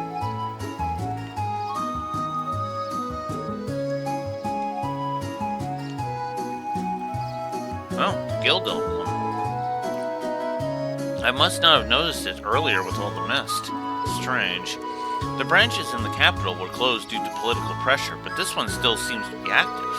The Legrand branch continues to operate as it always has. That's why I was rather surprised to find out the capital's branches were no longer active. Come to think of it, we met a bracer back when we were in Bereahard for our field study, but I saw no signs of a guild branch there either. It was closed a year ago, though as I understand it, the pressure to close came from the Duke's household, not the Imperial government. Is that so? Well, bracers are an eyesore to most of those well-to-do types. They don't bow to authority, you can't bribe them with Mira, they're all about protecting civilians.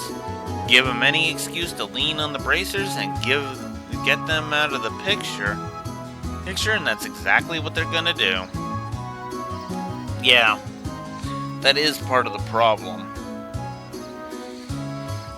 Because the nobility are just as freaking dumb. Millium, that's kind of... you don't mince words, do you?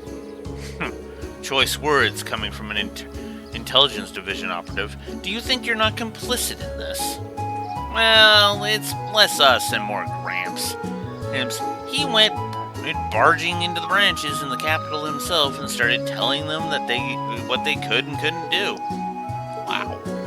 That explains the instructor's frosty temperament toward him. Man, you guys sure know how to poke a guy where it hurts, don't you?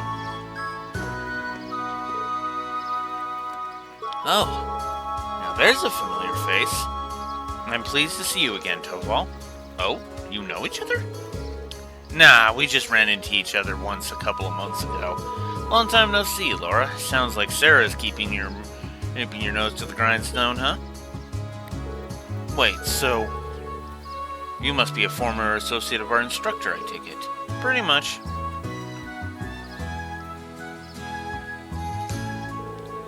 I'm Toval Rendauer. You're a bracer from the guild here in the Empire. Nice to meet you, ladies and gents of Class 7.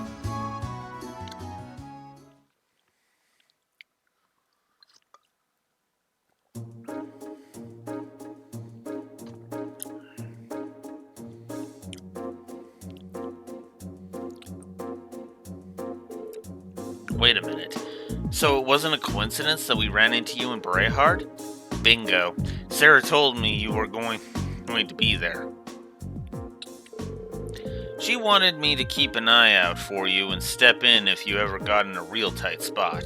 But she insisted I play it casual and not give myself away. Man, that part was a lot harder than I thought it'd be. Though, if I may be so bold, you did it pretty masterfully there, Toval. Well, not gonna lie about that.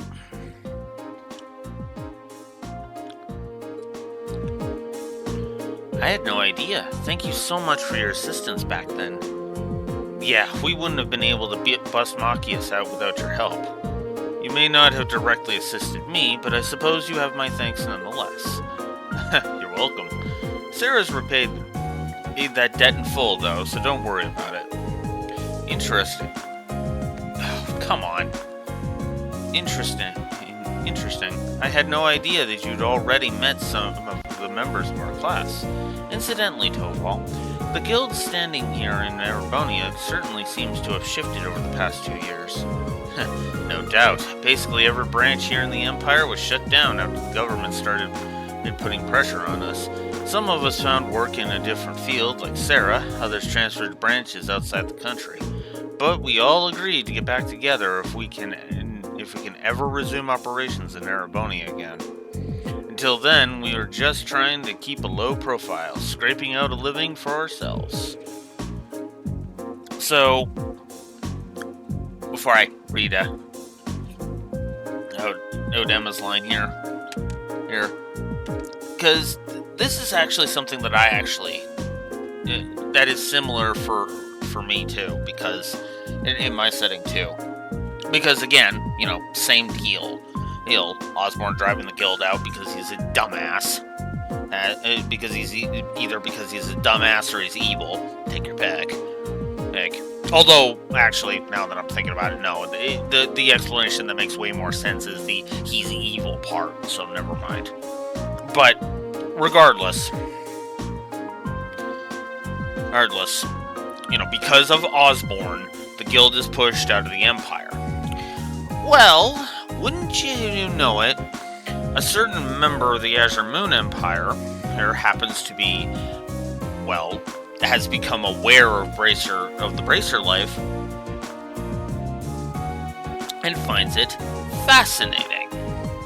Especially when a certain certain girl with twin-tail hair and a bow staff and who wields a quarterstaff, and her, twin blade using the dual blade wielding partner of hers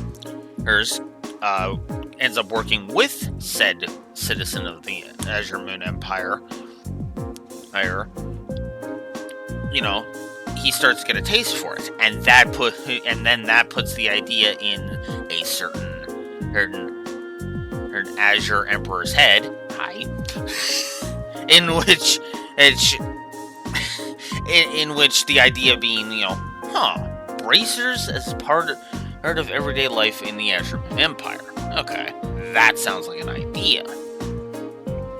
And so the idea basically being, so he basically looks at that and then looks at the Erebonian Empire's predicament and going, well, you're just painting a giant bullseye on your forehead, right?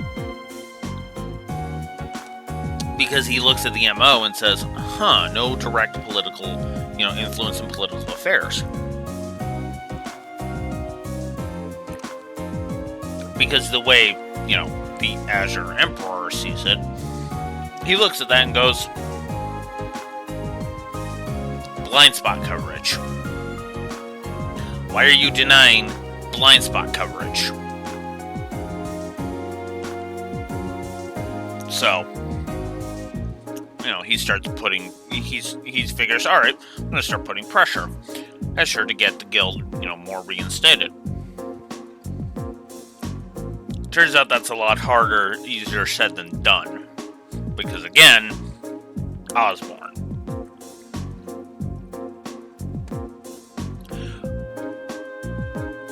At least until after my equivalent of the events of Cold Steel 3 and 4 anyway.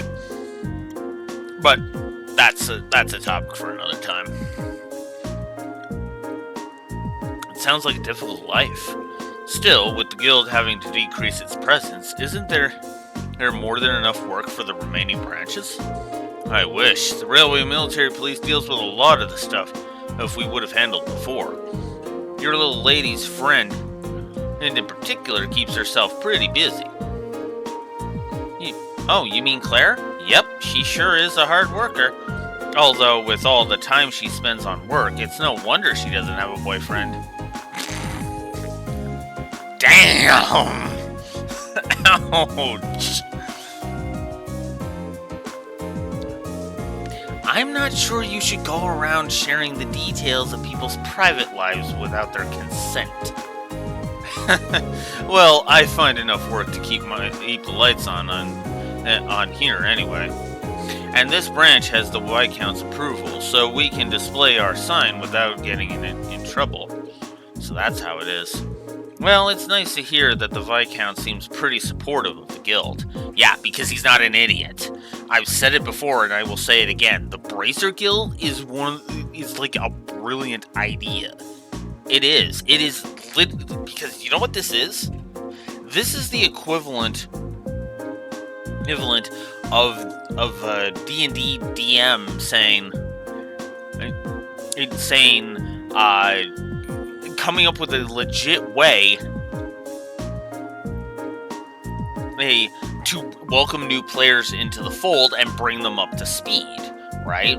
And then he can just, and depending on, how you slice it, you can actually have it be, there be a discrepancy of powers, to kind of have it be so, the stronger players can carry the weaker players kind of thing. It's actually a brilliant system because then it's like, why are a bunch of random, strangers allowed to, to operate in this town? Well, because this town's got a guild branch, and the guild branch is the equivalent of the tavern ever putting up requests, right? It's a centralized system.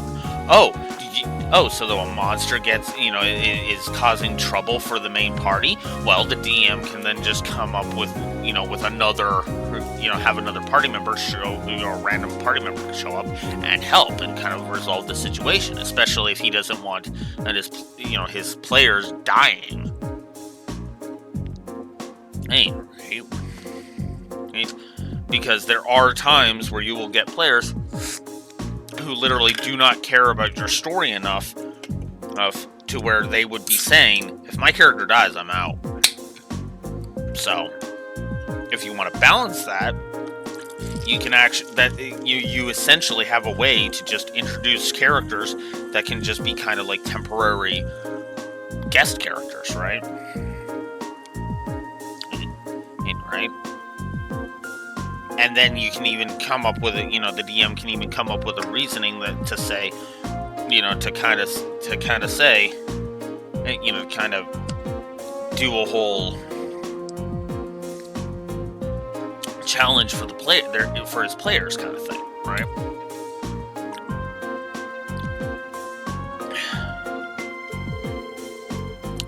He seems to find much of himself in the Bracer's way of life. Self-reliance, pride, focus on helping others. It's long said that if he were free of the other responsibilities, he would join the guild and work as a Bracer himself. And more than likely, he would get to A rank within, a month, maybe? Oh my, that seems very... I hardly think a man who owns territory in the Empire could just up and join the Bracers. That's very true. See, the funny thing is, because here's the thing. When Cassius left the Liberal Royal Army to join the Bracer Guild, ignoring all of the, well, let's call it what it is, petty bitching that was going on when it came to him leaving, that probably wasn't a super easy, that was an easier thing than, for example, a Viscount joining the guild. Because the thing is that a Viscount would have to give up power to join the guild. You would effectively have to become just another citizen. That's different, which is different when you're a part of the nobility versus when you're just a grunt in the army. Because remember, let me put it to you this way. Private Joe Schmo, a low-ranking grunt, and signing resignation papers and then going and joining the guild, nobody would bat an eye at that, right? The only reason people batted so much of an eye at Cassius doing that is because he was a general at that point.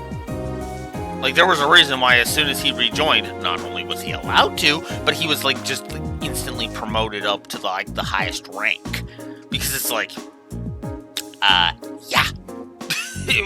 They were just like, yes, please get in here and restructure this, because the Liberalian army not only has the Liberalian army fallen apart, but, you were one of the best. That's right. Now, a Viscount doing that? I'll put it to you this way. I don't think, well, it's a bad example because there isn't really, ruling lords in Liberal.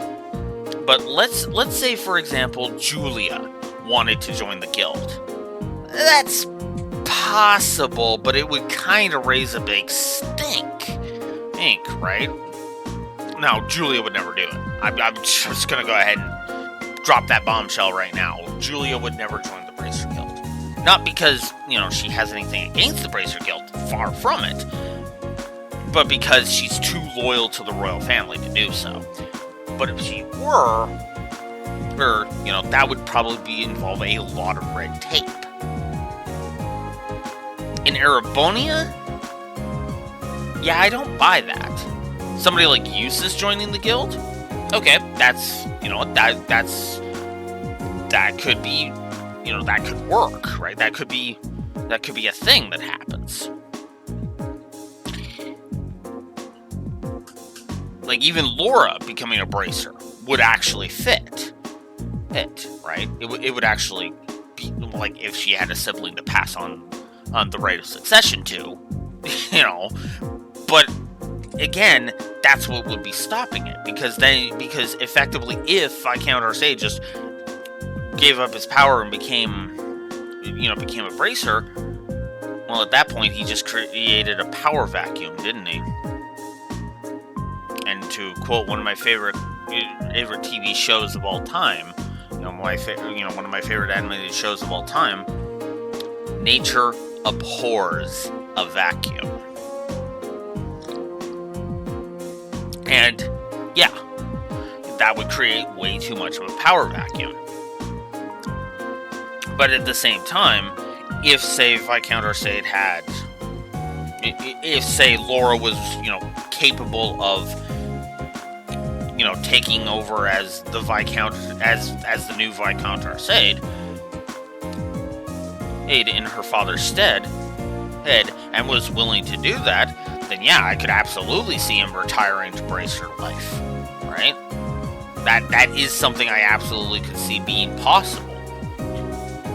Because that wouldn't necessarily create a power vacuum. Now, if anything were to happen to Laura, he'd have to, quit being a Bracer and, resume his post, but you get my point, right?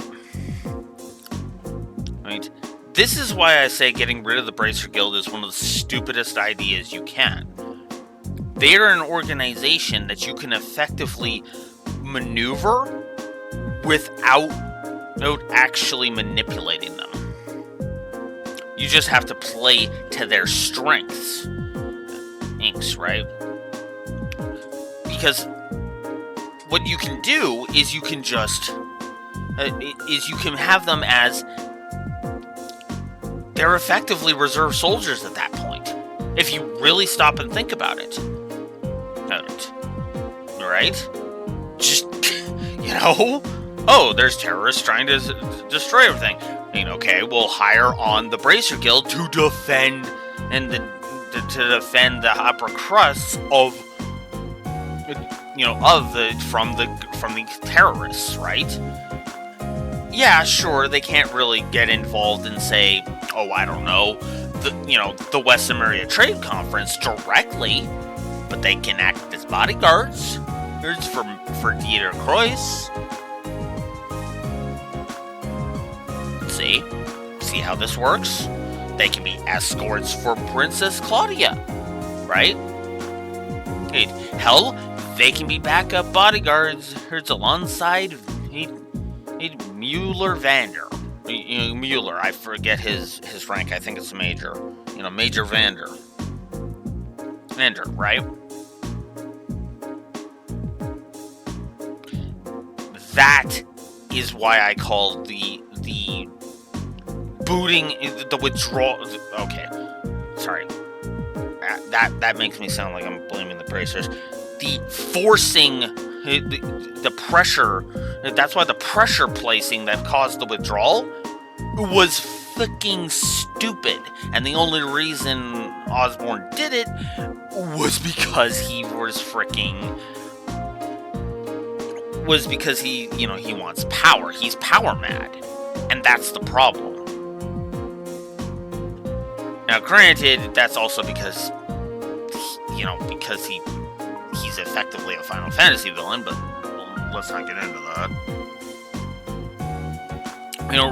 We don't really see him more as a Final Fantasy villain until 3, really. And even then, not until the end of 3, but that's beside the point. But at the same time, this is my point, right? Like, I look at the Bracer Guild and I see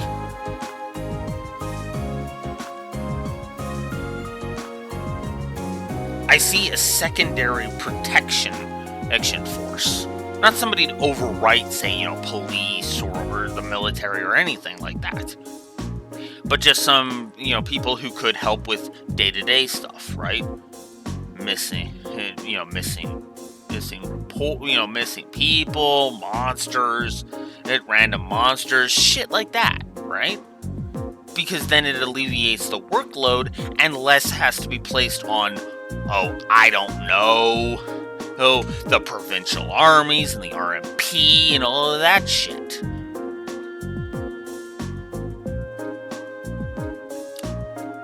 Allow me to quote Ruby once again. Forgive me for doing so again, but I feel this quote is apt.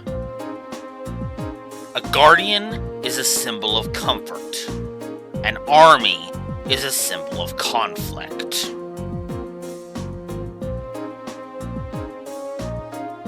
Right? And what are the bracers? Guardians.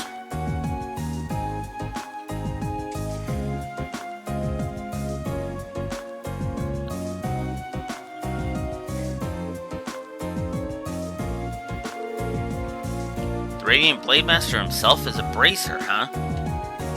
As Blue Wolf realizes the turbo mode's on. In terms of strength and standing, he's probably on par with Cassius Bright. I'll bet he'd make S rank right on the spot. You know Cassius Bright? I believe he's currently a Brigadier General in the Liberalian Army, as well as the bearer of the title Divine Blade. Wasn't that title given to Arios, though? No, see, this is what always confused me, because they still refer to him as the Divine Blade. I guess the element changed? I don't know. Guess I should expect no less from a member of the Intelligence Division. Anyway, that's how the Viscount ended up asking me to sort out some tasks for your field study. Let me give those to you now.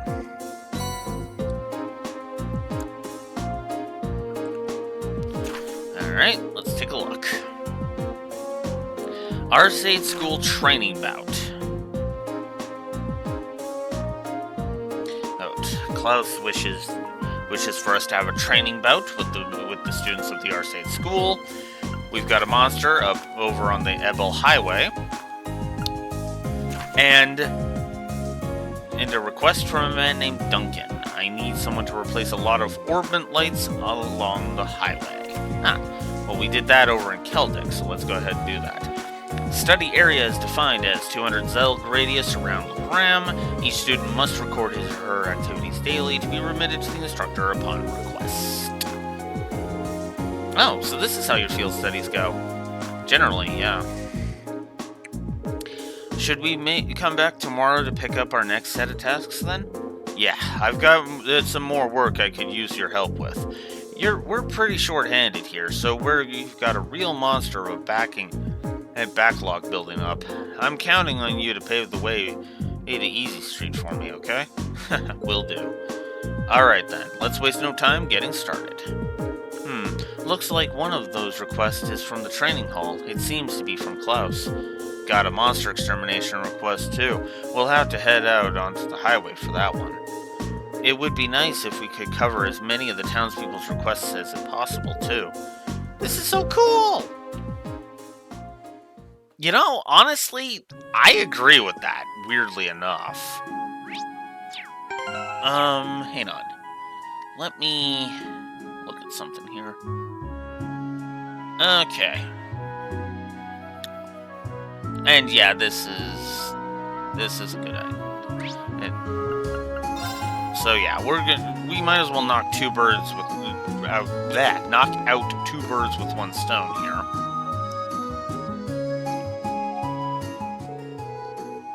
Welcome everyone. I hope the day is treating you well. If you need any armaments or have any orbment related questions during your stay, you can just come straight to me. Thank you, Duncan. Your service is invaluable as always. It's an honor to hear you say that. That reminds me, I've heard that you guys will be the ones taking on the request I sent in to Toval. That's right. You wanted us to do something with the road lamps, right? Could we ask you for some further information about how to do that? Of course. It can take quite a while, though. Are you sure you have the time to do it? Yeah, that shouldn't be an issue. Just explain what it is you'd like us to do, and we'll get to it. Alright, here's how it'll go. I'm going to presume you all know what a road lamp is at this point. And you probably also know that they require regular maintenance in order to function as they should. That's especially true here in Legram, since the moisture from the fog causes their circuits to short more frequently. I put in a request for Toval to inspect them not too long ago, actually. To my surprise, he discovered that almost all of the lamps close to town are in need of some maintenance work. I assume you want us to replace them all in one go, then? That's correct. To be a bit more specific, I'd like you to replace their orbit lights. That does seem like a long, troublesome task, the kind I'd normally pay someone else to do. The road lamps serve as a safety measure for travelers along the highway, though, so this is important. Sounds about as much fun as picking lint out of my belly button, but oh well, nothing we can do about it. This does seem like something Toval would usually handle himself, though. Isn't that right? It is. He'd probably laugh at us if a group of promising students weren't able to change a few lights, I'll bet. It really takes me back to our field study in Keldic, though. That's right, we had to do something like this back then. I suppose every town needs working road lamps. So you're practically pros already, then? Hardly. I've finally managed to block off any memories of our group's first field study. No fair, you guys. Stop remembering stuff that I wasn't here for. That's what you get for showing up late to the party. Anyway, I assume the road lamps here also need a code to open their maintenance panels? Not quite. The lamps here in Legram use a key for access instead, which means you'll be needing this. Well, at least it should make things simpler this way. Yeah, I'm kind of glad I don't need to remember a code this time. And here are the replacement orbit lights you'll need as well. That's a lot of lights! AO1 to AO5, BO1 to BO9. They're all marked with letters and numbers. That they are. Each one matches up with the road lamp it should be used in. And you use the AO1 light in the lamp with the AO1 written on it, and so on. It's not exactly advanced calculus. So, do you need any pointers on how to change them out? No, I remember how to do it from the last time, so I think we'll be fine. Well, that seems to be everything we need to know to get started. We'll be on our way then. Good luck. Alright, so now that we've started that, it's time to head out to the Ebel Highway.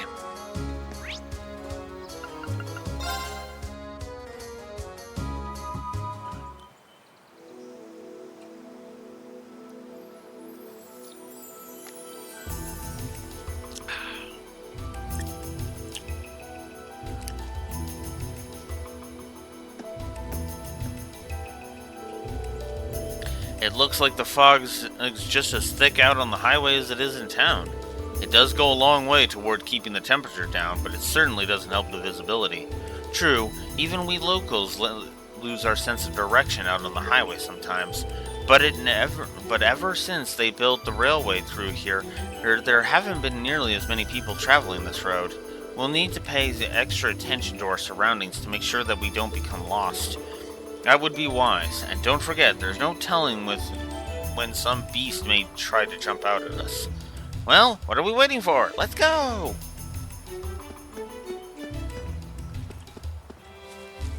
Alright, so, we have got, and thankfully, it tells us. A1 can be read, so let's exchange the light.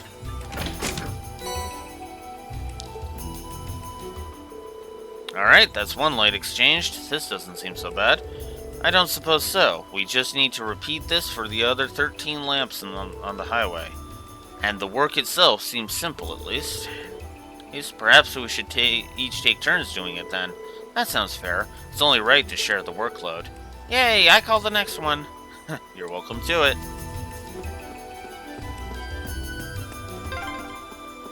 It feels almost magical.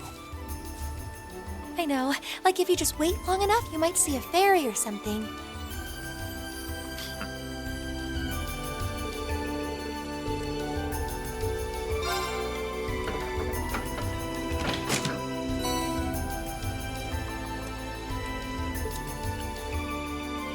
Right. My turn. Okay. I've got this.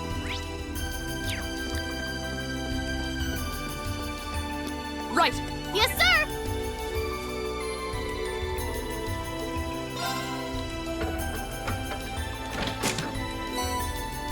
Oh, that kind of sucks. Go. Ah, well.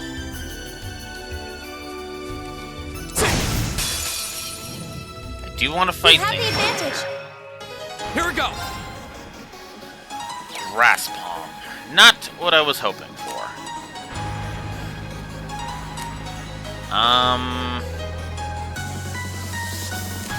No, we'll go Emma.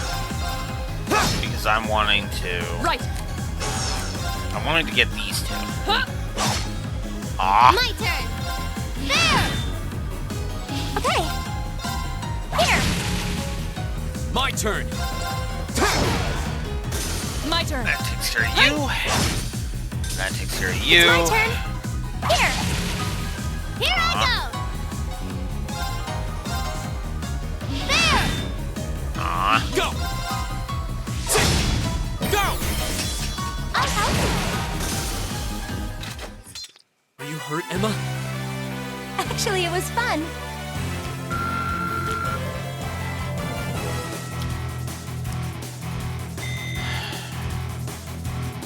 All right.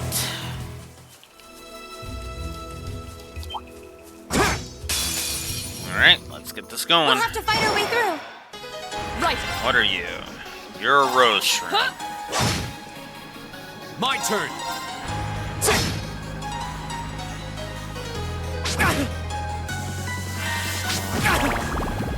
My turn.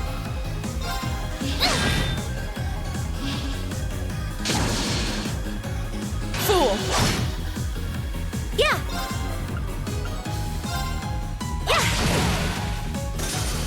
Alright. Right! Ha! Off guard! Gotcha. Here we go.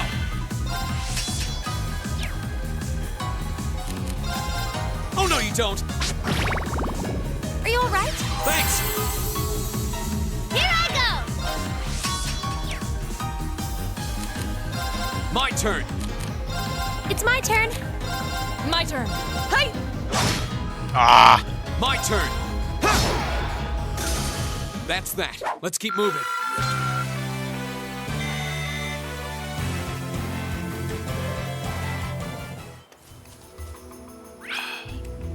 I do like that the map shows you the locations. Now's our chance. Let's smash him. Go. Now's a chance. I'll help. You're finished. Okay. Here. My turn. Ha! My turn. Go. It's my turn. Yeah. My turn. Ha! Ah! Yes, sir. There. Don't mess with us.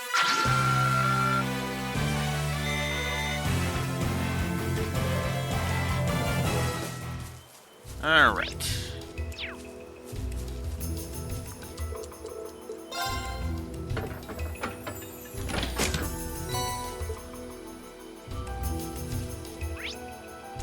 Yep, there's one over this way too.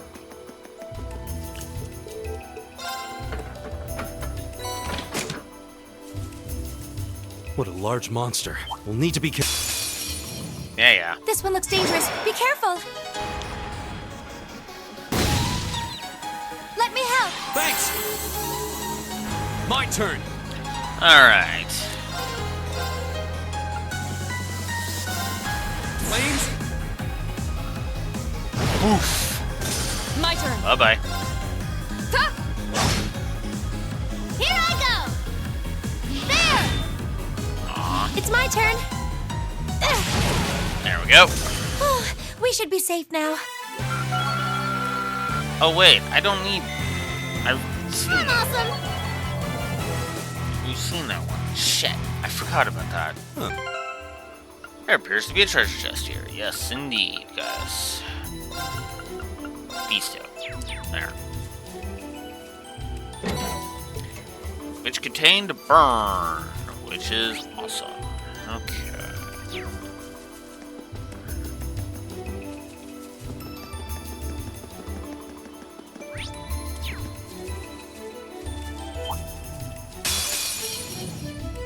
Enemy go. Now's a chance. An opening! Of course! Ha! Yeah. Oh, 0 hearts? Sure. Now. There's Phantophobia. Yes, sir. Pretty powerful. Yeah, you didn't stand a chance.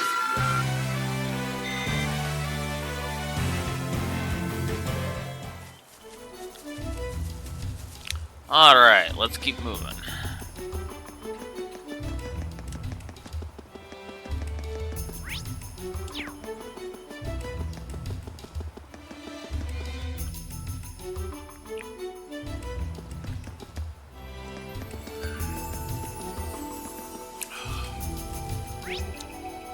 Oh.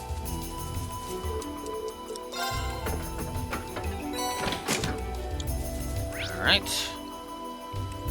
Oh, if I go around this way, it's monsters. If I go around this way, it's the mission. Oh, the tree comes through here. That's the Ebel branch line, the same line we traveled here on.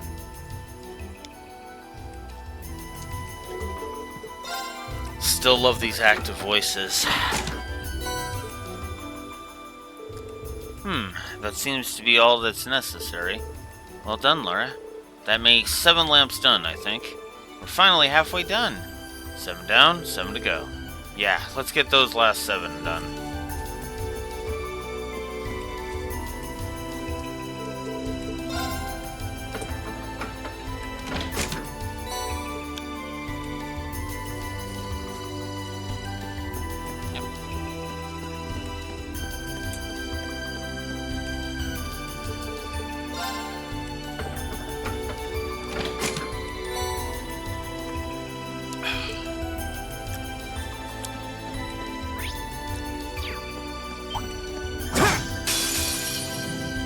We'll have to fight our way through. Go! My turn. My turn! It's my turn. Here. Here we go! My turn. My turn! Yeah, here. My turn! Of course. Hi. You still have a lot of training to do. There's guys leveling. Nice. I don't think I'm going to be learning any more skills, actually. Now that I'm thinking about it. Looks like 3 more. Before I get to that... I welcome all challengers. Baby Reaper. An opening. It's my turn. Here. My turn. My turn! You don't have anything for me! Go away. Too slow! My turn! Go! An opening. You're finished! Your swordsmanship gets better with every battle. I've got a way to go to get to your level. Alright.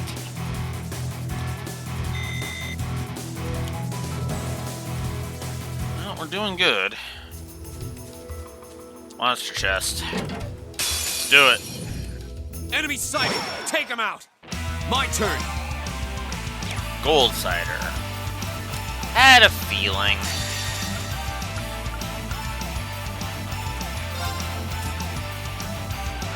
Oof. My turn!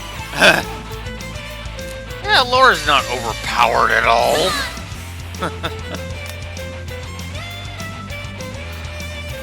Not at all. Well, that's that. Let's get going. Oh, Laura almost leveled up. Something leveled up, and I'm guessing Aegis. Yep, Aegis got to level 4. Begin battle with immunity and reflect. She gets adamantine shield. She gets immunity and reflect when her HP is low. Ooh. Oh, that's actually damn useful. Hi. Hello.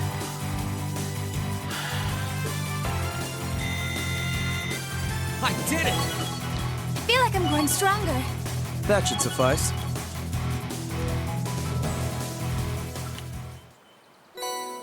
Abyss Shadow.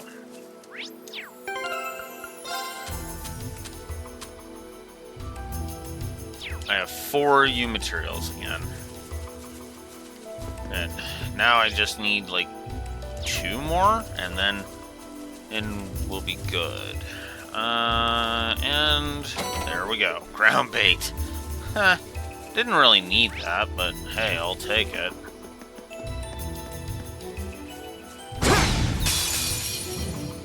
We have the advantage. Here we go!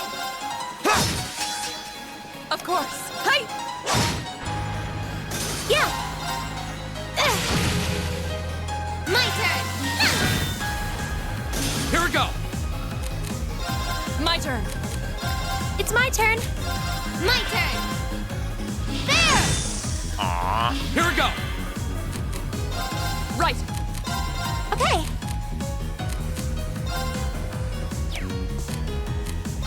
Yes, sir! There! Here we go! Aww.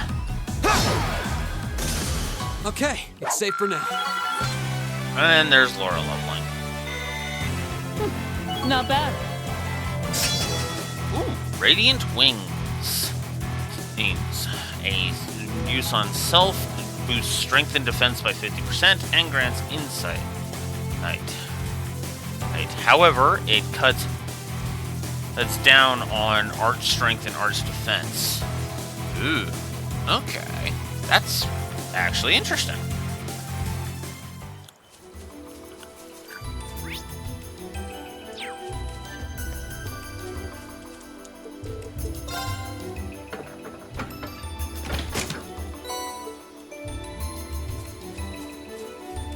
one looks tough. Watch out. This is a tough one. My turn. Oh, hey, Coco Panda.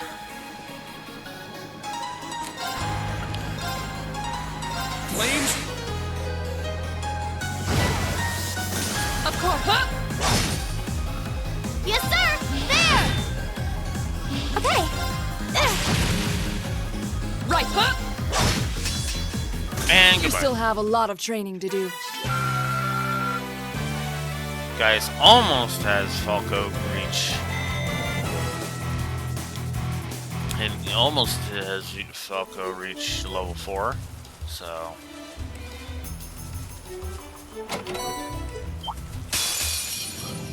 I welcome all My challenges. turn. Right. Huh? My turn! There! Okay. Oh, no, you don't.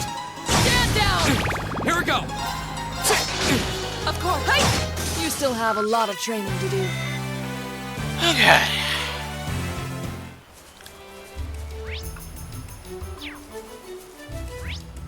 Oh, hey, there's the quest monster. Let's finish up this first.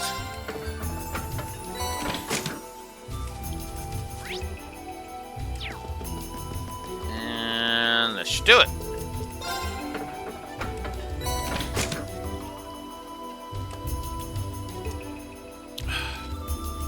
Or not? Oh, there's one over here. Whoops, missed this one.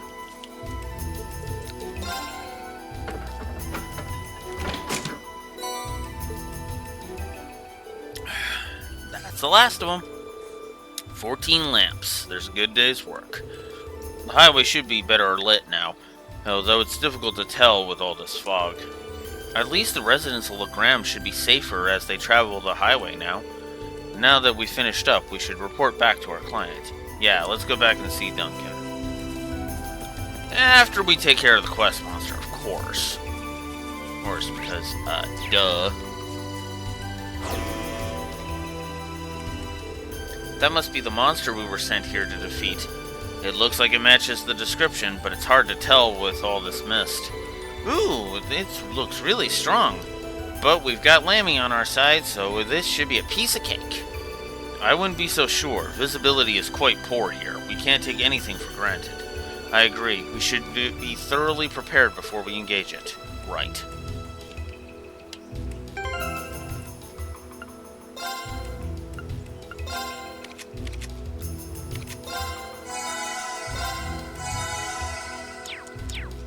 Alright. Let's do it. This one looks dangerous. Be careful. Here we go. Crocodart.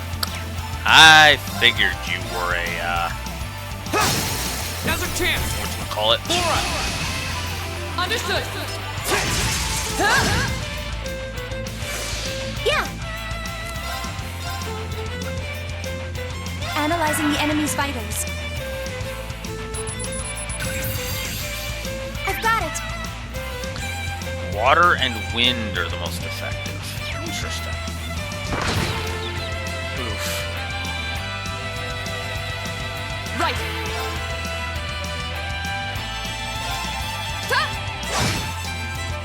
My turn! That's for you! That actually was decent. Right.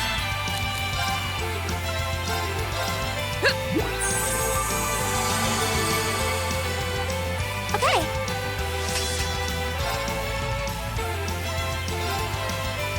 Here.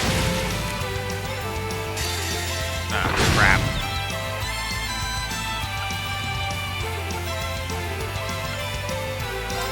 Behold. My turn!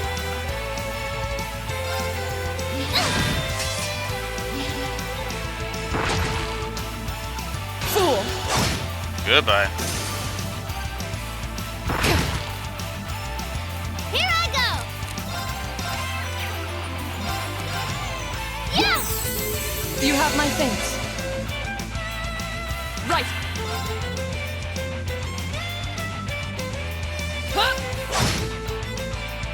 no, you don't. Yes, sir!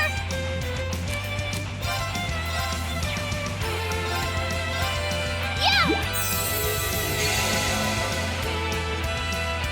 Right. Huh?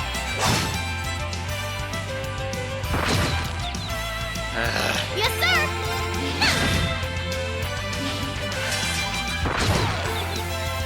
Stand down! Seriously. It's my turn. Fuck off, Forrest. Hear me. Right. Huh? Yes, sir!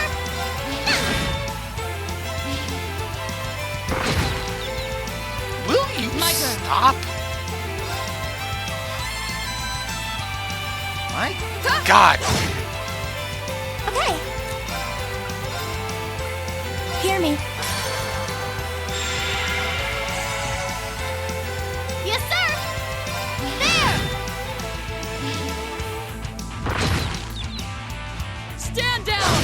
Seriously. Huh? Here I go! There! My turn. Fucking believable. Hear me.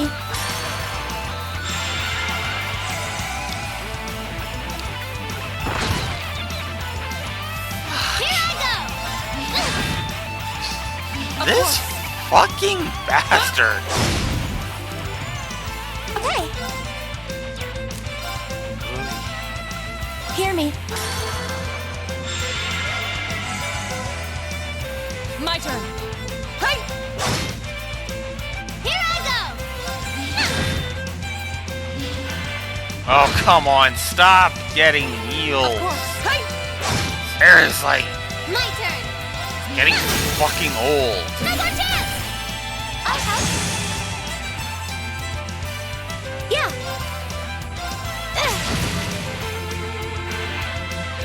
Right. Hey! Go down. You still have a lot of training to do.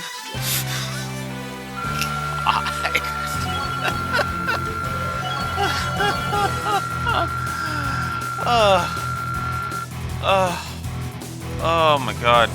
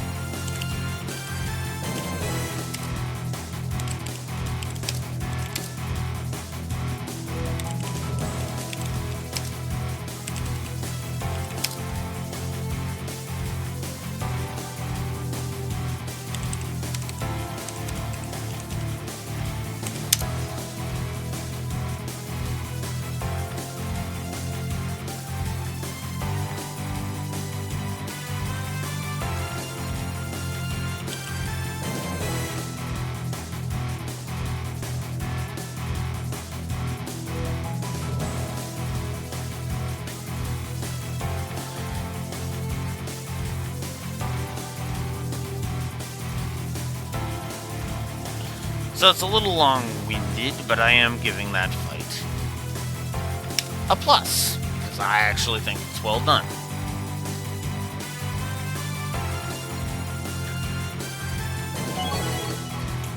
There's, guys, this Magic Quartz reaching level 4. Which gives him Rakura, boosts his insight status to 5 turns, and raises his evasion from 3 to 6%. And we get him a U material out of that. Yay. I'm awesome.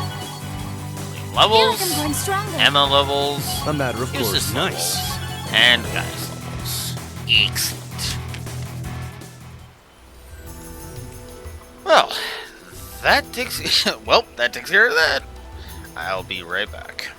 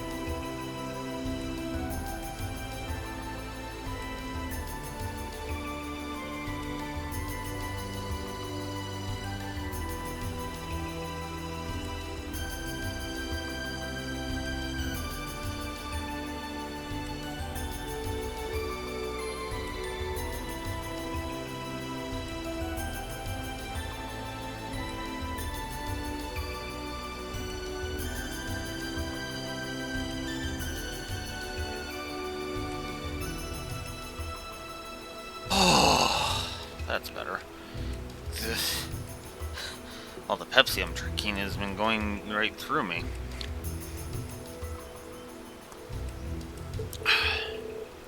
Not bad for our first monster extermination.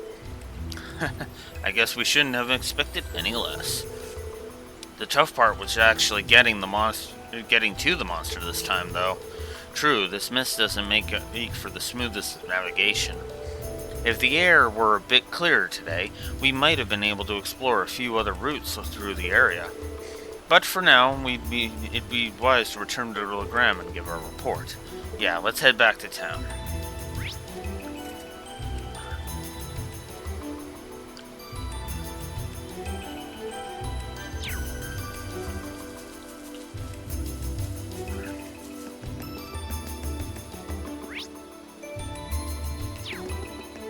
A challenging foe. Oh, come on! Oh, that one looks tough. This'll be fun. Crap. Crap! Leave it to me. Okay, well, this is not good.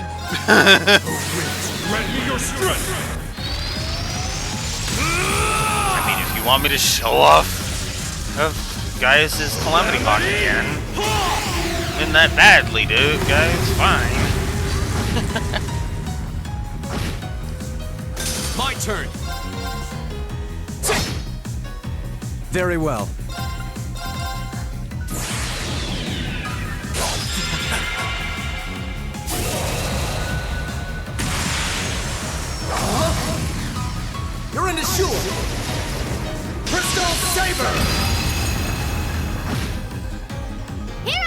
Well, that sucks.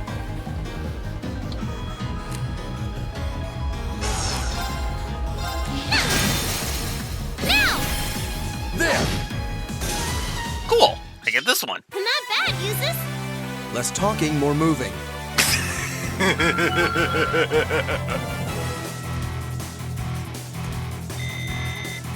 I did it! Alright, green levels, and that's it.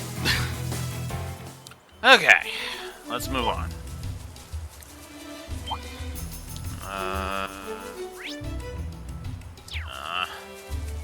I was hoping we'd be able to go get to see some water, but nope. No water for us today, unfortunately. It's probably further up, actually. It's just we aren't able to go further right now, which sucks.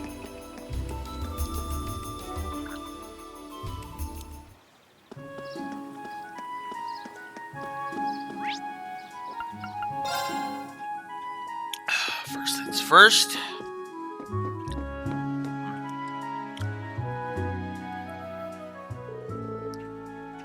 Thank you very much for your help. A well-lit highway is always a boon to travelers.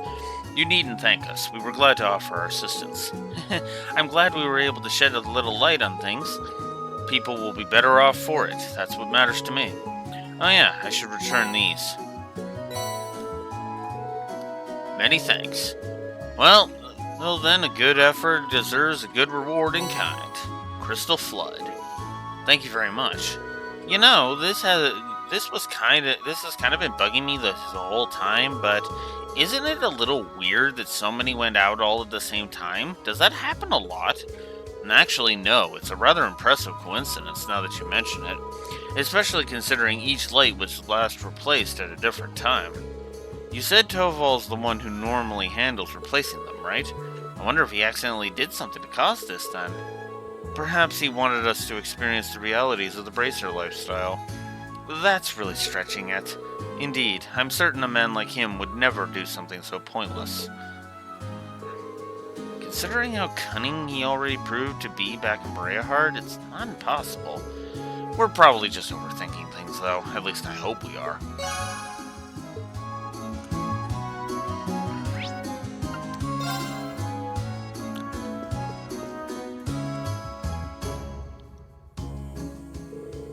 Yo, seems like you took care of that monster roaming around out on the highway.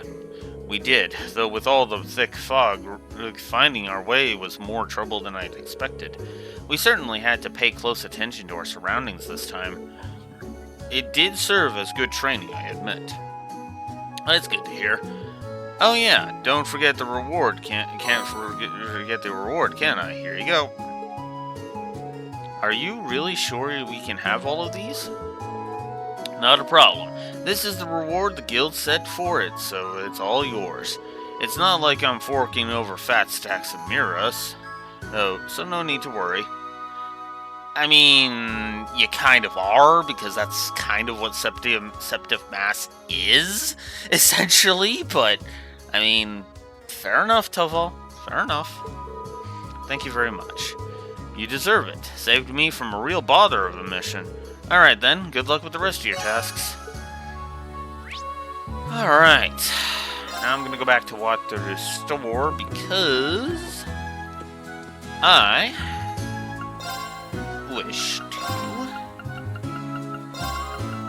do some shopping. Whoops. I wish to do some more shopping. Alright, let's see. So, Blue Tunic is kind of awful. It is the lesser of the two evils by the looks of it, with the sole exception being the boost in agility. So, let's see. So for Millium, that would be a... If I'm reading this right, this would be an 95 point boost to her defense. What is she sacking for that? Let's see. Looks like 25 art defense and 5 art strength.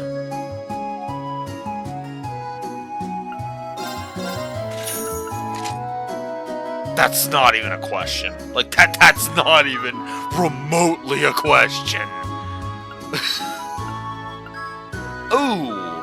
Okay, for Laura, that's a whole lot of fuck that shit. Because that's literally a 20...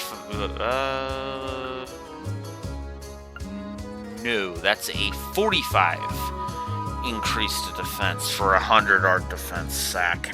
No. With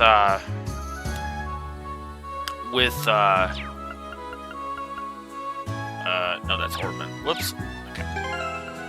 With Milliam, that was a 25 decrease to her. Yeah, it was only a 25 decrease to her arts defense. So, yeah, that was a whole lot of... That was actually worth it. Not with that. And with Reen, that is a 55-point increase for a sack of 7 strength and 90 arts defense. No, that is a hard no.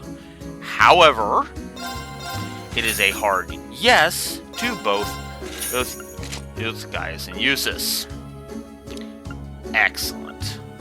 Alright, so, hiking shoes. Ooh, looks like we've got a hard yes for a couple of other people, but we need to see if we even have enough by selling some stuff. Well, we can say yes to a couple of people. So, we will say... sack 10... 5 speed for an extra 10... sack 10 defense for an extra 5 speed. Do I want more defense or do I want more speed? I think I want more speed is what I want. And it's the same question across the board too. Ooh, more or defense or defense and speed. So yeah. Okay, I am gonna get rid of Cool Necklace because I don't need it. I think I'm gonna get rid of Marble Bracelet.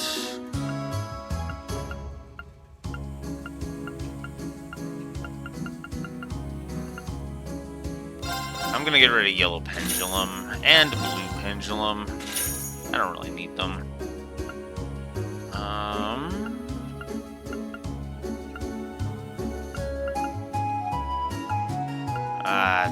I really don't need Highland Cloth. As much as I would love it, no.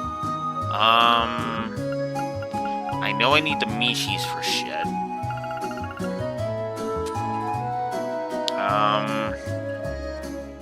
Yeah, I'm just gonna get rid of the Adamantine Shield. I'm not gonna really do too much of that. I could get rid of Septium Vein. I mean, because I have Dragon Vein.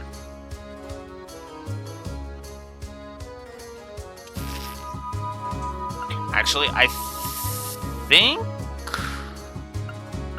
Okay, Tear, goodbye. Absolutely. Do not need that. Tira, I have heal, so Tira can go. Yeah. Burn, I'll keep. Volcanic Rain, I'll keep.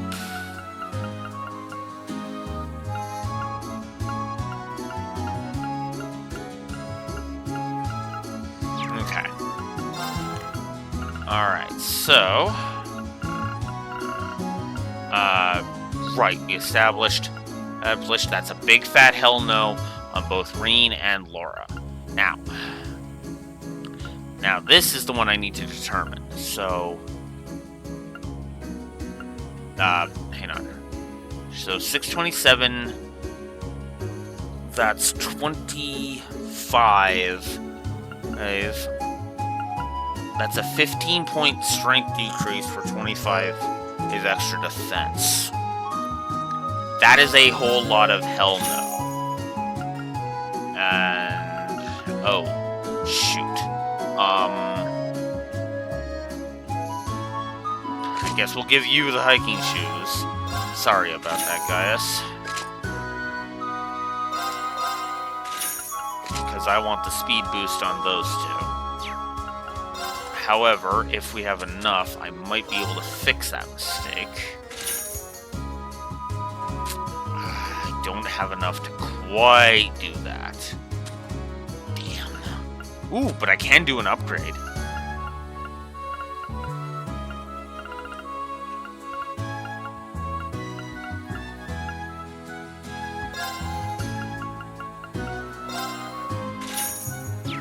Alright.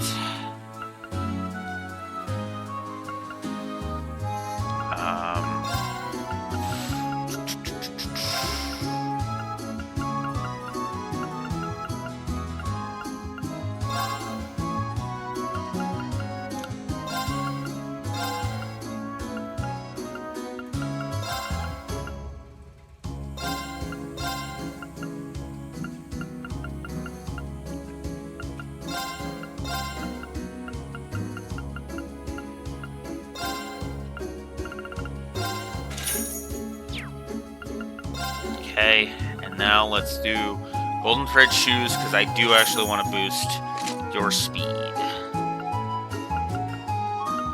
Oh, is that seriously a move decrease? No, okay. Oh, wow. Whoa, that's a sharp decrease in defense.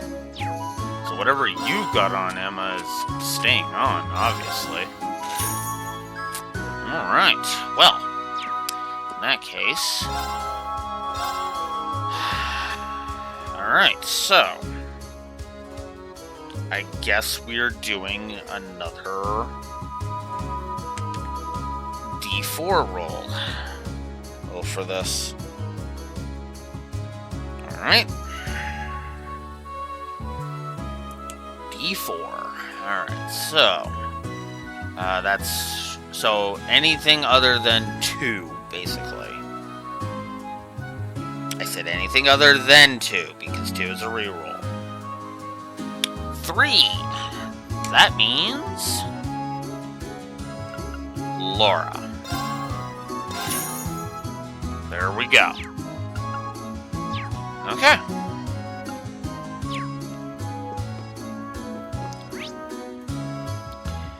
Alright.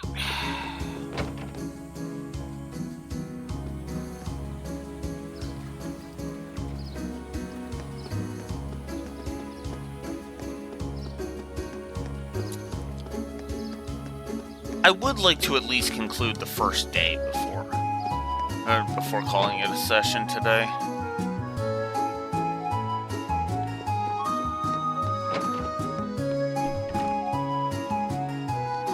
There you are, close.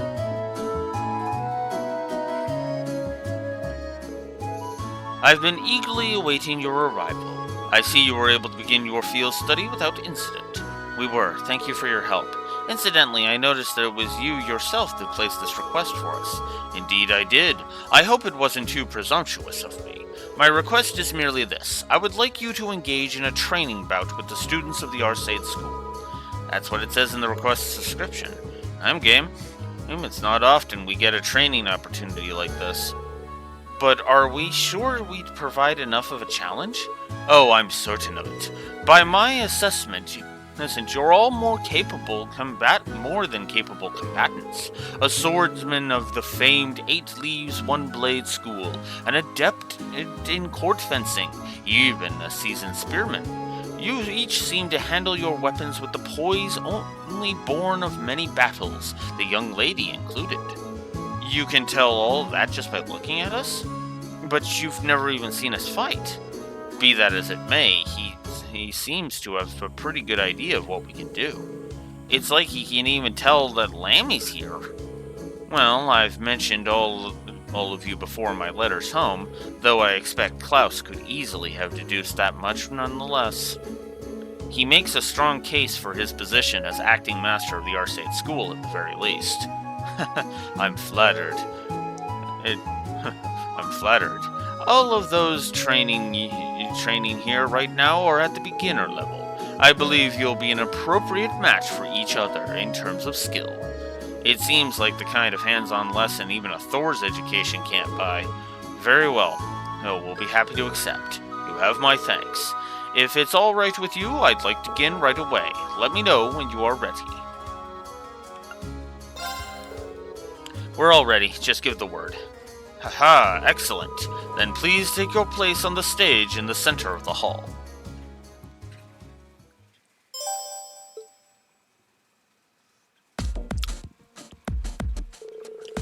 Listen up. Our opponents are Lady Laura's classmates. They may be young, but don't underestimate them. I know. No, I'm not planning to lie down for these guys. I'm not planning on losing either. No fair. Why can't I join in? It would be hardly a fair fight if you summoned your doll to battle. As a student of this school, I also have to resist the urge to join in. Being a spectator can still teach as much, though. Oh, lame. So, these are your opponents from the Arcade School. Klaus said they're all at the beginner level, but in this school, I'm betting even the beginners are pretty skilled. Indeed, it would be unwise to underestimate their ability. We're going to need to give this all we've got, for us and for them. We can do this. We have variety on our side. Is everyone ready? Then begin!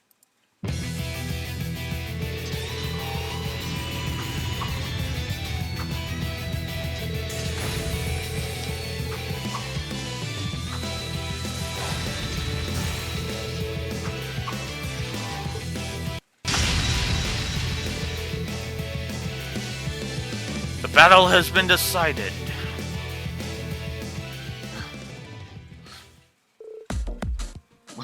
We did it! Phew, barely scraped out a victory there. Oh man, we lost. How shameful. Seems like we still have a long way to go after all. Yeah, we're going to have to turn our training up a few notches. Thanks for coming out and giving us a good fight. That battle made for some excellent training. You can say that again. I know I learned where I could stand to brush up. Your skill in battle was befitting the reputation of the Arcade School. He's right, you all fought wonderfully. It was an excellent battle. I see we've all been diligent in your training while I've been away. Oh. What now, Milliam? I want to fight too!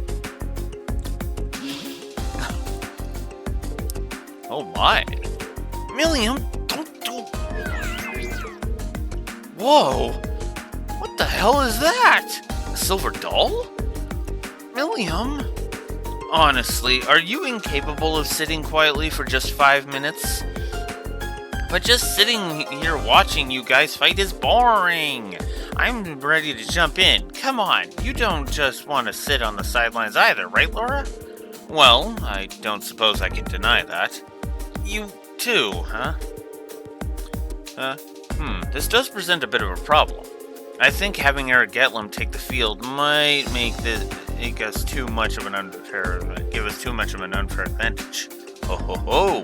Well, if that's the case, allow me to serve as your opponent instead. Huh? Master Klaus?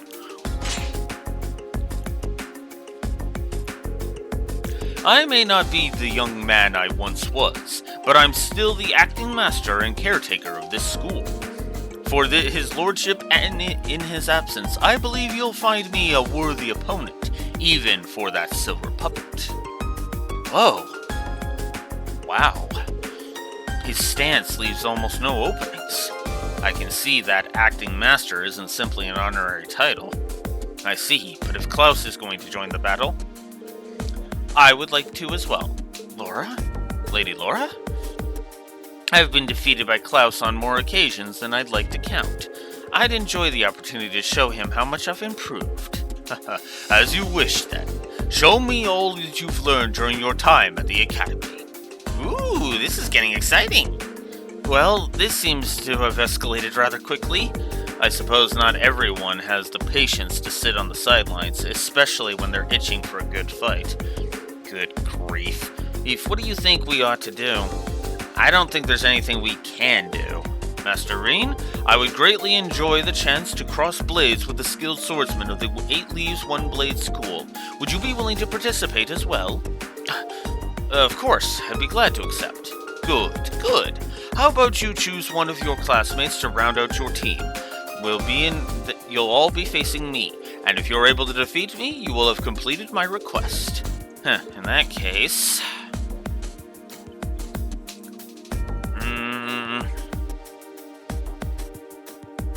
we'll go Gaius for this one.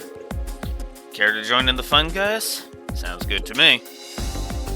I guess I could have picked Emma, but oh well.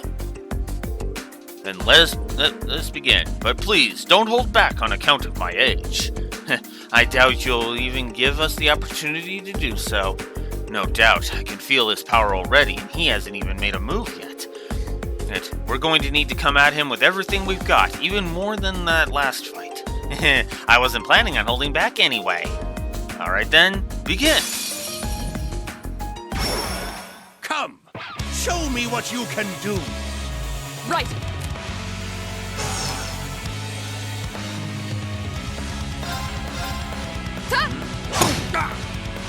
Leave it to me.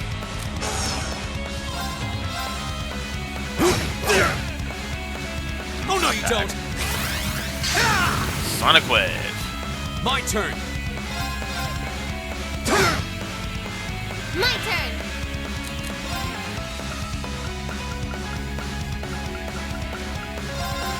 Yeah!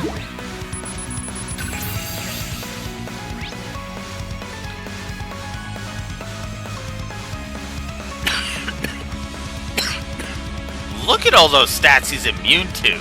You can't death blow him, you can't seal him, you can't mute him, petrify him, delay his arts, cause him to faint, vanish him, sleep, cause sleep or confusion, and you only have a 50% chance of lowering his stats.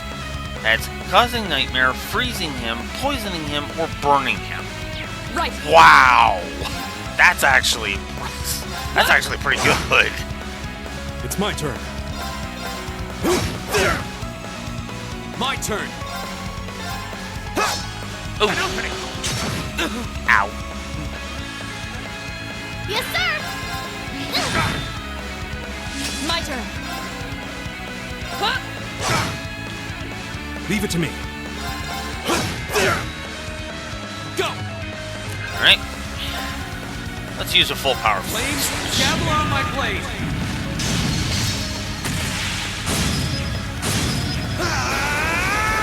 Strike!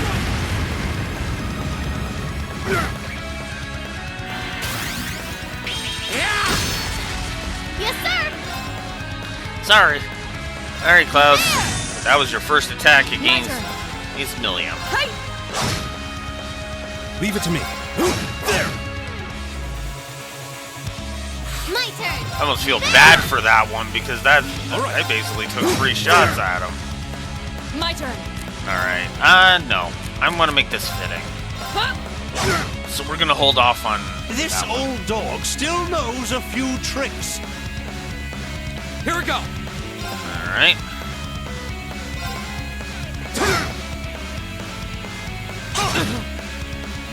It's my turn. Take this. Thanks. Here I go! Alright. Time for Gigantic Hammer. Come on, Lammy!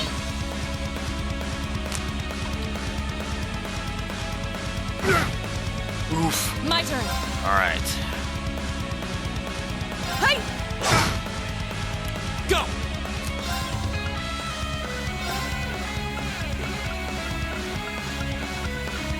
Somebody's really hurt, so Arcus, activate. just to keep the crit off of him. Excuse me. Just to keep the crit off of him. We'll do that. Fool! Oof. Leave it to me. My turn. An opening. Ow. Go! Alright. Behold, Let's try it. my most powerful strike. Radiant blade dance.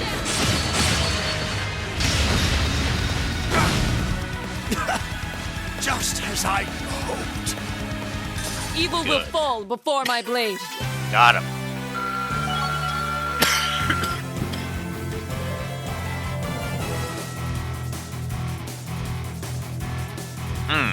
Sorry about that.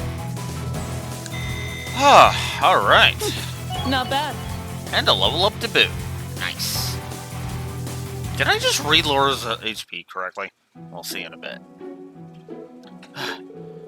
We stand victorious. Wow. Did they seriously defeat Master Klaus? I should have expected no less. It's been quite some time since I was last bested in combat. He doesn't even seem all that tired. I guess that's the acting master of the Arcade School for you. Oh, gracious me, what a thrilling battle. And your silver puppet was more challenging an opponent than I had anticipated, young lady. Hey, well, there aren't many people out there who can handle Lammy's swings as well as you did. And the Radiant Blaze Master is supposed to be on a whole different level. Neville, it sure is a big world out there. Indeed it is. Incidentally, Master Rean, yes, it was an honor to see the skills of a practitioner of the 8 Leaves 1 Blade style firsthand. However, I couldn't help but sense you holding something back, a wavering of your clear intent, if just for a moment. Holding something back? I thought so. I apologize if I said something impertinent. You needn't pay any mind to my the ramblings of a foolish old man. No, I appreciate you're saying so. I'll take it to heart. Huh? I don't get it. But anyway, I guess that means we've got this request all wrapped up, right? Certainly. Thanks to your assistance, this was a most fulfilling training session for everyone. Just being able to watch such an amazing fight got me all fired up. Nope. We're immensely grateful for all you've done for us. Not at all. It was our honor. When we meet again, I'd enjoy the opportunity to have a training bout with all of you myself. It would be our pleasure. We'll be sure to train to the fullest extent of our abilities in the meantime. You won't be disappointed. It's only been a few short months, but your growth has been considerable. I'm certain you have your fellow classmates at the academy to thank for that. When I see how well you fight together, I'm filled with the deepest of admiration. I agree. I think they're the reason I've been able to grow like I have. Even taking on this request has helped teach and strengthen me as well. Laura. The day will eventually come when you'll be able to best me in a single combat, sooner than you think at that. And you can be sure I'll continue devoting myself to my training, pursuing that goal. I'm very much looking forward to it. I wish you all the best with your field study here in Legram. May it be a rewarding and fulfilling experience. As butler of the Arcade household, I'll be praying for your success. Thank you for your kind words.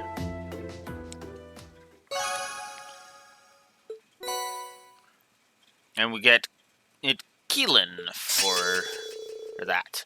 And Laura's S-Craft Radiant Dance was strengthened to become Radiant Waltz. Excellent. Alright. By the way, the S-Craft's constantly getting upgraded. That's the other reason I wanted to do the non-New Game Plus run again. Because I actually like the idea of strengthening that. And I had to judge the power progression curve anyway, so...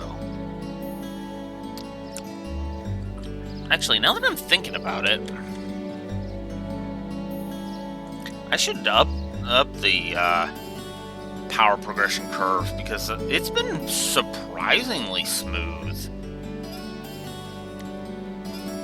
I've actually felt it being... Oh, I did give it a second one.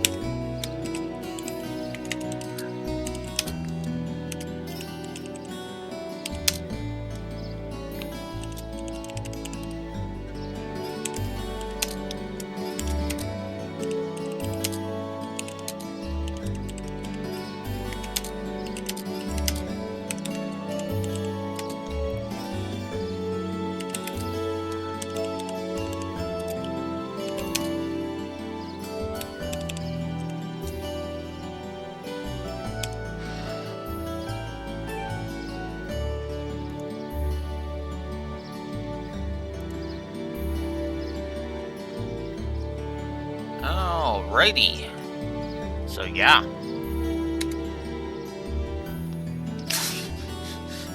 God, the gameplay is just hovering around plus 50 net. I'm actually impressed, if I'm honest.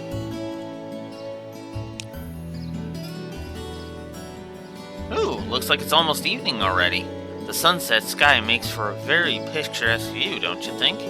It seems that the mist has cleared somewhat too. I would venture a guess that tomorrow will be a clear, sunny day. Anyway, we've finished up all the main tasks we had for the day, so we should probably head back to the guild now. Oh, I'm sure Toval's curious how we fared out there. Sounds like a plan to me.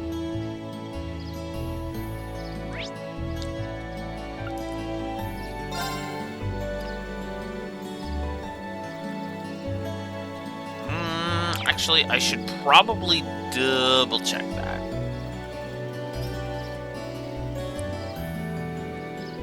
Right, if I want the red rose thing. I probably should, just in case I manage to get my hands on Chapter 8 from the thing.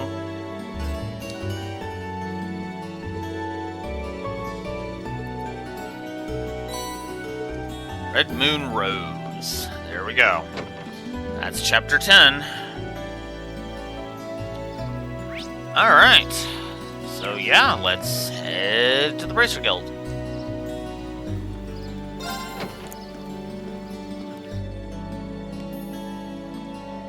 We're back. Today was so much fun! Oh hey, welcome back. Seems my timing could hardly have been better. Huh?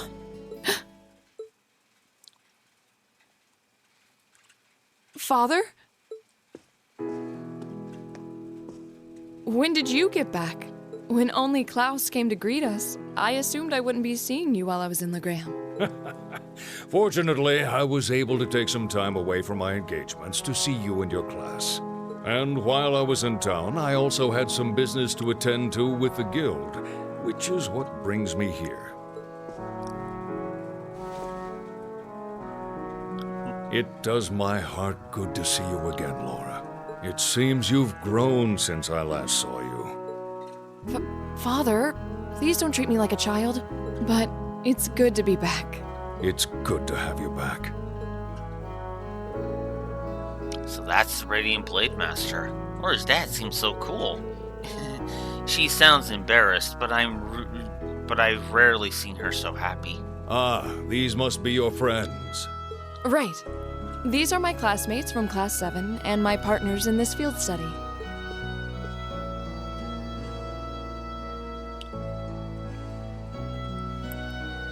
Then let me welcome you to Legram. I'm Viscount Arcade, the ruling lord here. My daughter has told me all about you in her letters. And you better believe he is a positive two-story.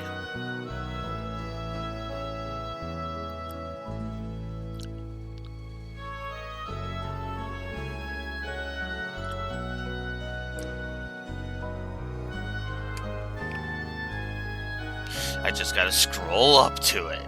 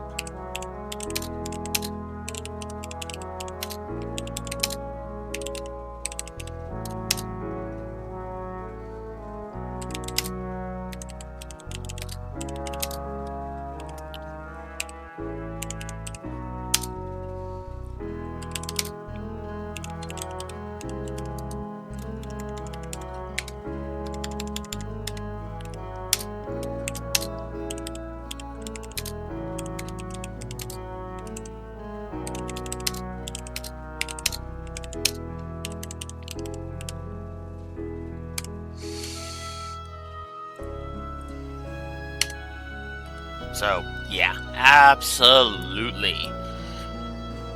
So now we're sitting at like, it's funny, we're sitting at like plus 90 to frickin' story at this point. I mean, that's funny to me. So it's a pleasure to finally be able to put faces to the names.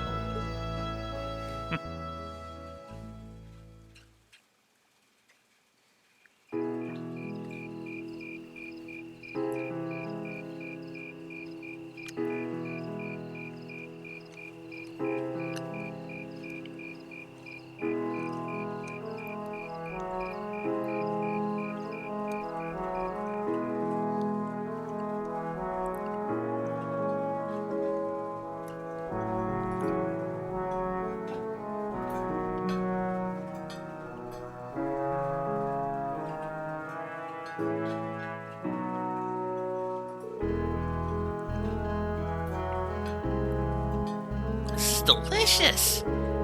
Oh, careful, Milliam. You're going to drip sauce all over the table. Wow, so this is real Legram cuisine. I think I like everything on the table. You can say that again. This fatty meat has me thinking past seconds and all the way to thirds. That's roast wild boar. It's been a staple of many local dishes for generations. Is something troubling you, son of the House of Albarea? You seem to have brought your worries to the table, but not your appetite. Well, it's just that I know my family has been causing you a lot of trouble. Eustace. Is he... Oh, that? Just minor disagreements. You probably know it all too well. Conflicts over taxes among the nobility are as sure as the rising of the sun.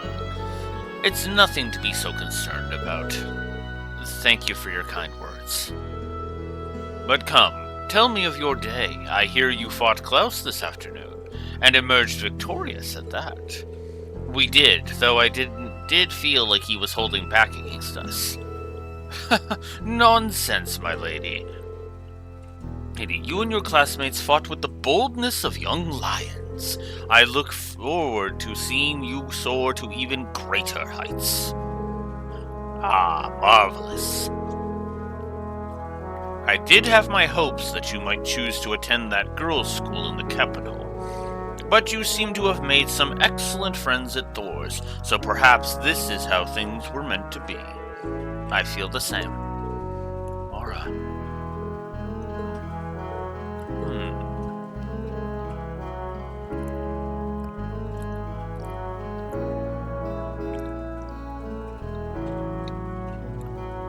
Reen, was it? I'm curious. I can sense fear in your swordsmanship, a certain hesitation. What? Father? The sword hermit Yun Kafai. In addition to being your master and the founder of the 8 Leaves One Blade School, he's also a personal acquaintance of mine. In fact, I've requested a duel with him on numerous occasions. I see. If you'll forgive me for asking who was the victor? The victor is yet to be decided. Pitting our respective philosophies against one another is such an engaging experience, we always lose track of time. To think there's a swordsman out there capable of fighting on equal terms with you, the world truly is a vast place. I can hardly imagine what a duel like that would be like. But getting back to what I was saying, the 8 Leaves One Blade School draws its influence from elements of several other Eastern schools of swordsmanship. The style's philosophy has such depth, it's not difficult to see why one who masters it is known as a divine blade. But there's something about you, Reen, something that terrifies you so much that its mere shadow pins you in place. He's almost certainly referring to... I've occasionally gotten that impression myself. So this is the burden Rean carries? Indeed, it seems like whatever happened in the old schoolhouse last month had something to do with it, but... Huh? You have me at a loss.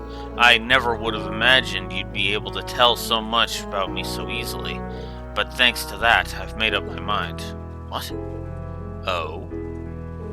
My lord, I ask of you as the Radiant Blade Master, would you grant me the honor of a duel?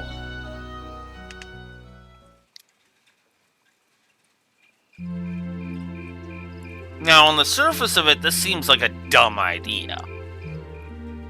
But I actually like this.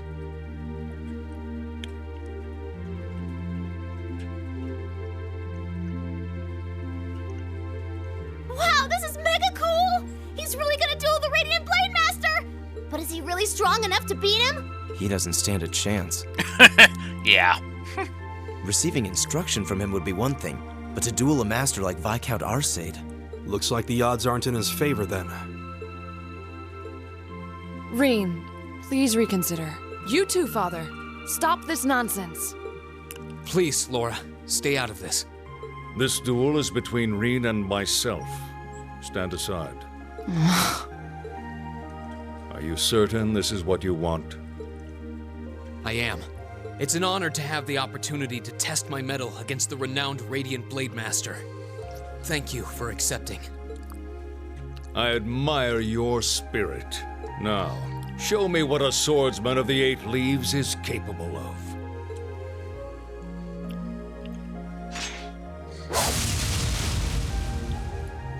What the? This, believe it or not, is actually one of the most important scenes in all of Cold Steel 1. And I mean that sincerely, by the way. Without this duel, it is my firm opinion, so pure opinion here, it is my opinion that without this duel, Rean would not have been able to accomplish half of what he manages to accomplish over the next 3 games. And I mean that sincerely. Whoa! Amazing! He can wield such a massive blade so deftly with just one hand? Yep. Unbelievable. That's Galan Charles, a great sword that's been passed down in the Arcade family for generations. It was once wielded by the ancestor of our house, the second in command of the Eisenritter. I can sense incredible power within him. He may be even stronger than my master, which means that against him...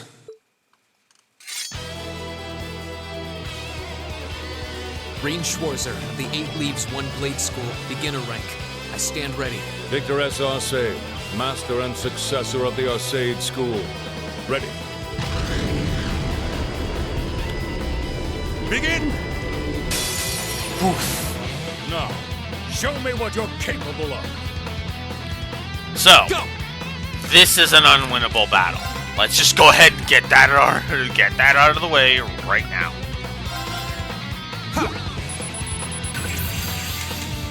Let's talk about why this is important. First of all, level 80. just straight up. Yeah. This is Rean about to be curb stomped because he's only like level 40 something. He's in the mid 40s right now. But let me be as blunt as I can with this. This is a super important battle. Now, why is it super important? Well, that's very simple. This battle is of vital importance because Rean, as Viscount Arcade and Klaus both have pointed out, Rean has been scared of his power. In other words, he's been scared of his ogre power. See, the problem with Rean's ogre power is that he's not able to embrace it because he's scared of it, and that makes perfect sense. Yes, if his ogre power can do that to a freaking bear that attacked Elise back then, back when he was just a freaking kid, then what the hell is going to happen if he just lets it out full tilt? However, that is a mistake on Reen's part for one very simple reason. Without mastering his ogre power, he cannot gain the ability to okay, let me put it to you this way. If Reen could harness his ogre power, he would have a power-up that would literally make things, that would increase his power immensely, right? Because as the ogre power stands right now, it's a berserker state. It's just a straight-up boost in power where he goes nuts. Now imagine if he could have the power of that, form of that berserker state, without losing control. Imagine if he had the skill to wield that power. And that's what this duel teaches him. Do not fear your power, master your power.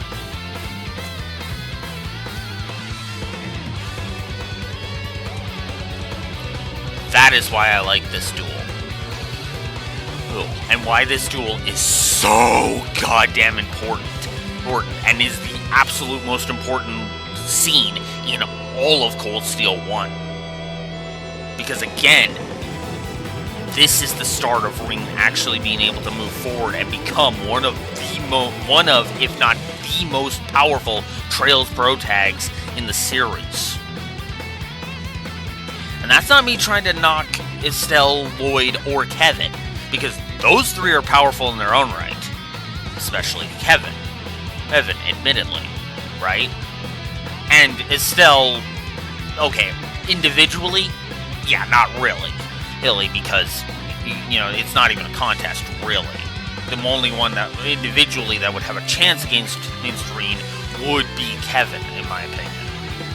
Kevin, because that's just because Lloyd is just a normal guy, and Estelle, for as powerful as she is, her strength more comes from her teammates. Kevin has more of his Stigma's power, which still has room for, holes and growth. But what's funny is that this is a very similar path to what Kevin was on. Because remember, Kevin was also afraid of his Stigma because of what it did to Rufina. And that's the same thing Reen's going through. But at the same time, Reen's power is also not something where he will lose full control over himself if he masters it. Or will kill himself by using it. If he can master it, he will have a ridiculously powerful sword at his disposal. And that's the strength of this, and that's the important part about this. Viscount Arcade, the reason he accepted... Let's go ahead and shift gears now. The reason Viscount Arcade accepted this duel is very simple. He wants Reen to be able to take that power. And the reason why Reen asked it is because he recognizes that Viscount Arcade could actually show him not to be afraid of his power. And that's what he's counting on. He's seen if it's possible to wield that power correctly. And he thinks that Viscount Arcade is the person to test that on. Because he got a taste of being able to suppress it. But that's not enough. Reen can't just suppress the power. He has to use the power.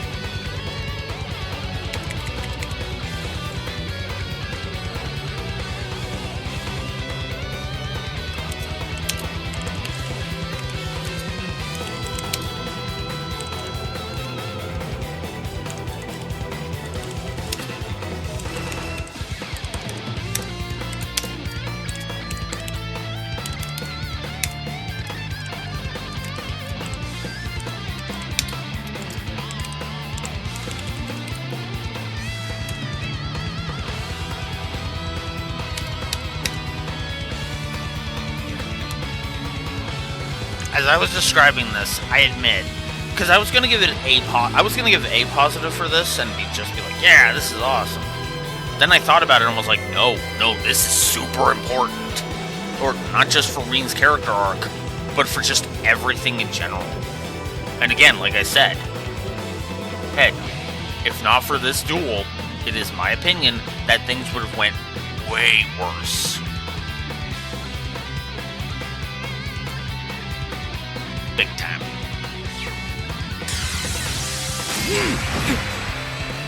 My turn. Yeah, 0. Oh, I'm done. God damn. That sucked. That just sucked.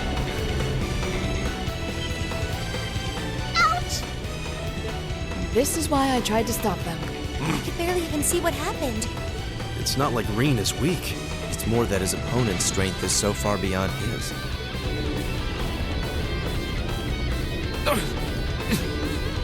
What are you doing? This duel is not yet over. To your feet, at once. Father? No. He's right. I know you're capable of more than this.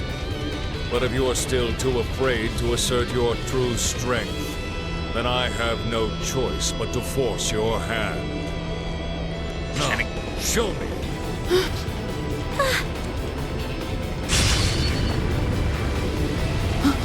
He disappeared? No. Too slow.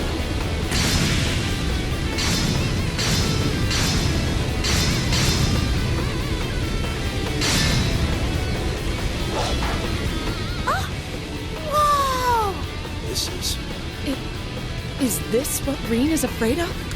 Help. Excellent. This is as it must be. This is the power that slumbers deep within you. As long as you continue to cower in the face of it, you'll remain forever at a standstill. The entire point of this in one sentence.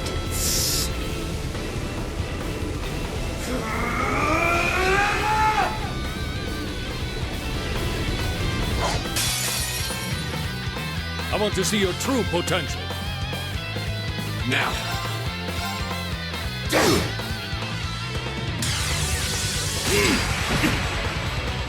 Now.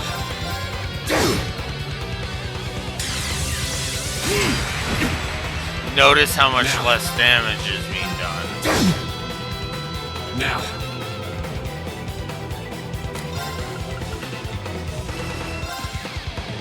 There. You'll not escape! Ah.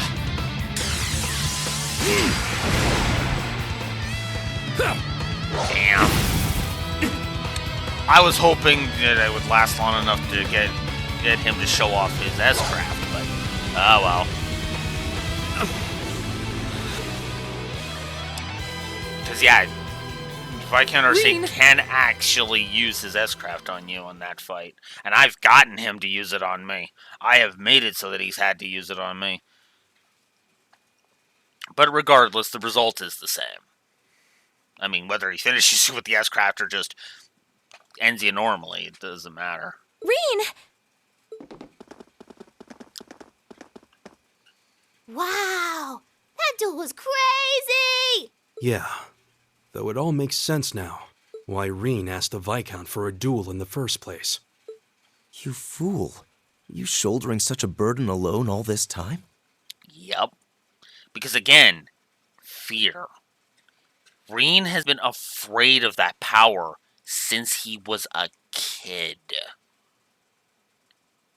That's something stupid like 10 years of fear.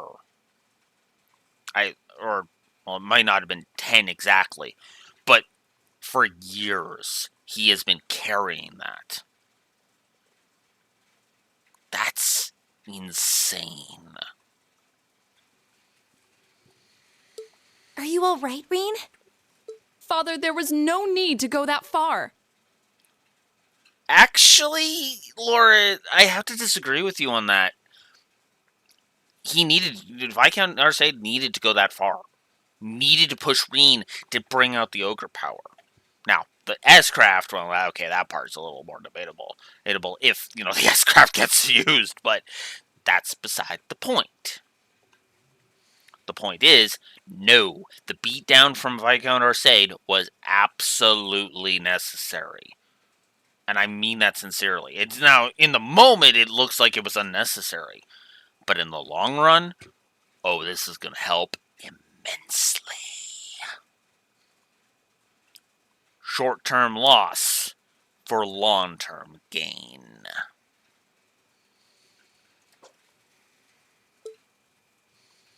I'm fine. He held back. I admit defeat. I'm honored to have seen the Radiant Blade Master's signature technique. I think you're finally starting to understand. What we call power is simply a measure of one's raw strength. Without knowing how to properly apply it, it has no real meaning. Exactly. Power without skill is meaningless. Skill without power is also equally as meaningless, true. But again, you can be the most powerful person in the world, but without the ability to wield it, you're just a berserker. Strong, but doesn't have true power. However, when you deny the power you already possess, you're only shortchanging yourself. You're right. I feel like I finally get what my master was trying to teach me about the laws of nature. But I'm afraid understanding that is only going to make me even more uncertain. Reen. That's nothing to be ashamed of. Stand up, dust yourself off, and step forward. Grapple with that fear each day if that's what it takes. Because fear does not go away in an instant. That's not how that works. Fear has to fade. Sure, fear can fade pretty quickly. It can vanish pretty speedily. But it's never instantaneously gone. When fear vanishes, it does so very, very slowly.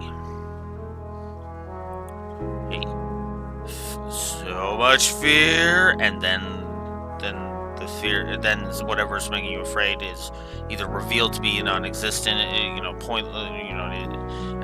You find a way to overcome it. So you start to overcome it, and you're slowly fighting through it until it's gone.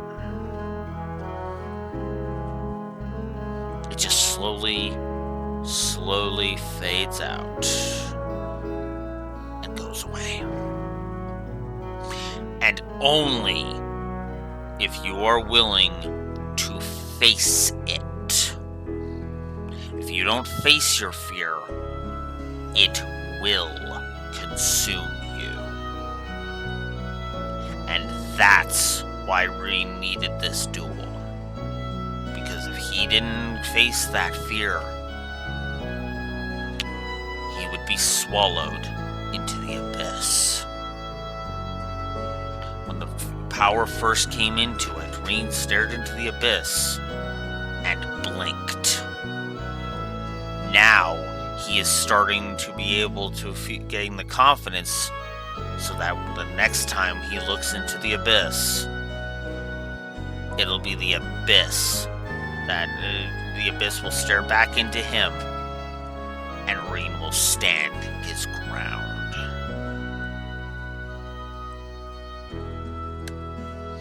Uncertainty weighs on the hearts of all people, but it's far preferable to standing still. Exactly.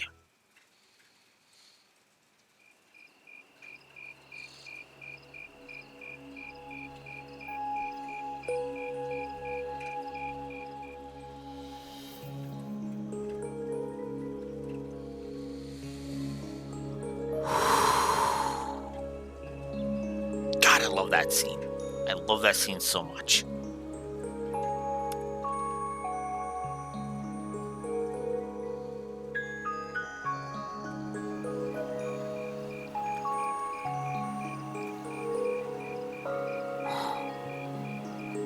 The mist seems to have cleared. So, that's the Saint's castle. You can't come out right now. Someone might notice you. Don't worry about it. It's fine. The Radiant Blade Master may be scarily perceptive, but I doubt he'll notice my little moonlit stroll. Honestly. Well, what do you think? I'm not sure how much we can count on the boy. It seems he's finally found what he needs to move past what's been holding him back. But I'm still not certain he's going to make it in time. That's not for us to decide. Our role is to watch over and guide him, nothing more. I don't want you to do anything like that ever again. Fine, fine. Setting that aside for now. I'm sure you've already sensed it, but there's definitely something inside that castle. That place is out of our jurisdiction, but I have a bad feeling about this one. Me too. I suppose all we can do is point Laura toward it and hope she notices too.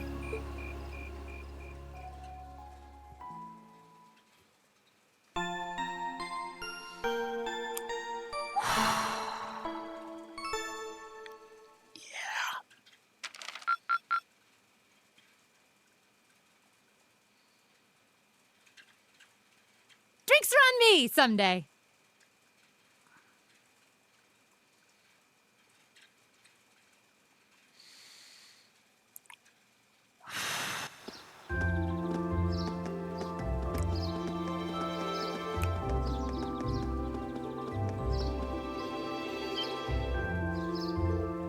Whoa.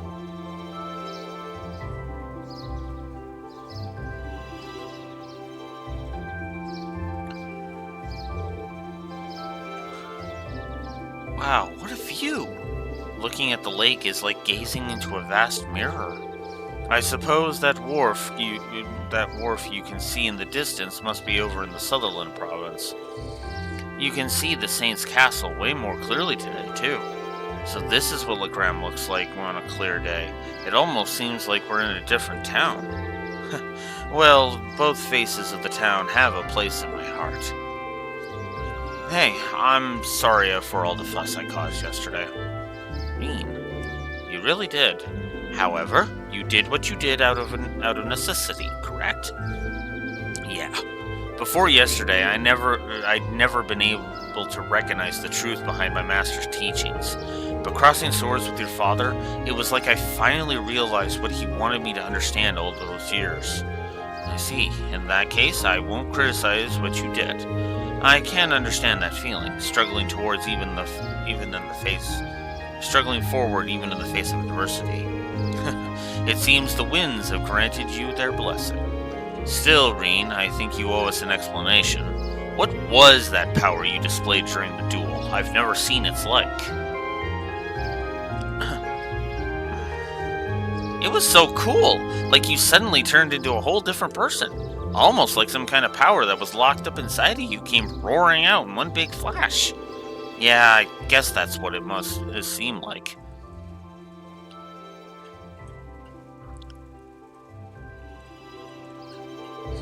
There's some beast-like instinct sleeping inside of me, and when I completely lose control of myself, it just swallows me up, transforms me somehow. I've known about it ever since I was a kid, and all my life I've lived in fear of it, of that other self. It seems a strange burden to bear. Something beast-like? I don't know, it seems pretty cool. Besides, if it makes you even stronger, why not just be like that all the time? I wish it were that simple. Years ago, I first asked my master to teach me the way of the sword in order to suppress that power. I thought that if I could master the art of fighting, I could master my fear and quell those instincts. But that did nothing to solve the underlying problem, and eventually, I ended up having my training discontinued. Pretty pathetic, huh? Irene. But you said that yesterday's duel helped you realize something, right? Right. I can deny it up and down, but doing that doesn't change the fact that it's in there somewhere. And unless I can accept that, I won't be able to reconcile myself with the past, or really think about my future. I mean, that sounds so simple saying it now, but it took this long for me to realize it. Oh. I see. Trouble seems to seek you out, doesn't it? So you intend to accept your lot and move forward, even though the way is anything but certain? That's actually rather inspiring. I hope you'll tell Group B what you shared with us. I think they'd be really glad to hear it from you. Yeah, I think I will. I feel like everyone's been worried about what happened at the old schoolhouse last month.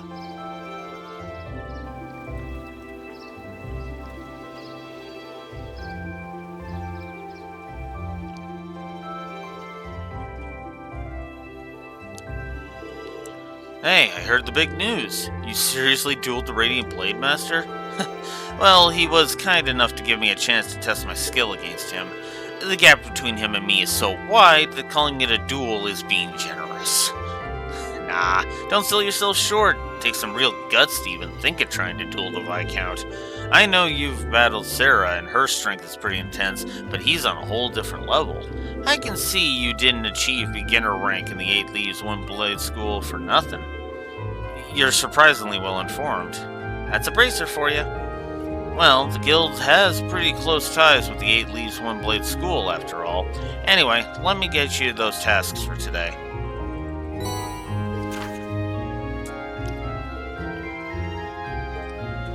Right, so, we've got a second Ebel Highway monster, and an offering to the departed. So, yeah. Oh, I was expecting there to be more, I guess. I am rather curious about this monster extermination quest. Didn't want to overload you since I'm planning on giving you an extra task this afternoon. It sounds like this will be your last full day in Legram, so I want to get the most out of you while I'm got you here. Anyway, get on out there and do what you do. Got it. No sense in waiting to get started then. Well, at least it shouldn't take long. Okay, let's roll on out.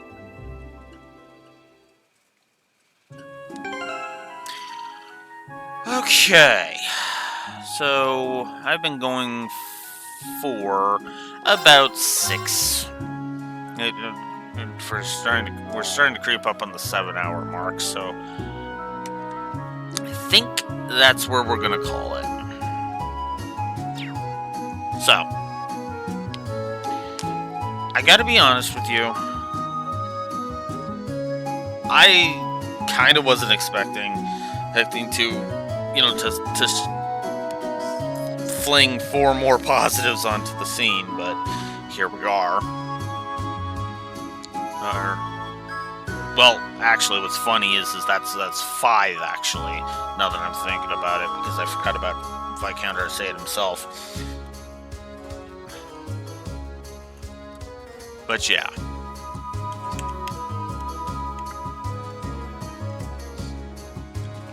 Okay. So, yeah, that is where we are standing.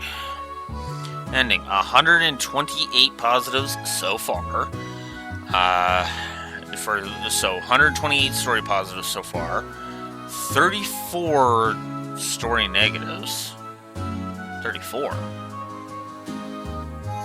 Oh, I think the HUDs are on then. Maybe. Let me double check. 1, 2, 3, 4. Okay.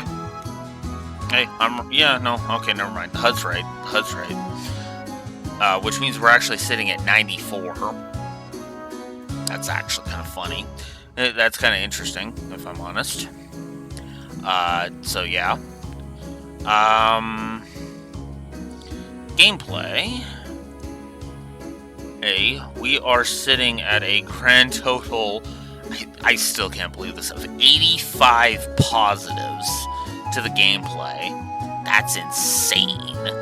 That is the most gameplay positives I have given, and I have given the frickin' Trails game at all, which honestly impresses me, if I'm honest. It's very impressive.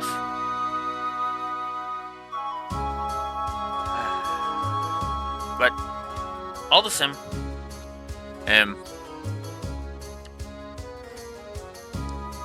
a lot of, I think the reason why I like Chapter 5 so much is because a lot of very engaging stuff happens during it.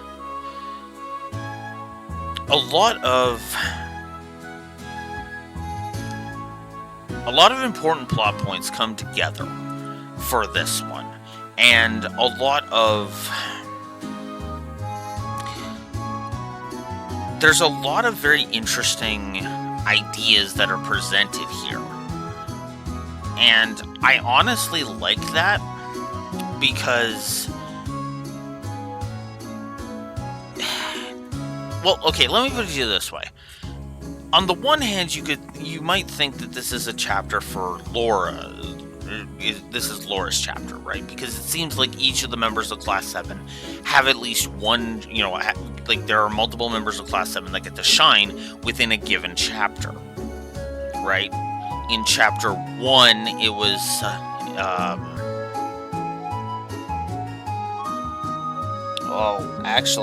nobody really did shine that much in Chapter 1, did they?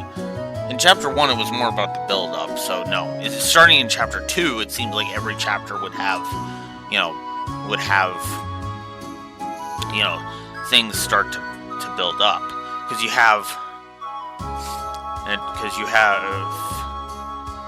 Chapter 2 being all about Eustace and Machias. You have Chapter 3 being all about Gaius and Elisa.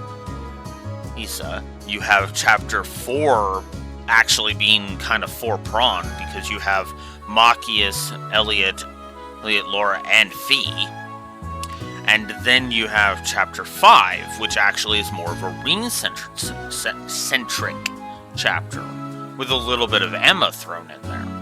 Even though I would still argue Emma doesn't get much, right? Then Chapter 6 will actually be way more Elisa than anyone, and if we're honest, right? In fact, I would probably go so far as to say Chapter 3 was more Gaius than Elisa, right? But Chapter 3 was also setting up for Chapter 6, because Chapter 6 is going to be all about Elisa and her family and her growth and all of that stuff. And me bitching about Claire being a fucking moron. Chapter 6 is really where my rage against Captain Claire comes from, when it comes to this game specifically. Cold Steel 2, I actually don't remember her being that bad, so we'll see how she fares there. Cold Steel 3, it's funny. In Cold Steel 3, she was fine right up until the final dungeon, and then she just took a giant 2 million gallon tank of paint thinner and just guzzled it. Okay, maybe that's an exaggeration, but you get my point. Right, Okay, that's clearly an exaggeration, but you get my point. But yeah, no, I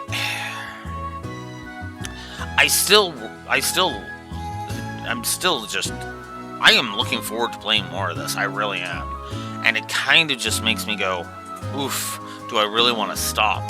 But I do think this is a good stopping point. Because there is still, spoilers, there is still us going into Lohengrin Castle.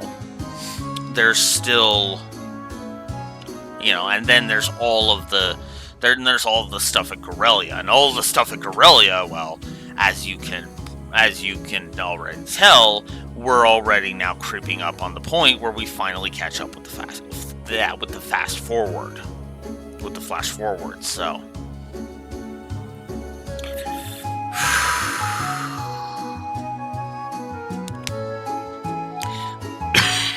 excuse me. But yeah, that's gonna do it. So we have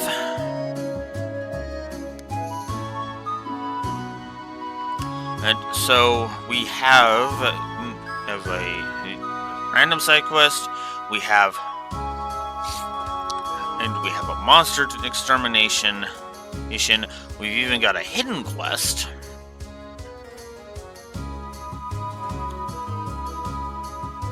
It's technically speed 2, actually.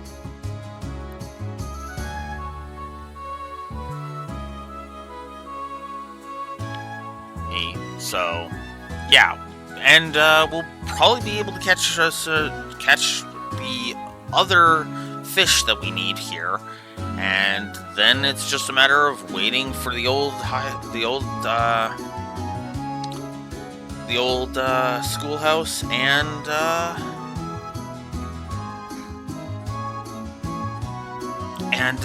whatchamacallit. So, yeah.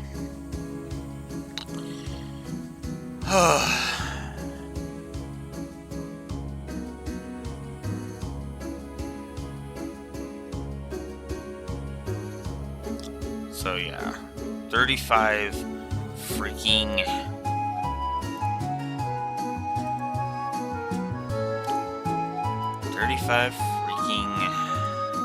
gameplay negatives though.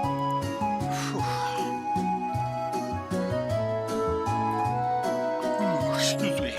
But yeah, no. I think I am gonna go ahead, just call it a day, and I might start working on the other file, the New Game Plus Curb Stomp Everything file, because just on the off chance that something goes screwball for me during the final chapter. So there's that, right? Because yes, I've been doing all of my I've been doing all of the bonding events. But how much is that going to affect things? I don't know. We will see, because there's some requirements and stuff too. So there's that. So we'll see how that goes. But that's also what my New Game Plus file is for, because then I can just carry over the link levels and be perfectly fine, right? So yeah. Anywho, I am going to go ahead and chop this off, like I said. I hope you've enjoyed, and I will see you tomorrow, 9 a.m. Central Standard Time for another round. Hopefully an actual, 5 hours of Cold Steel 1. Until next time. Wolf Alex of the Lore Walkers signing out. Have a good one.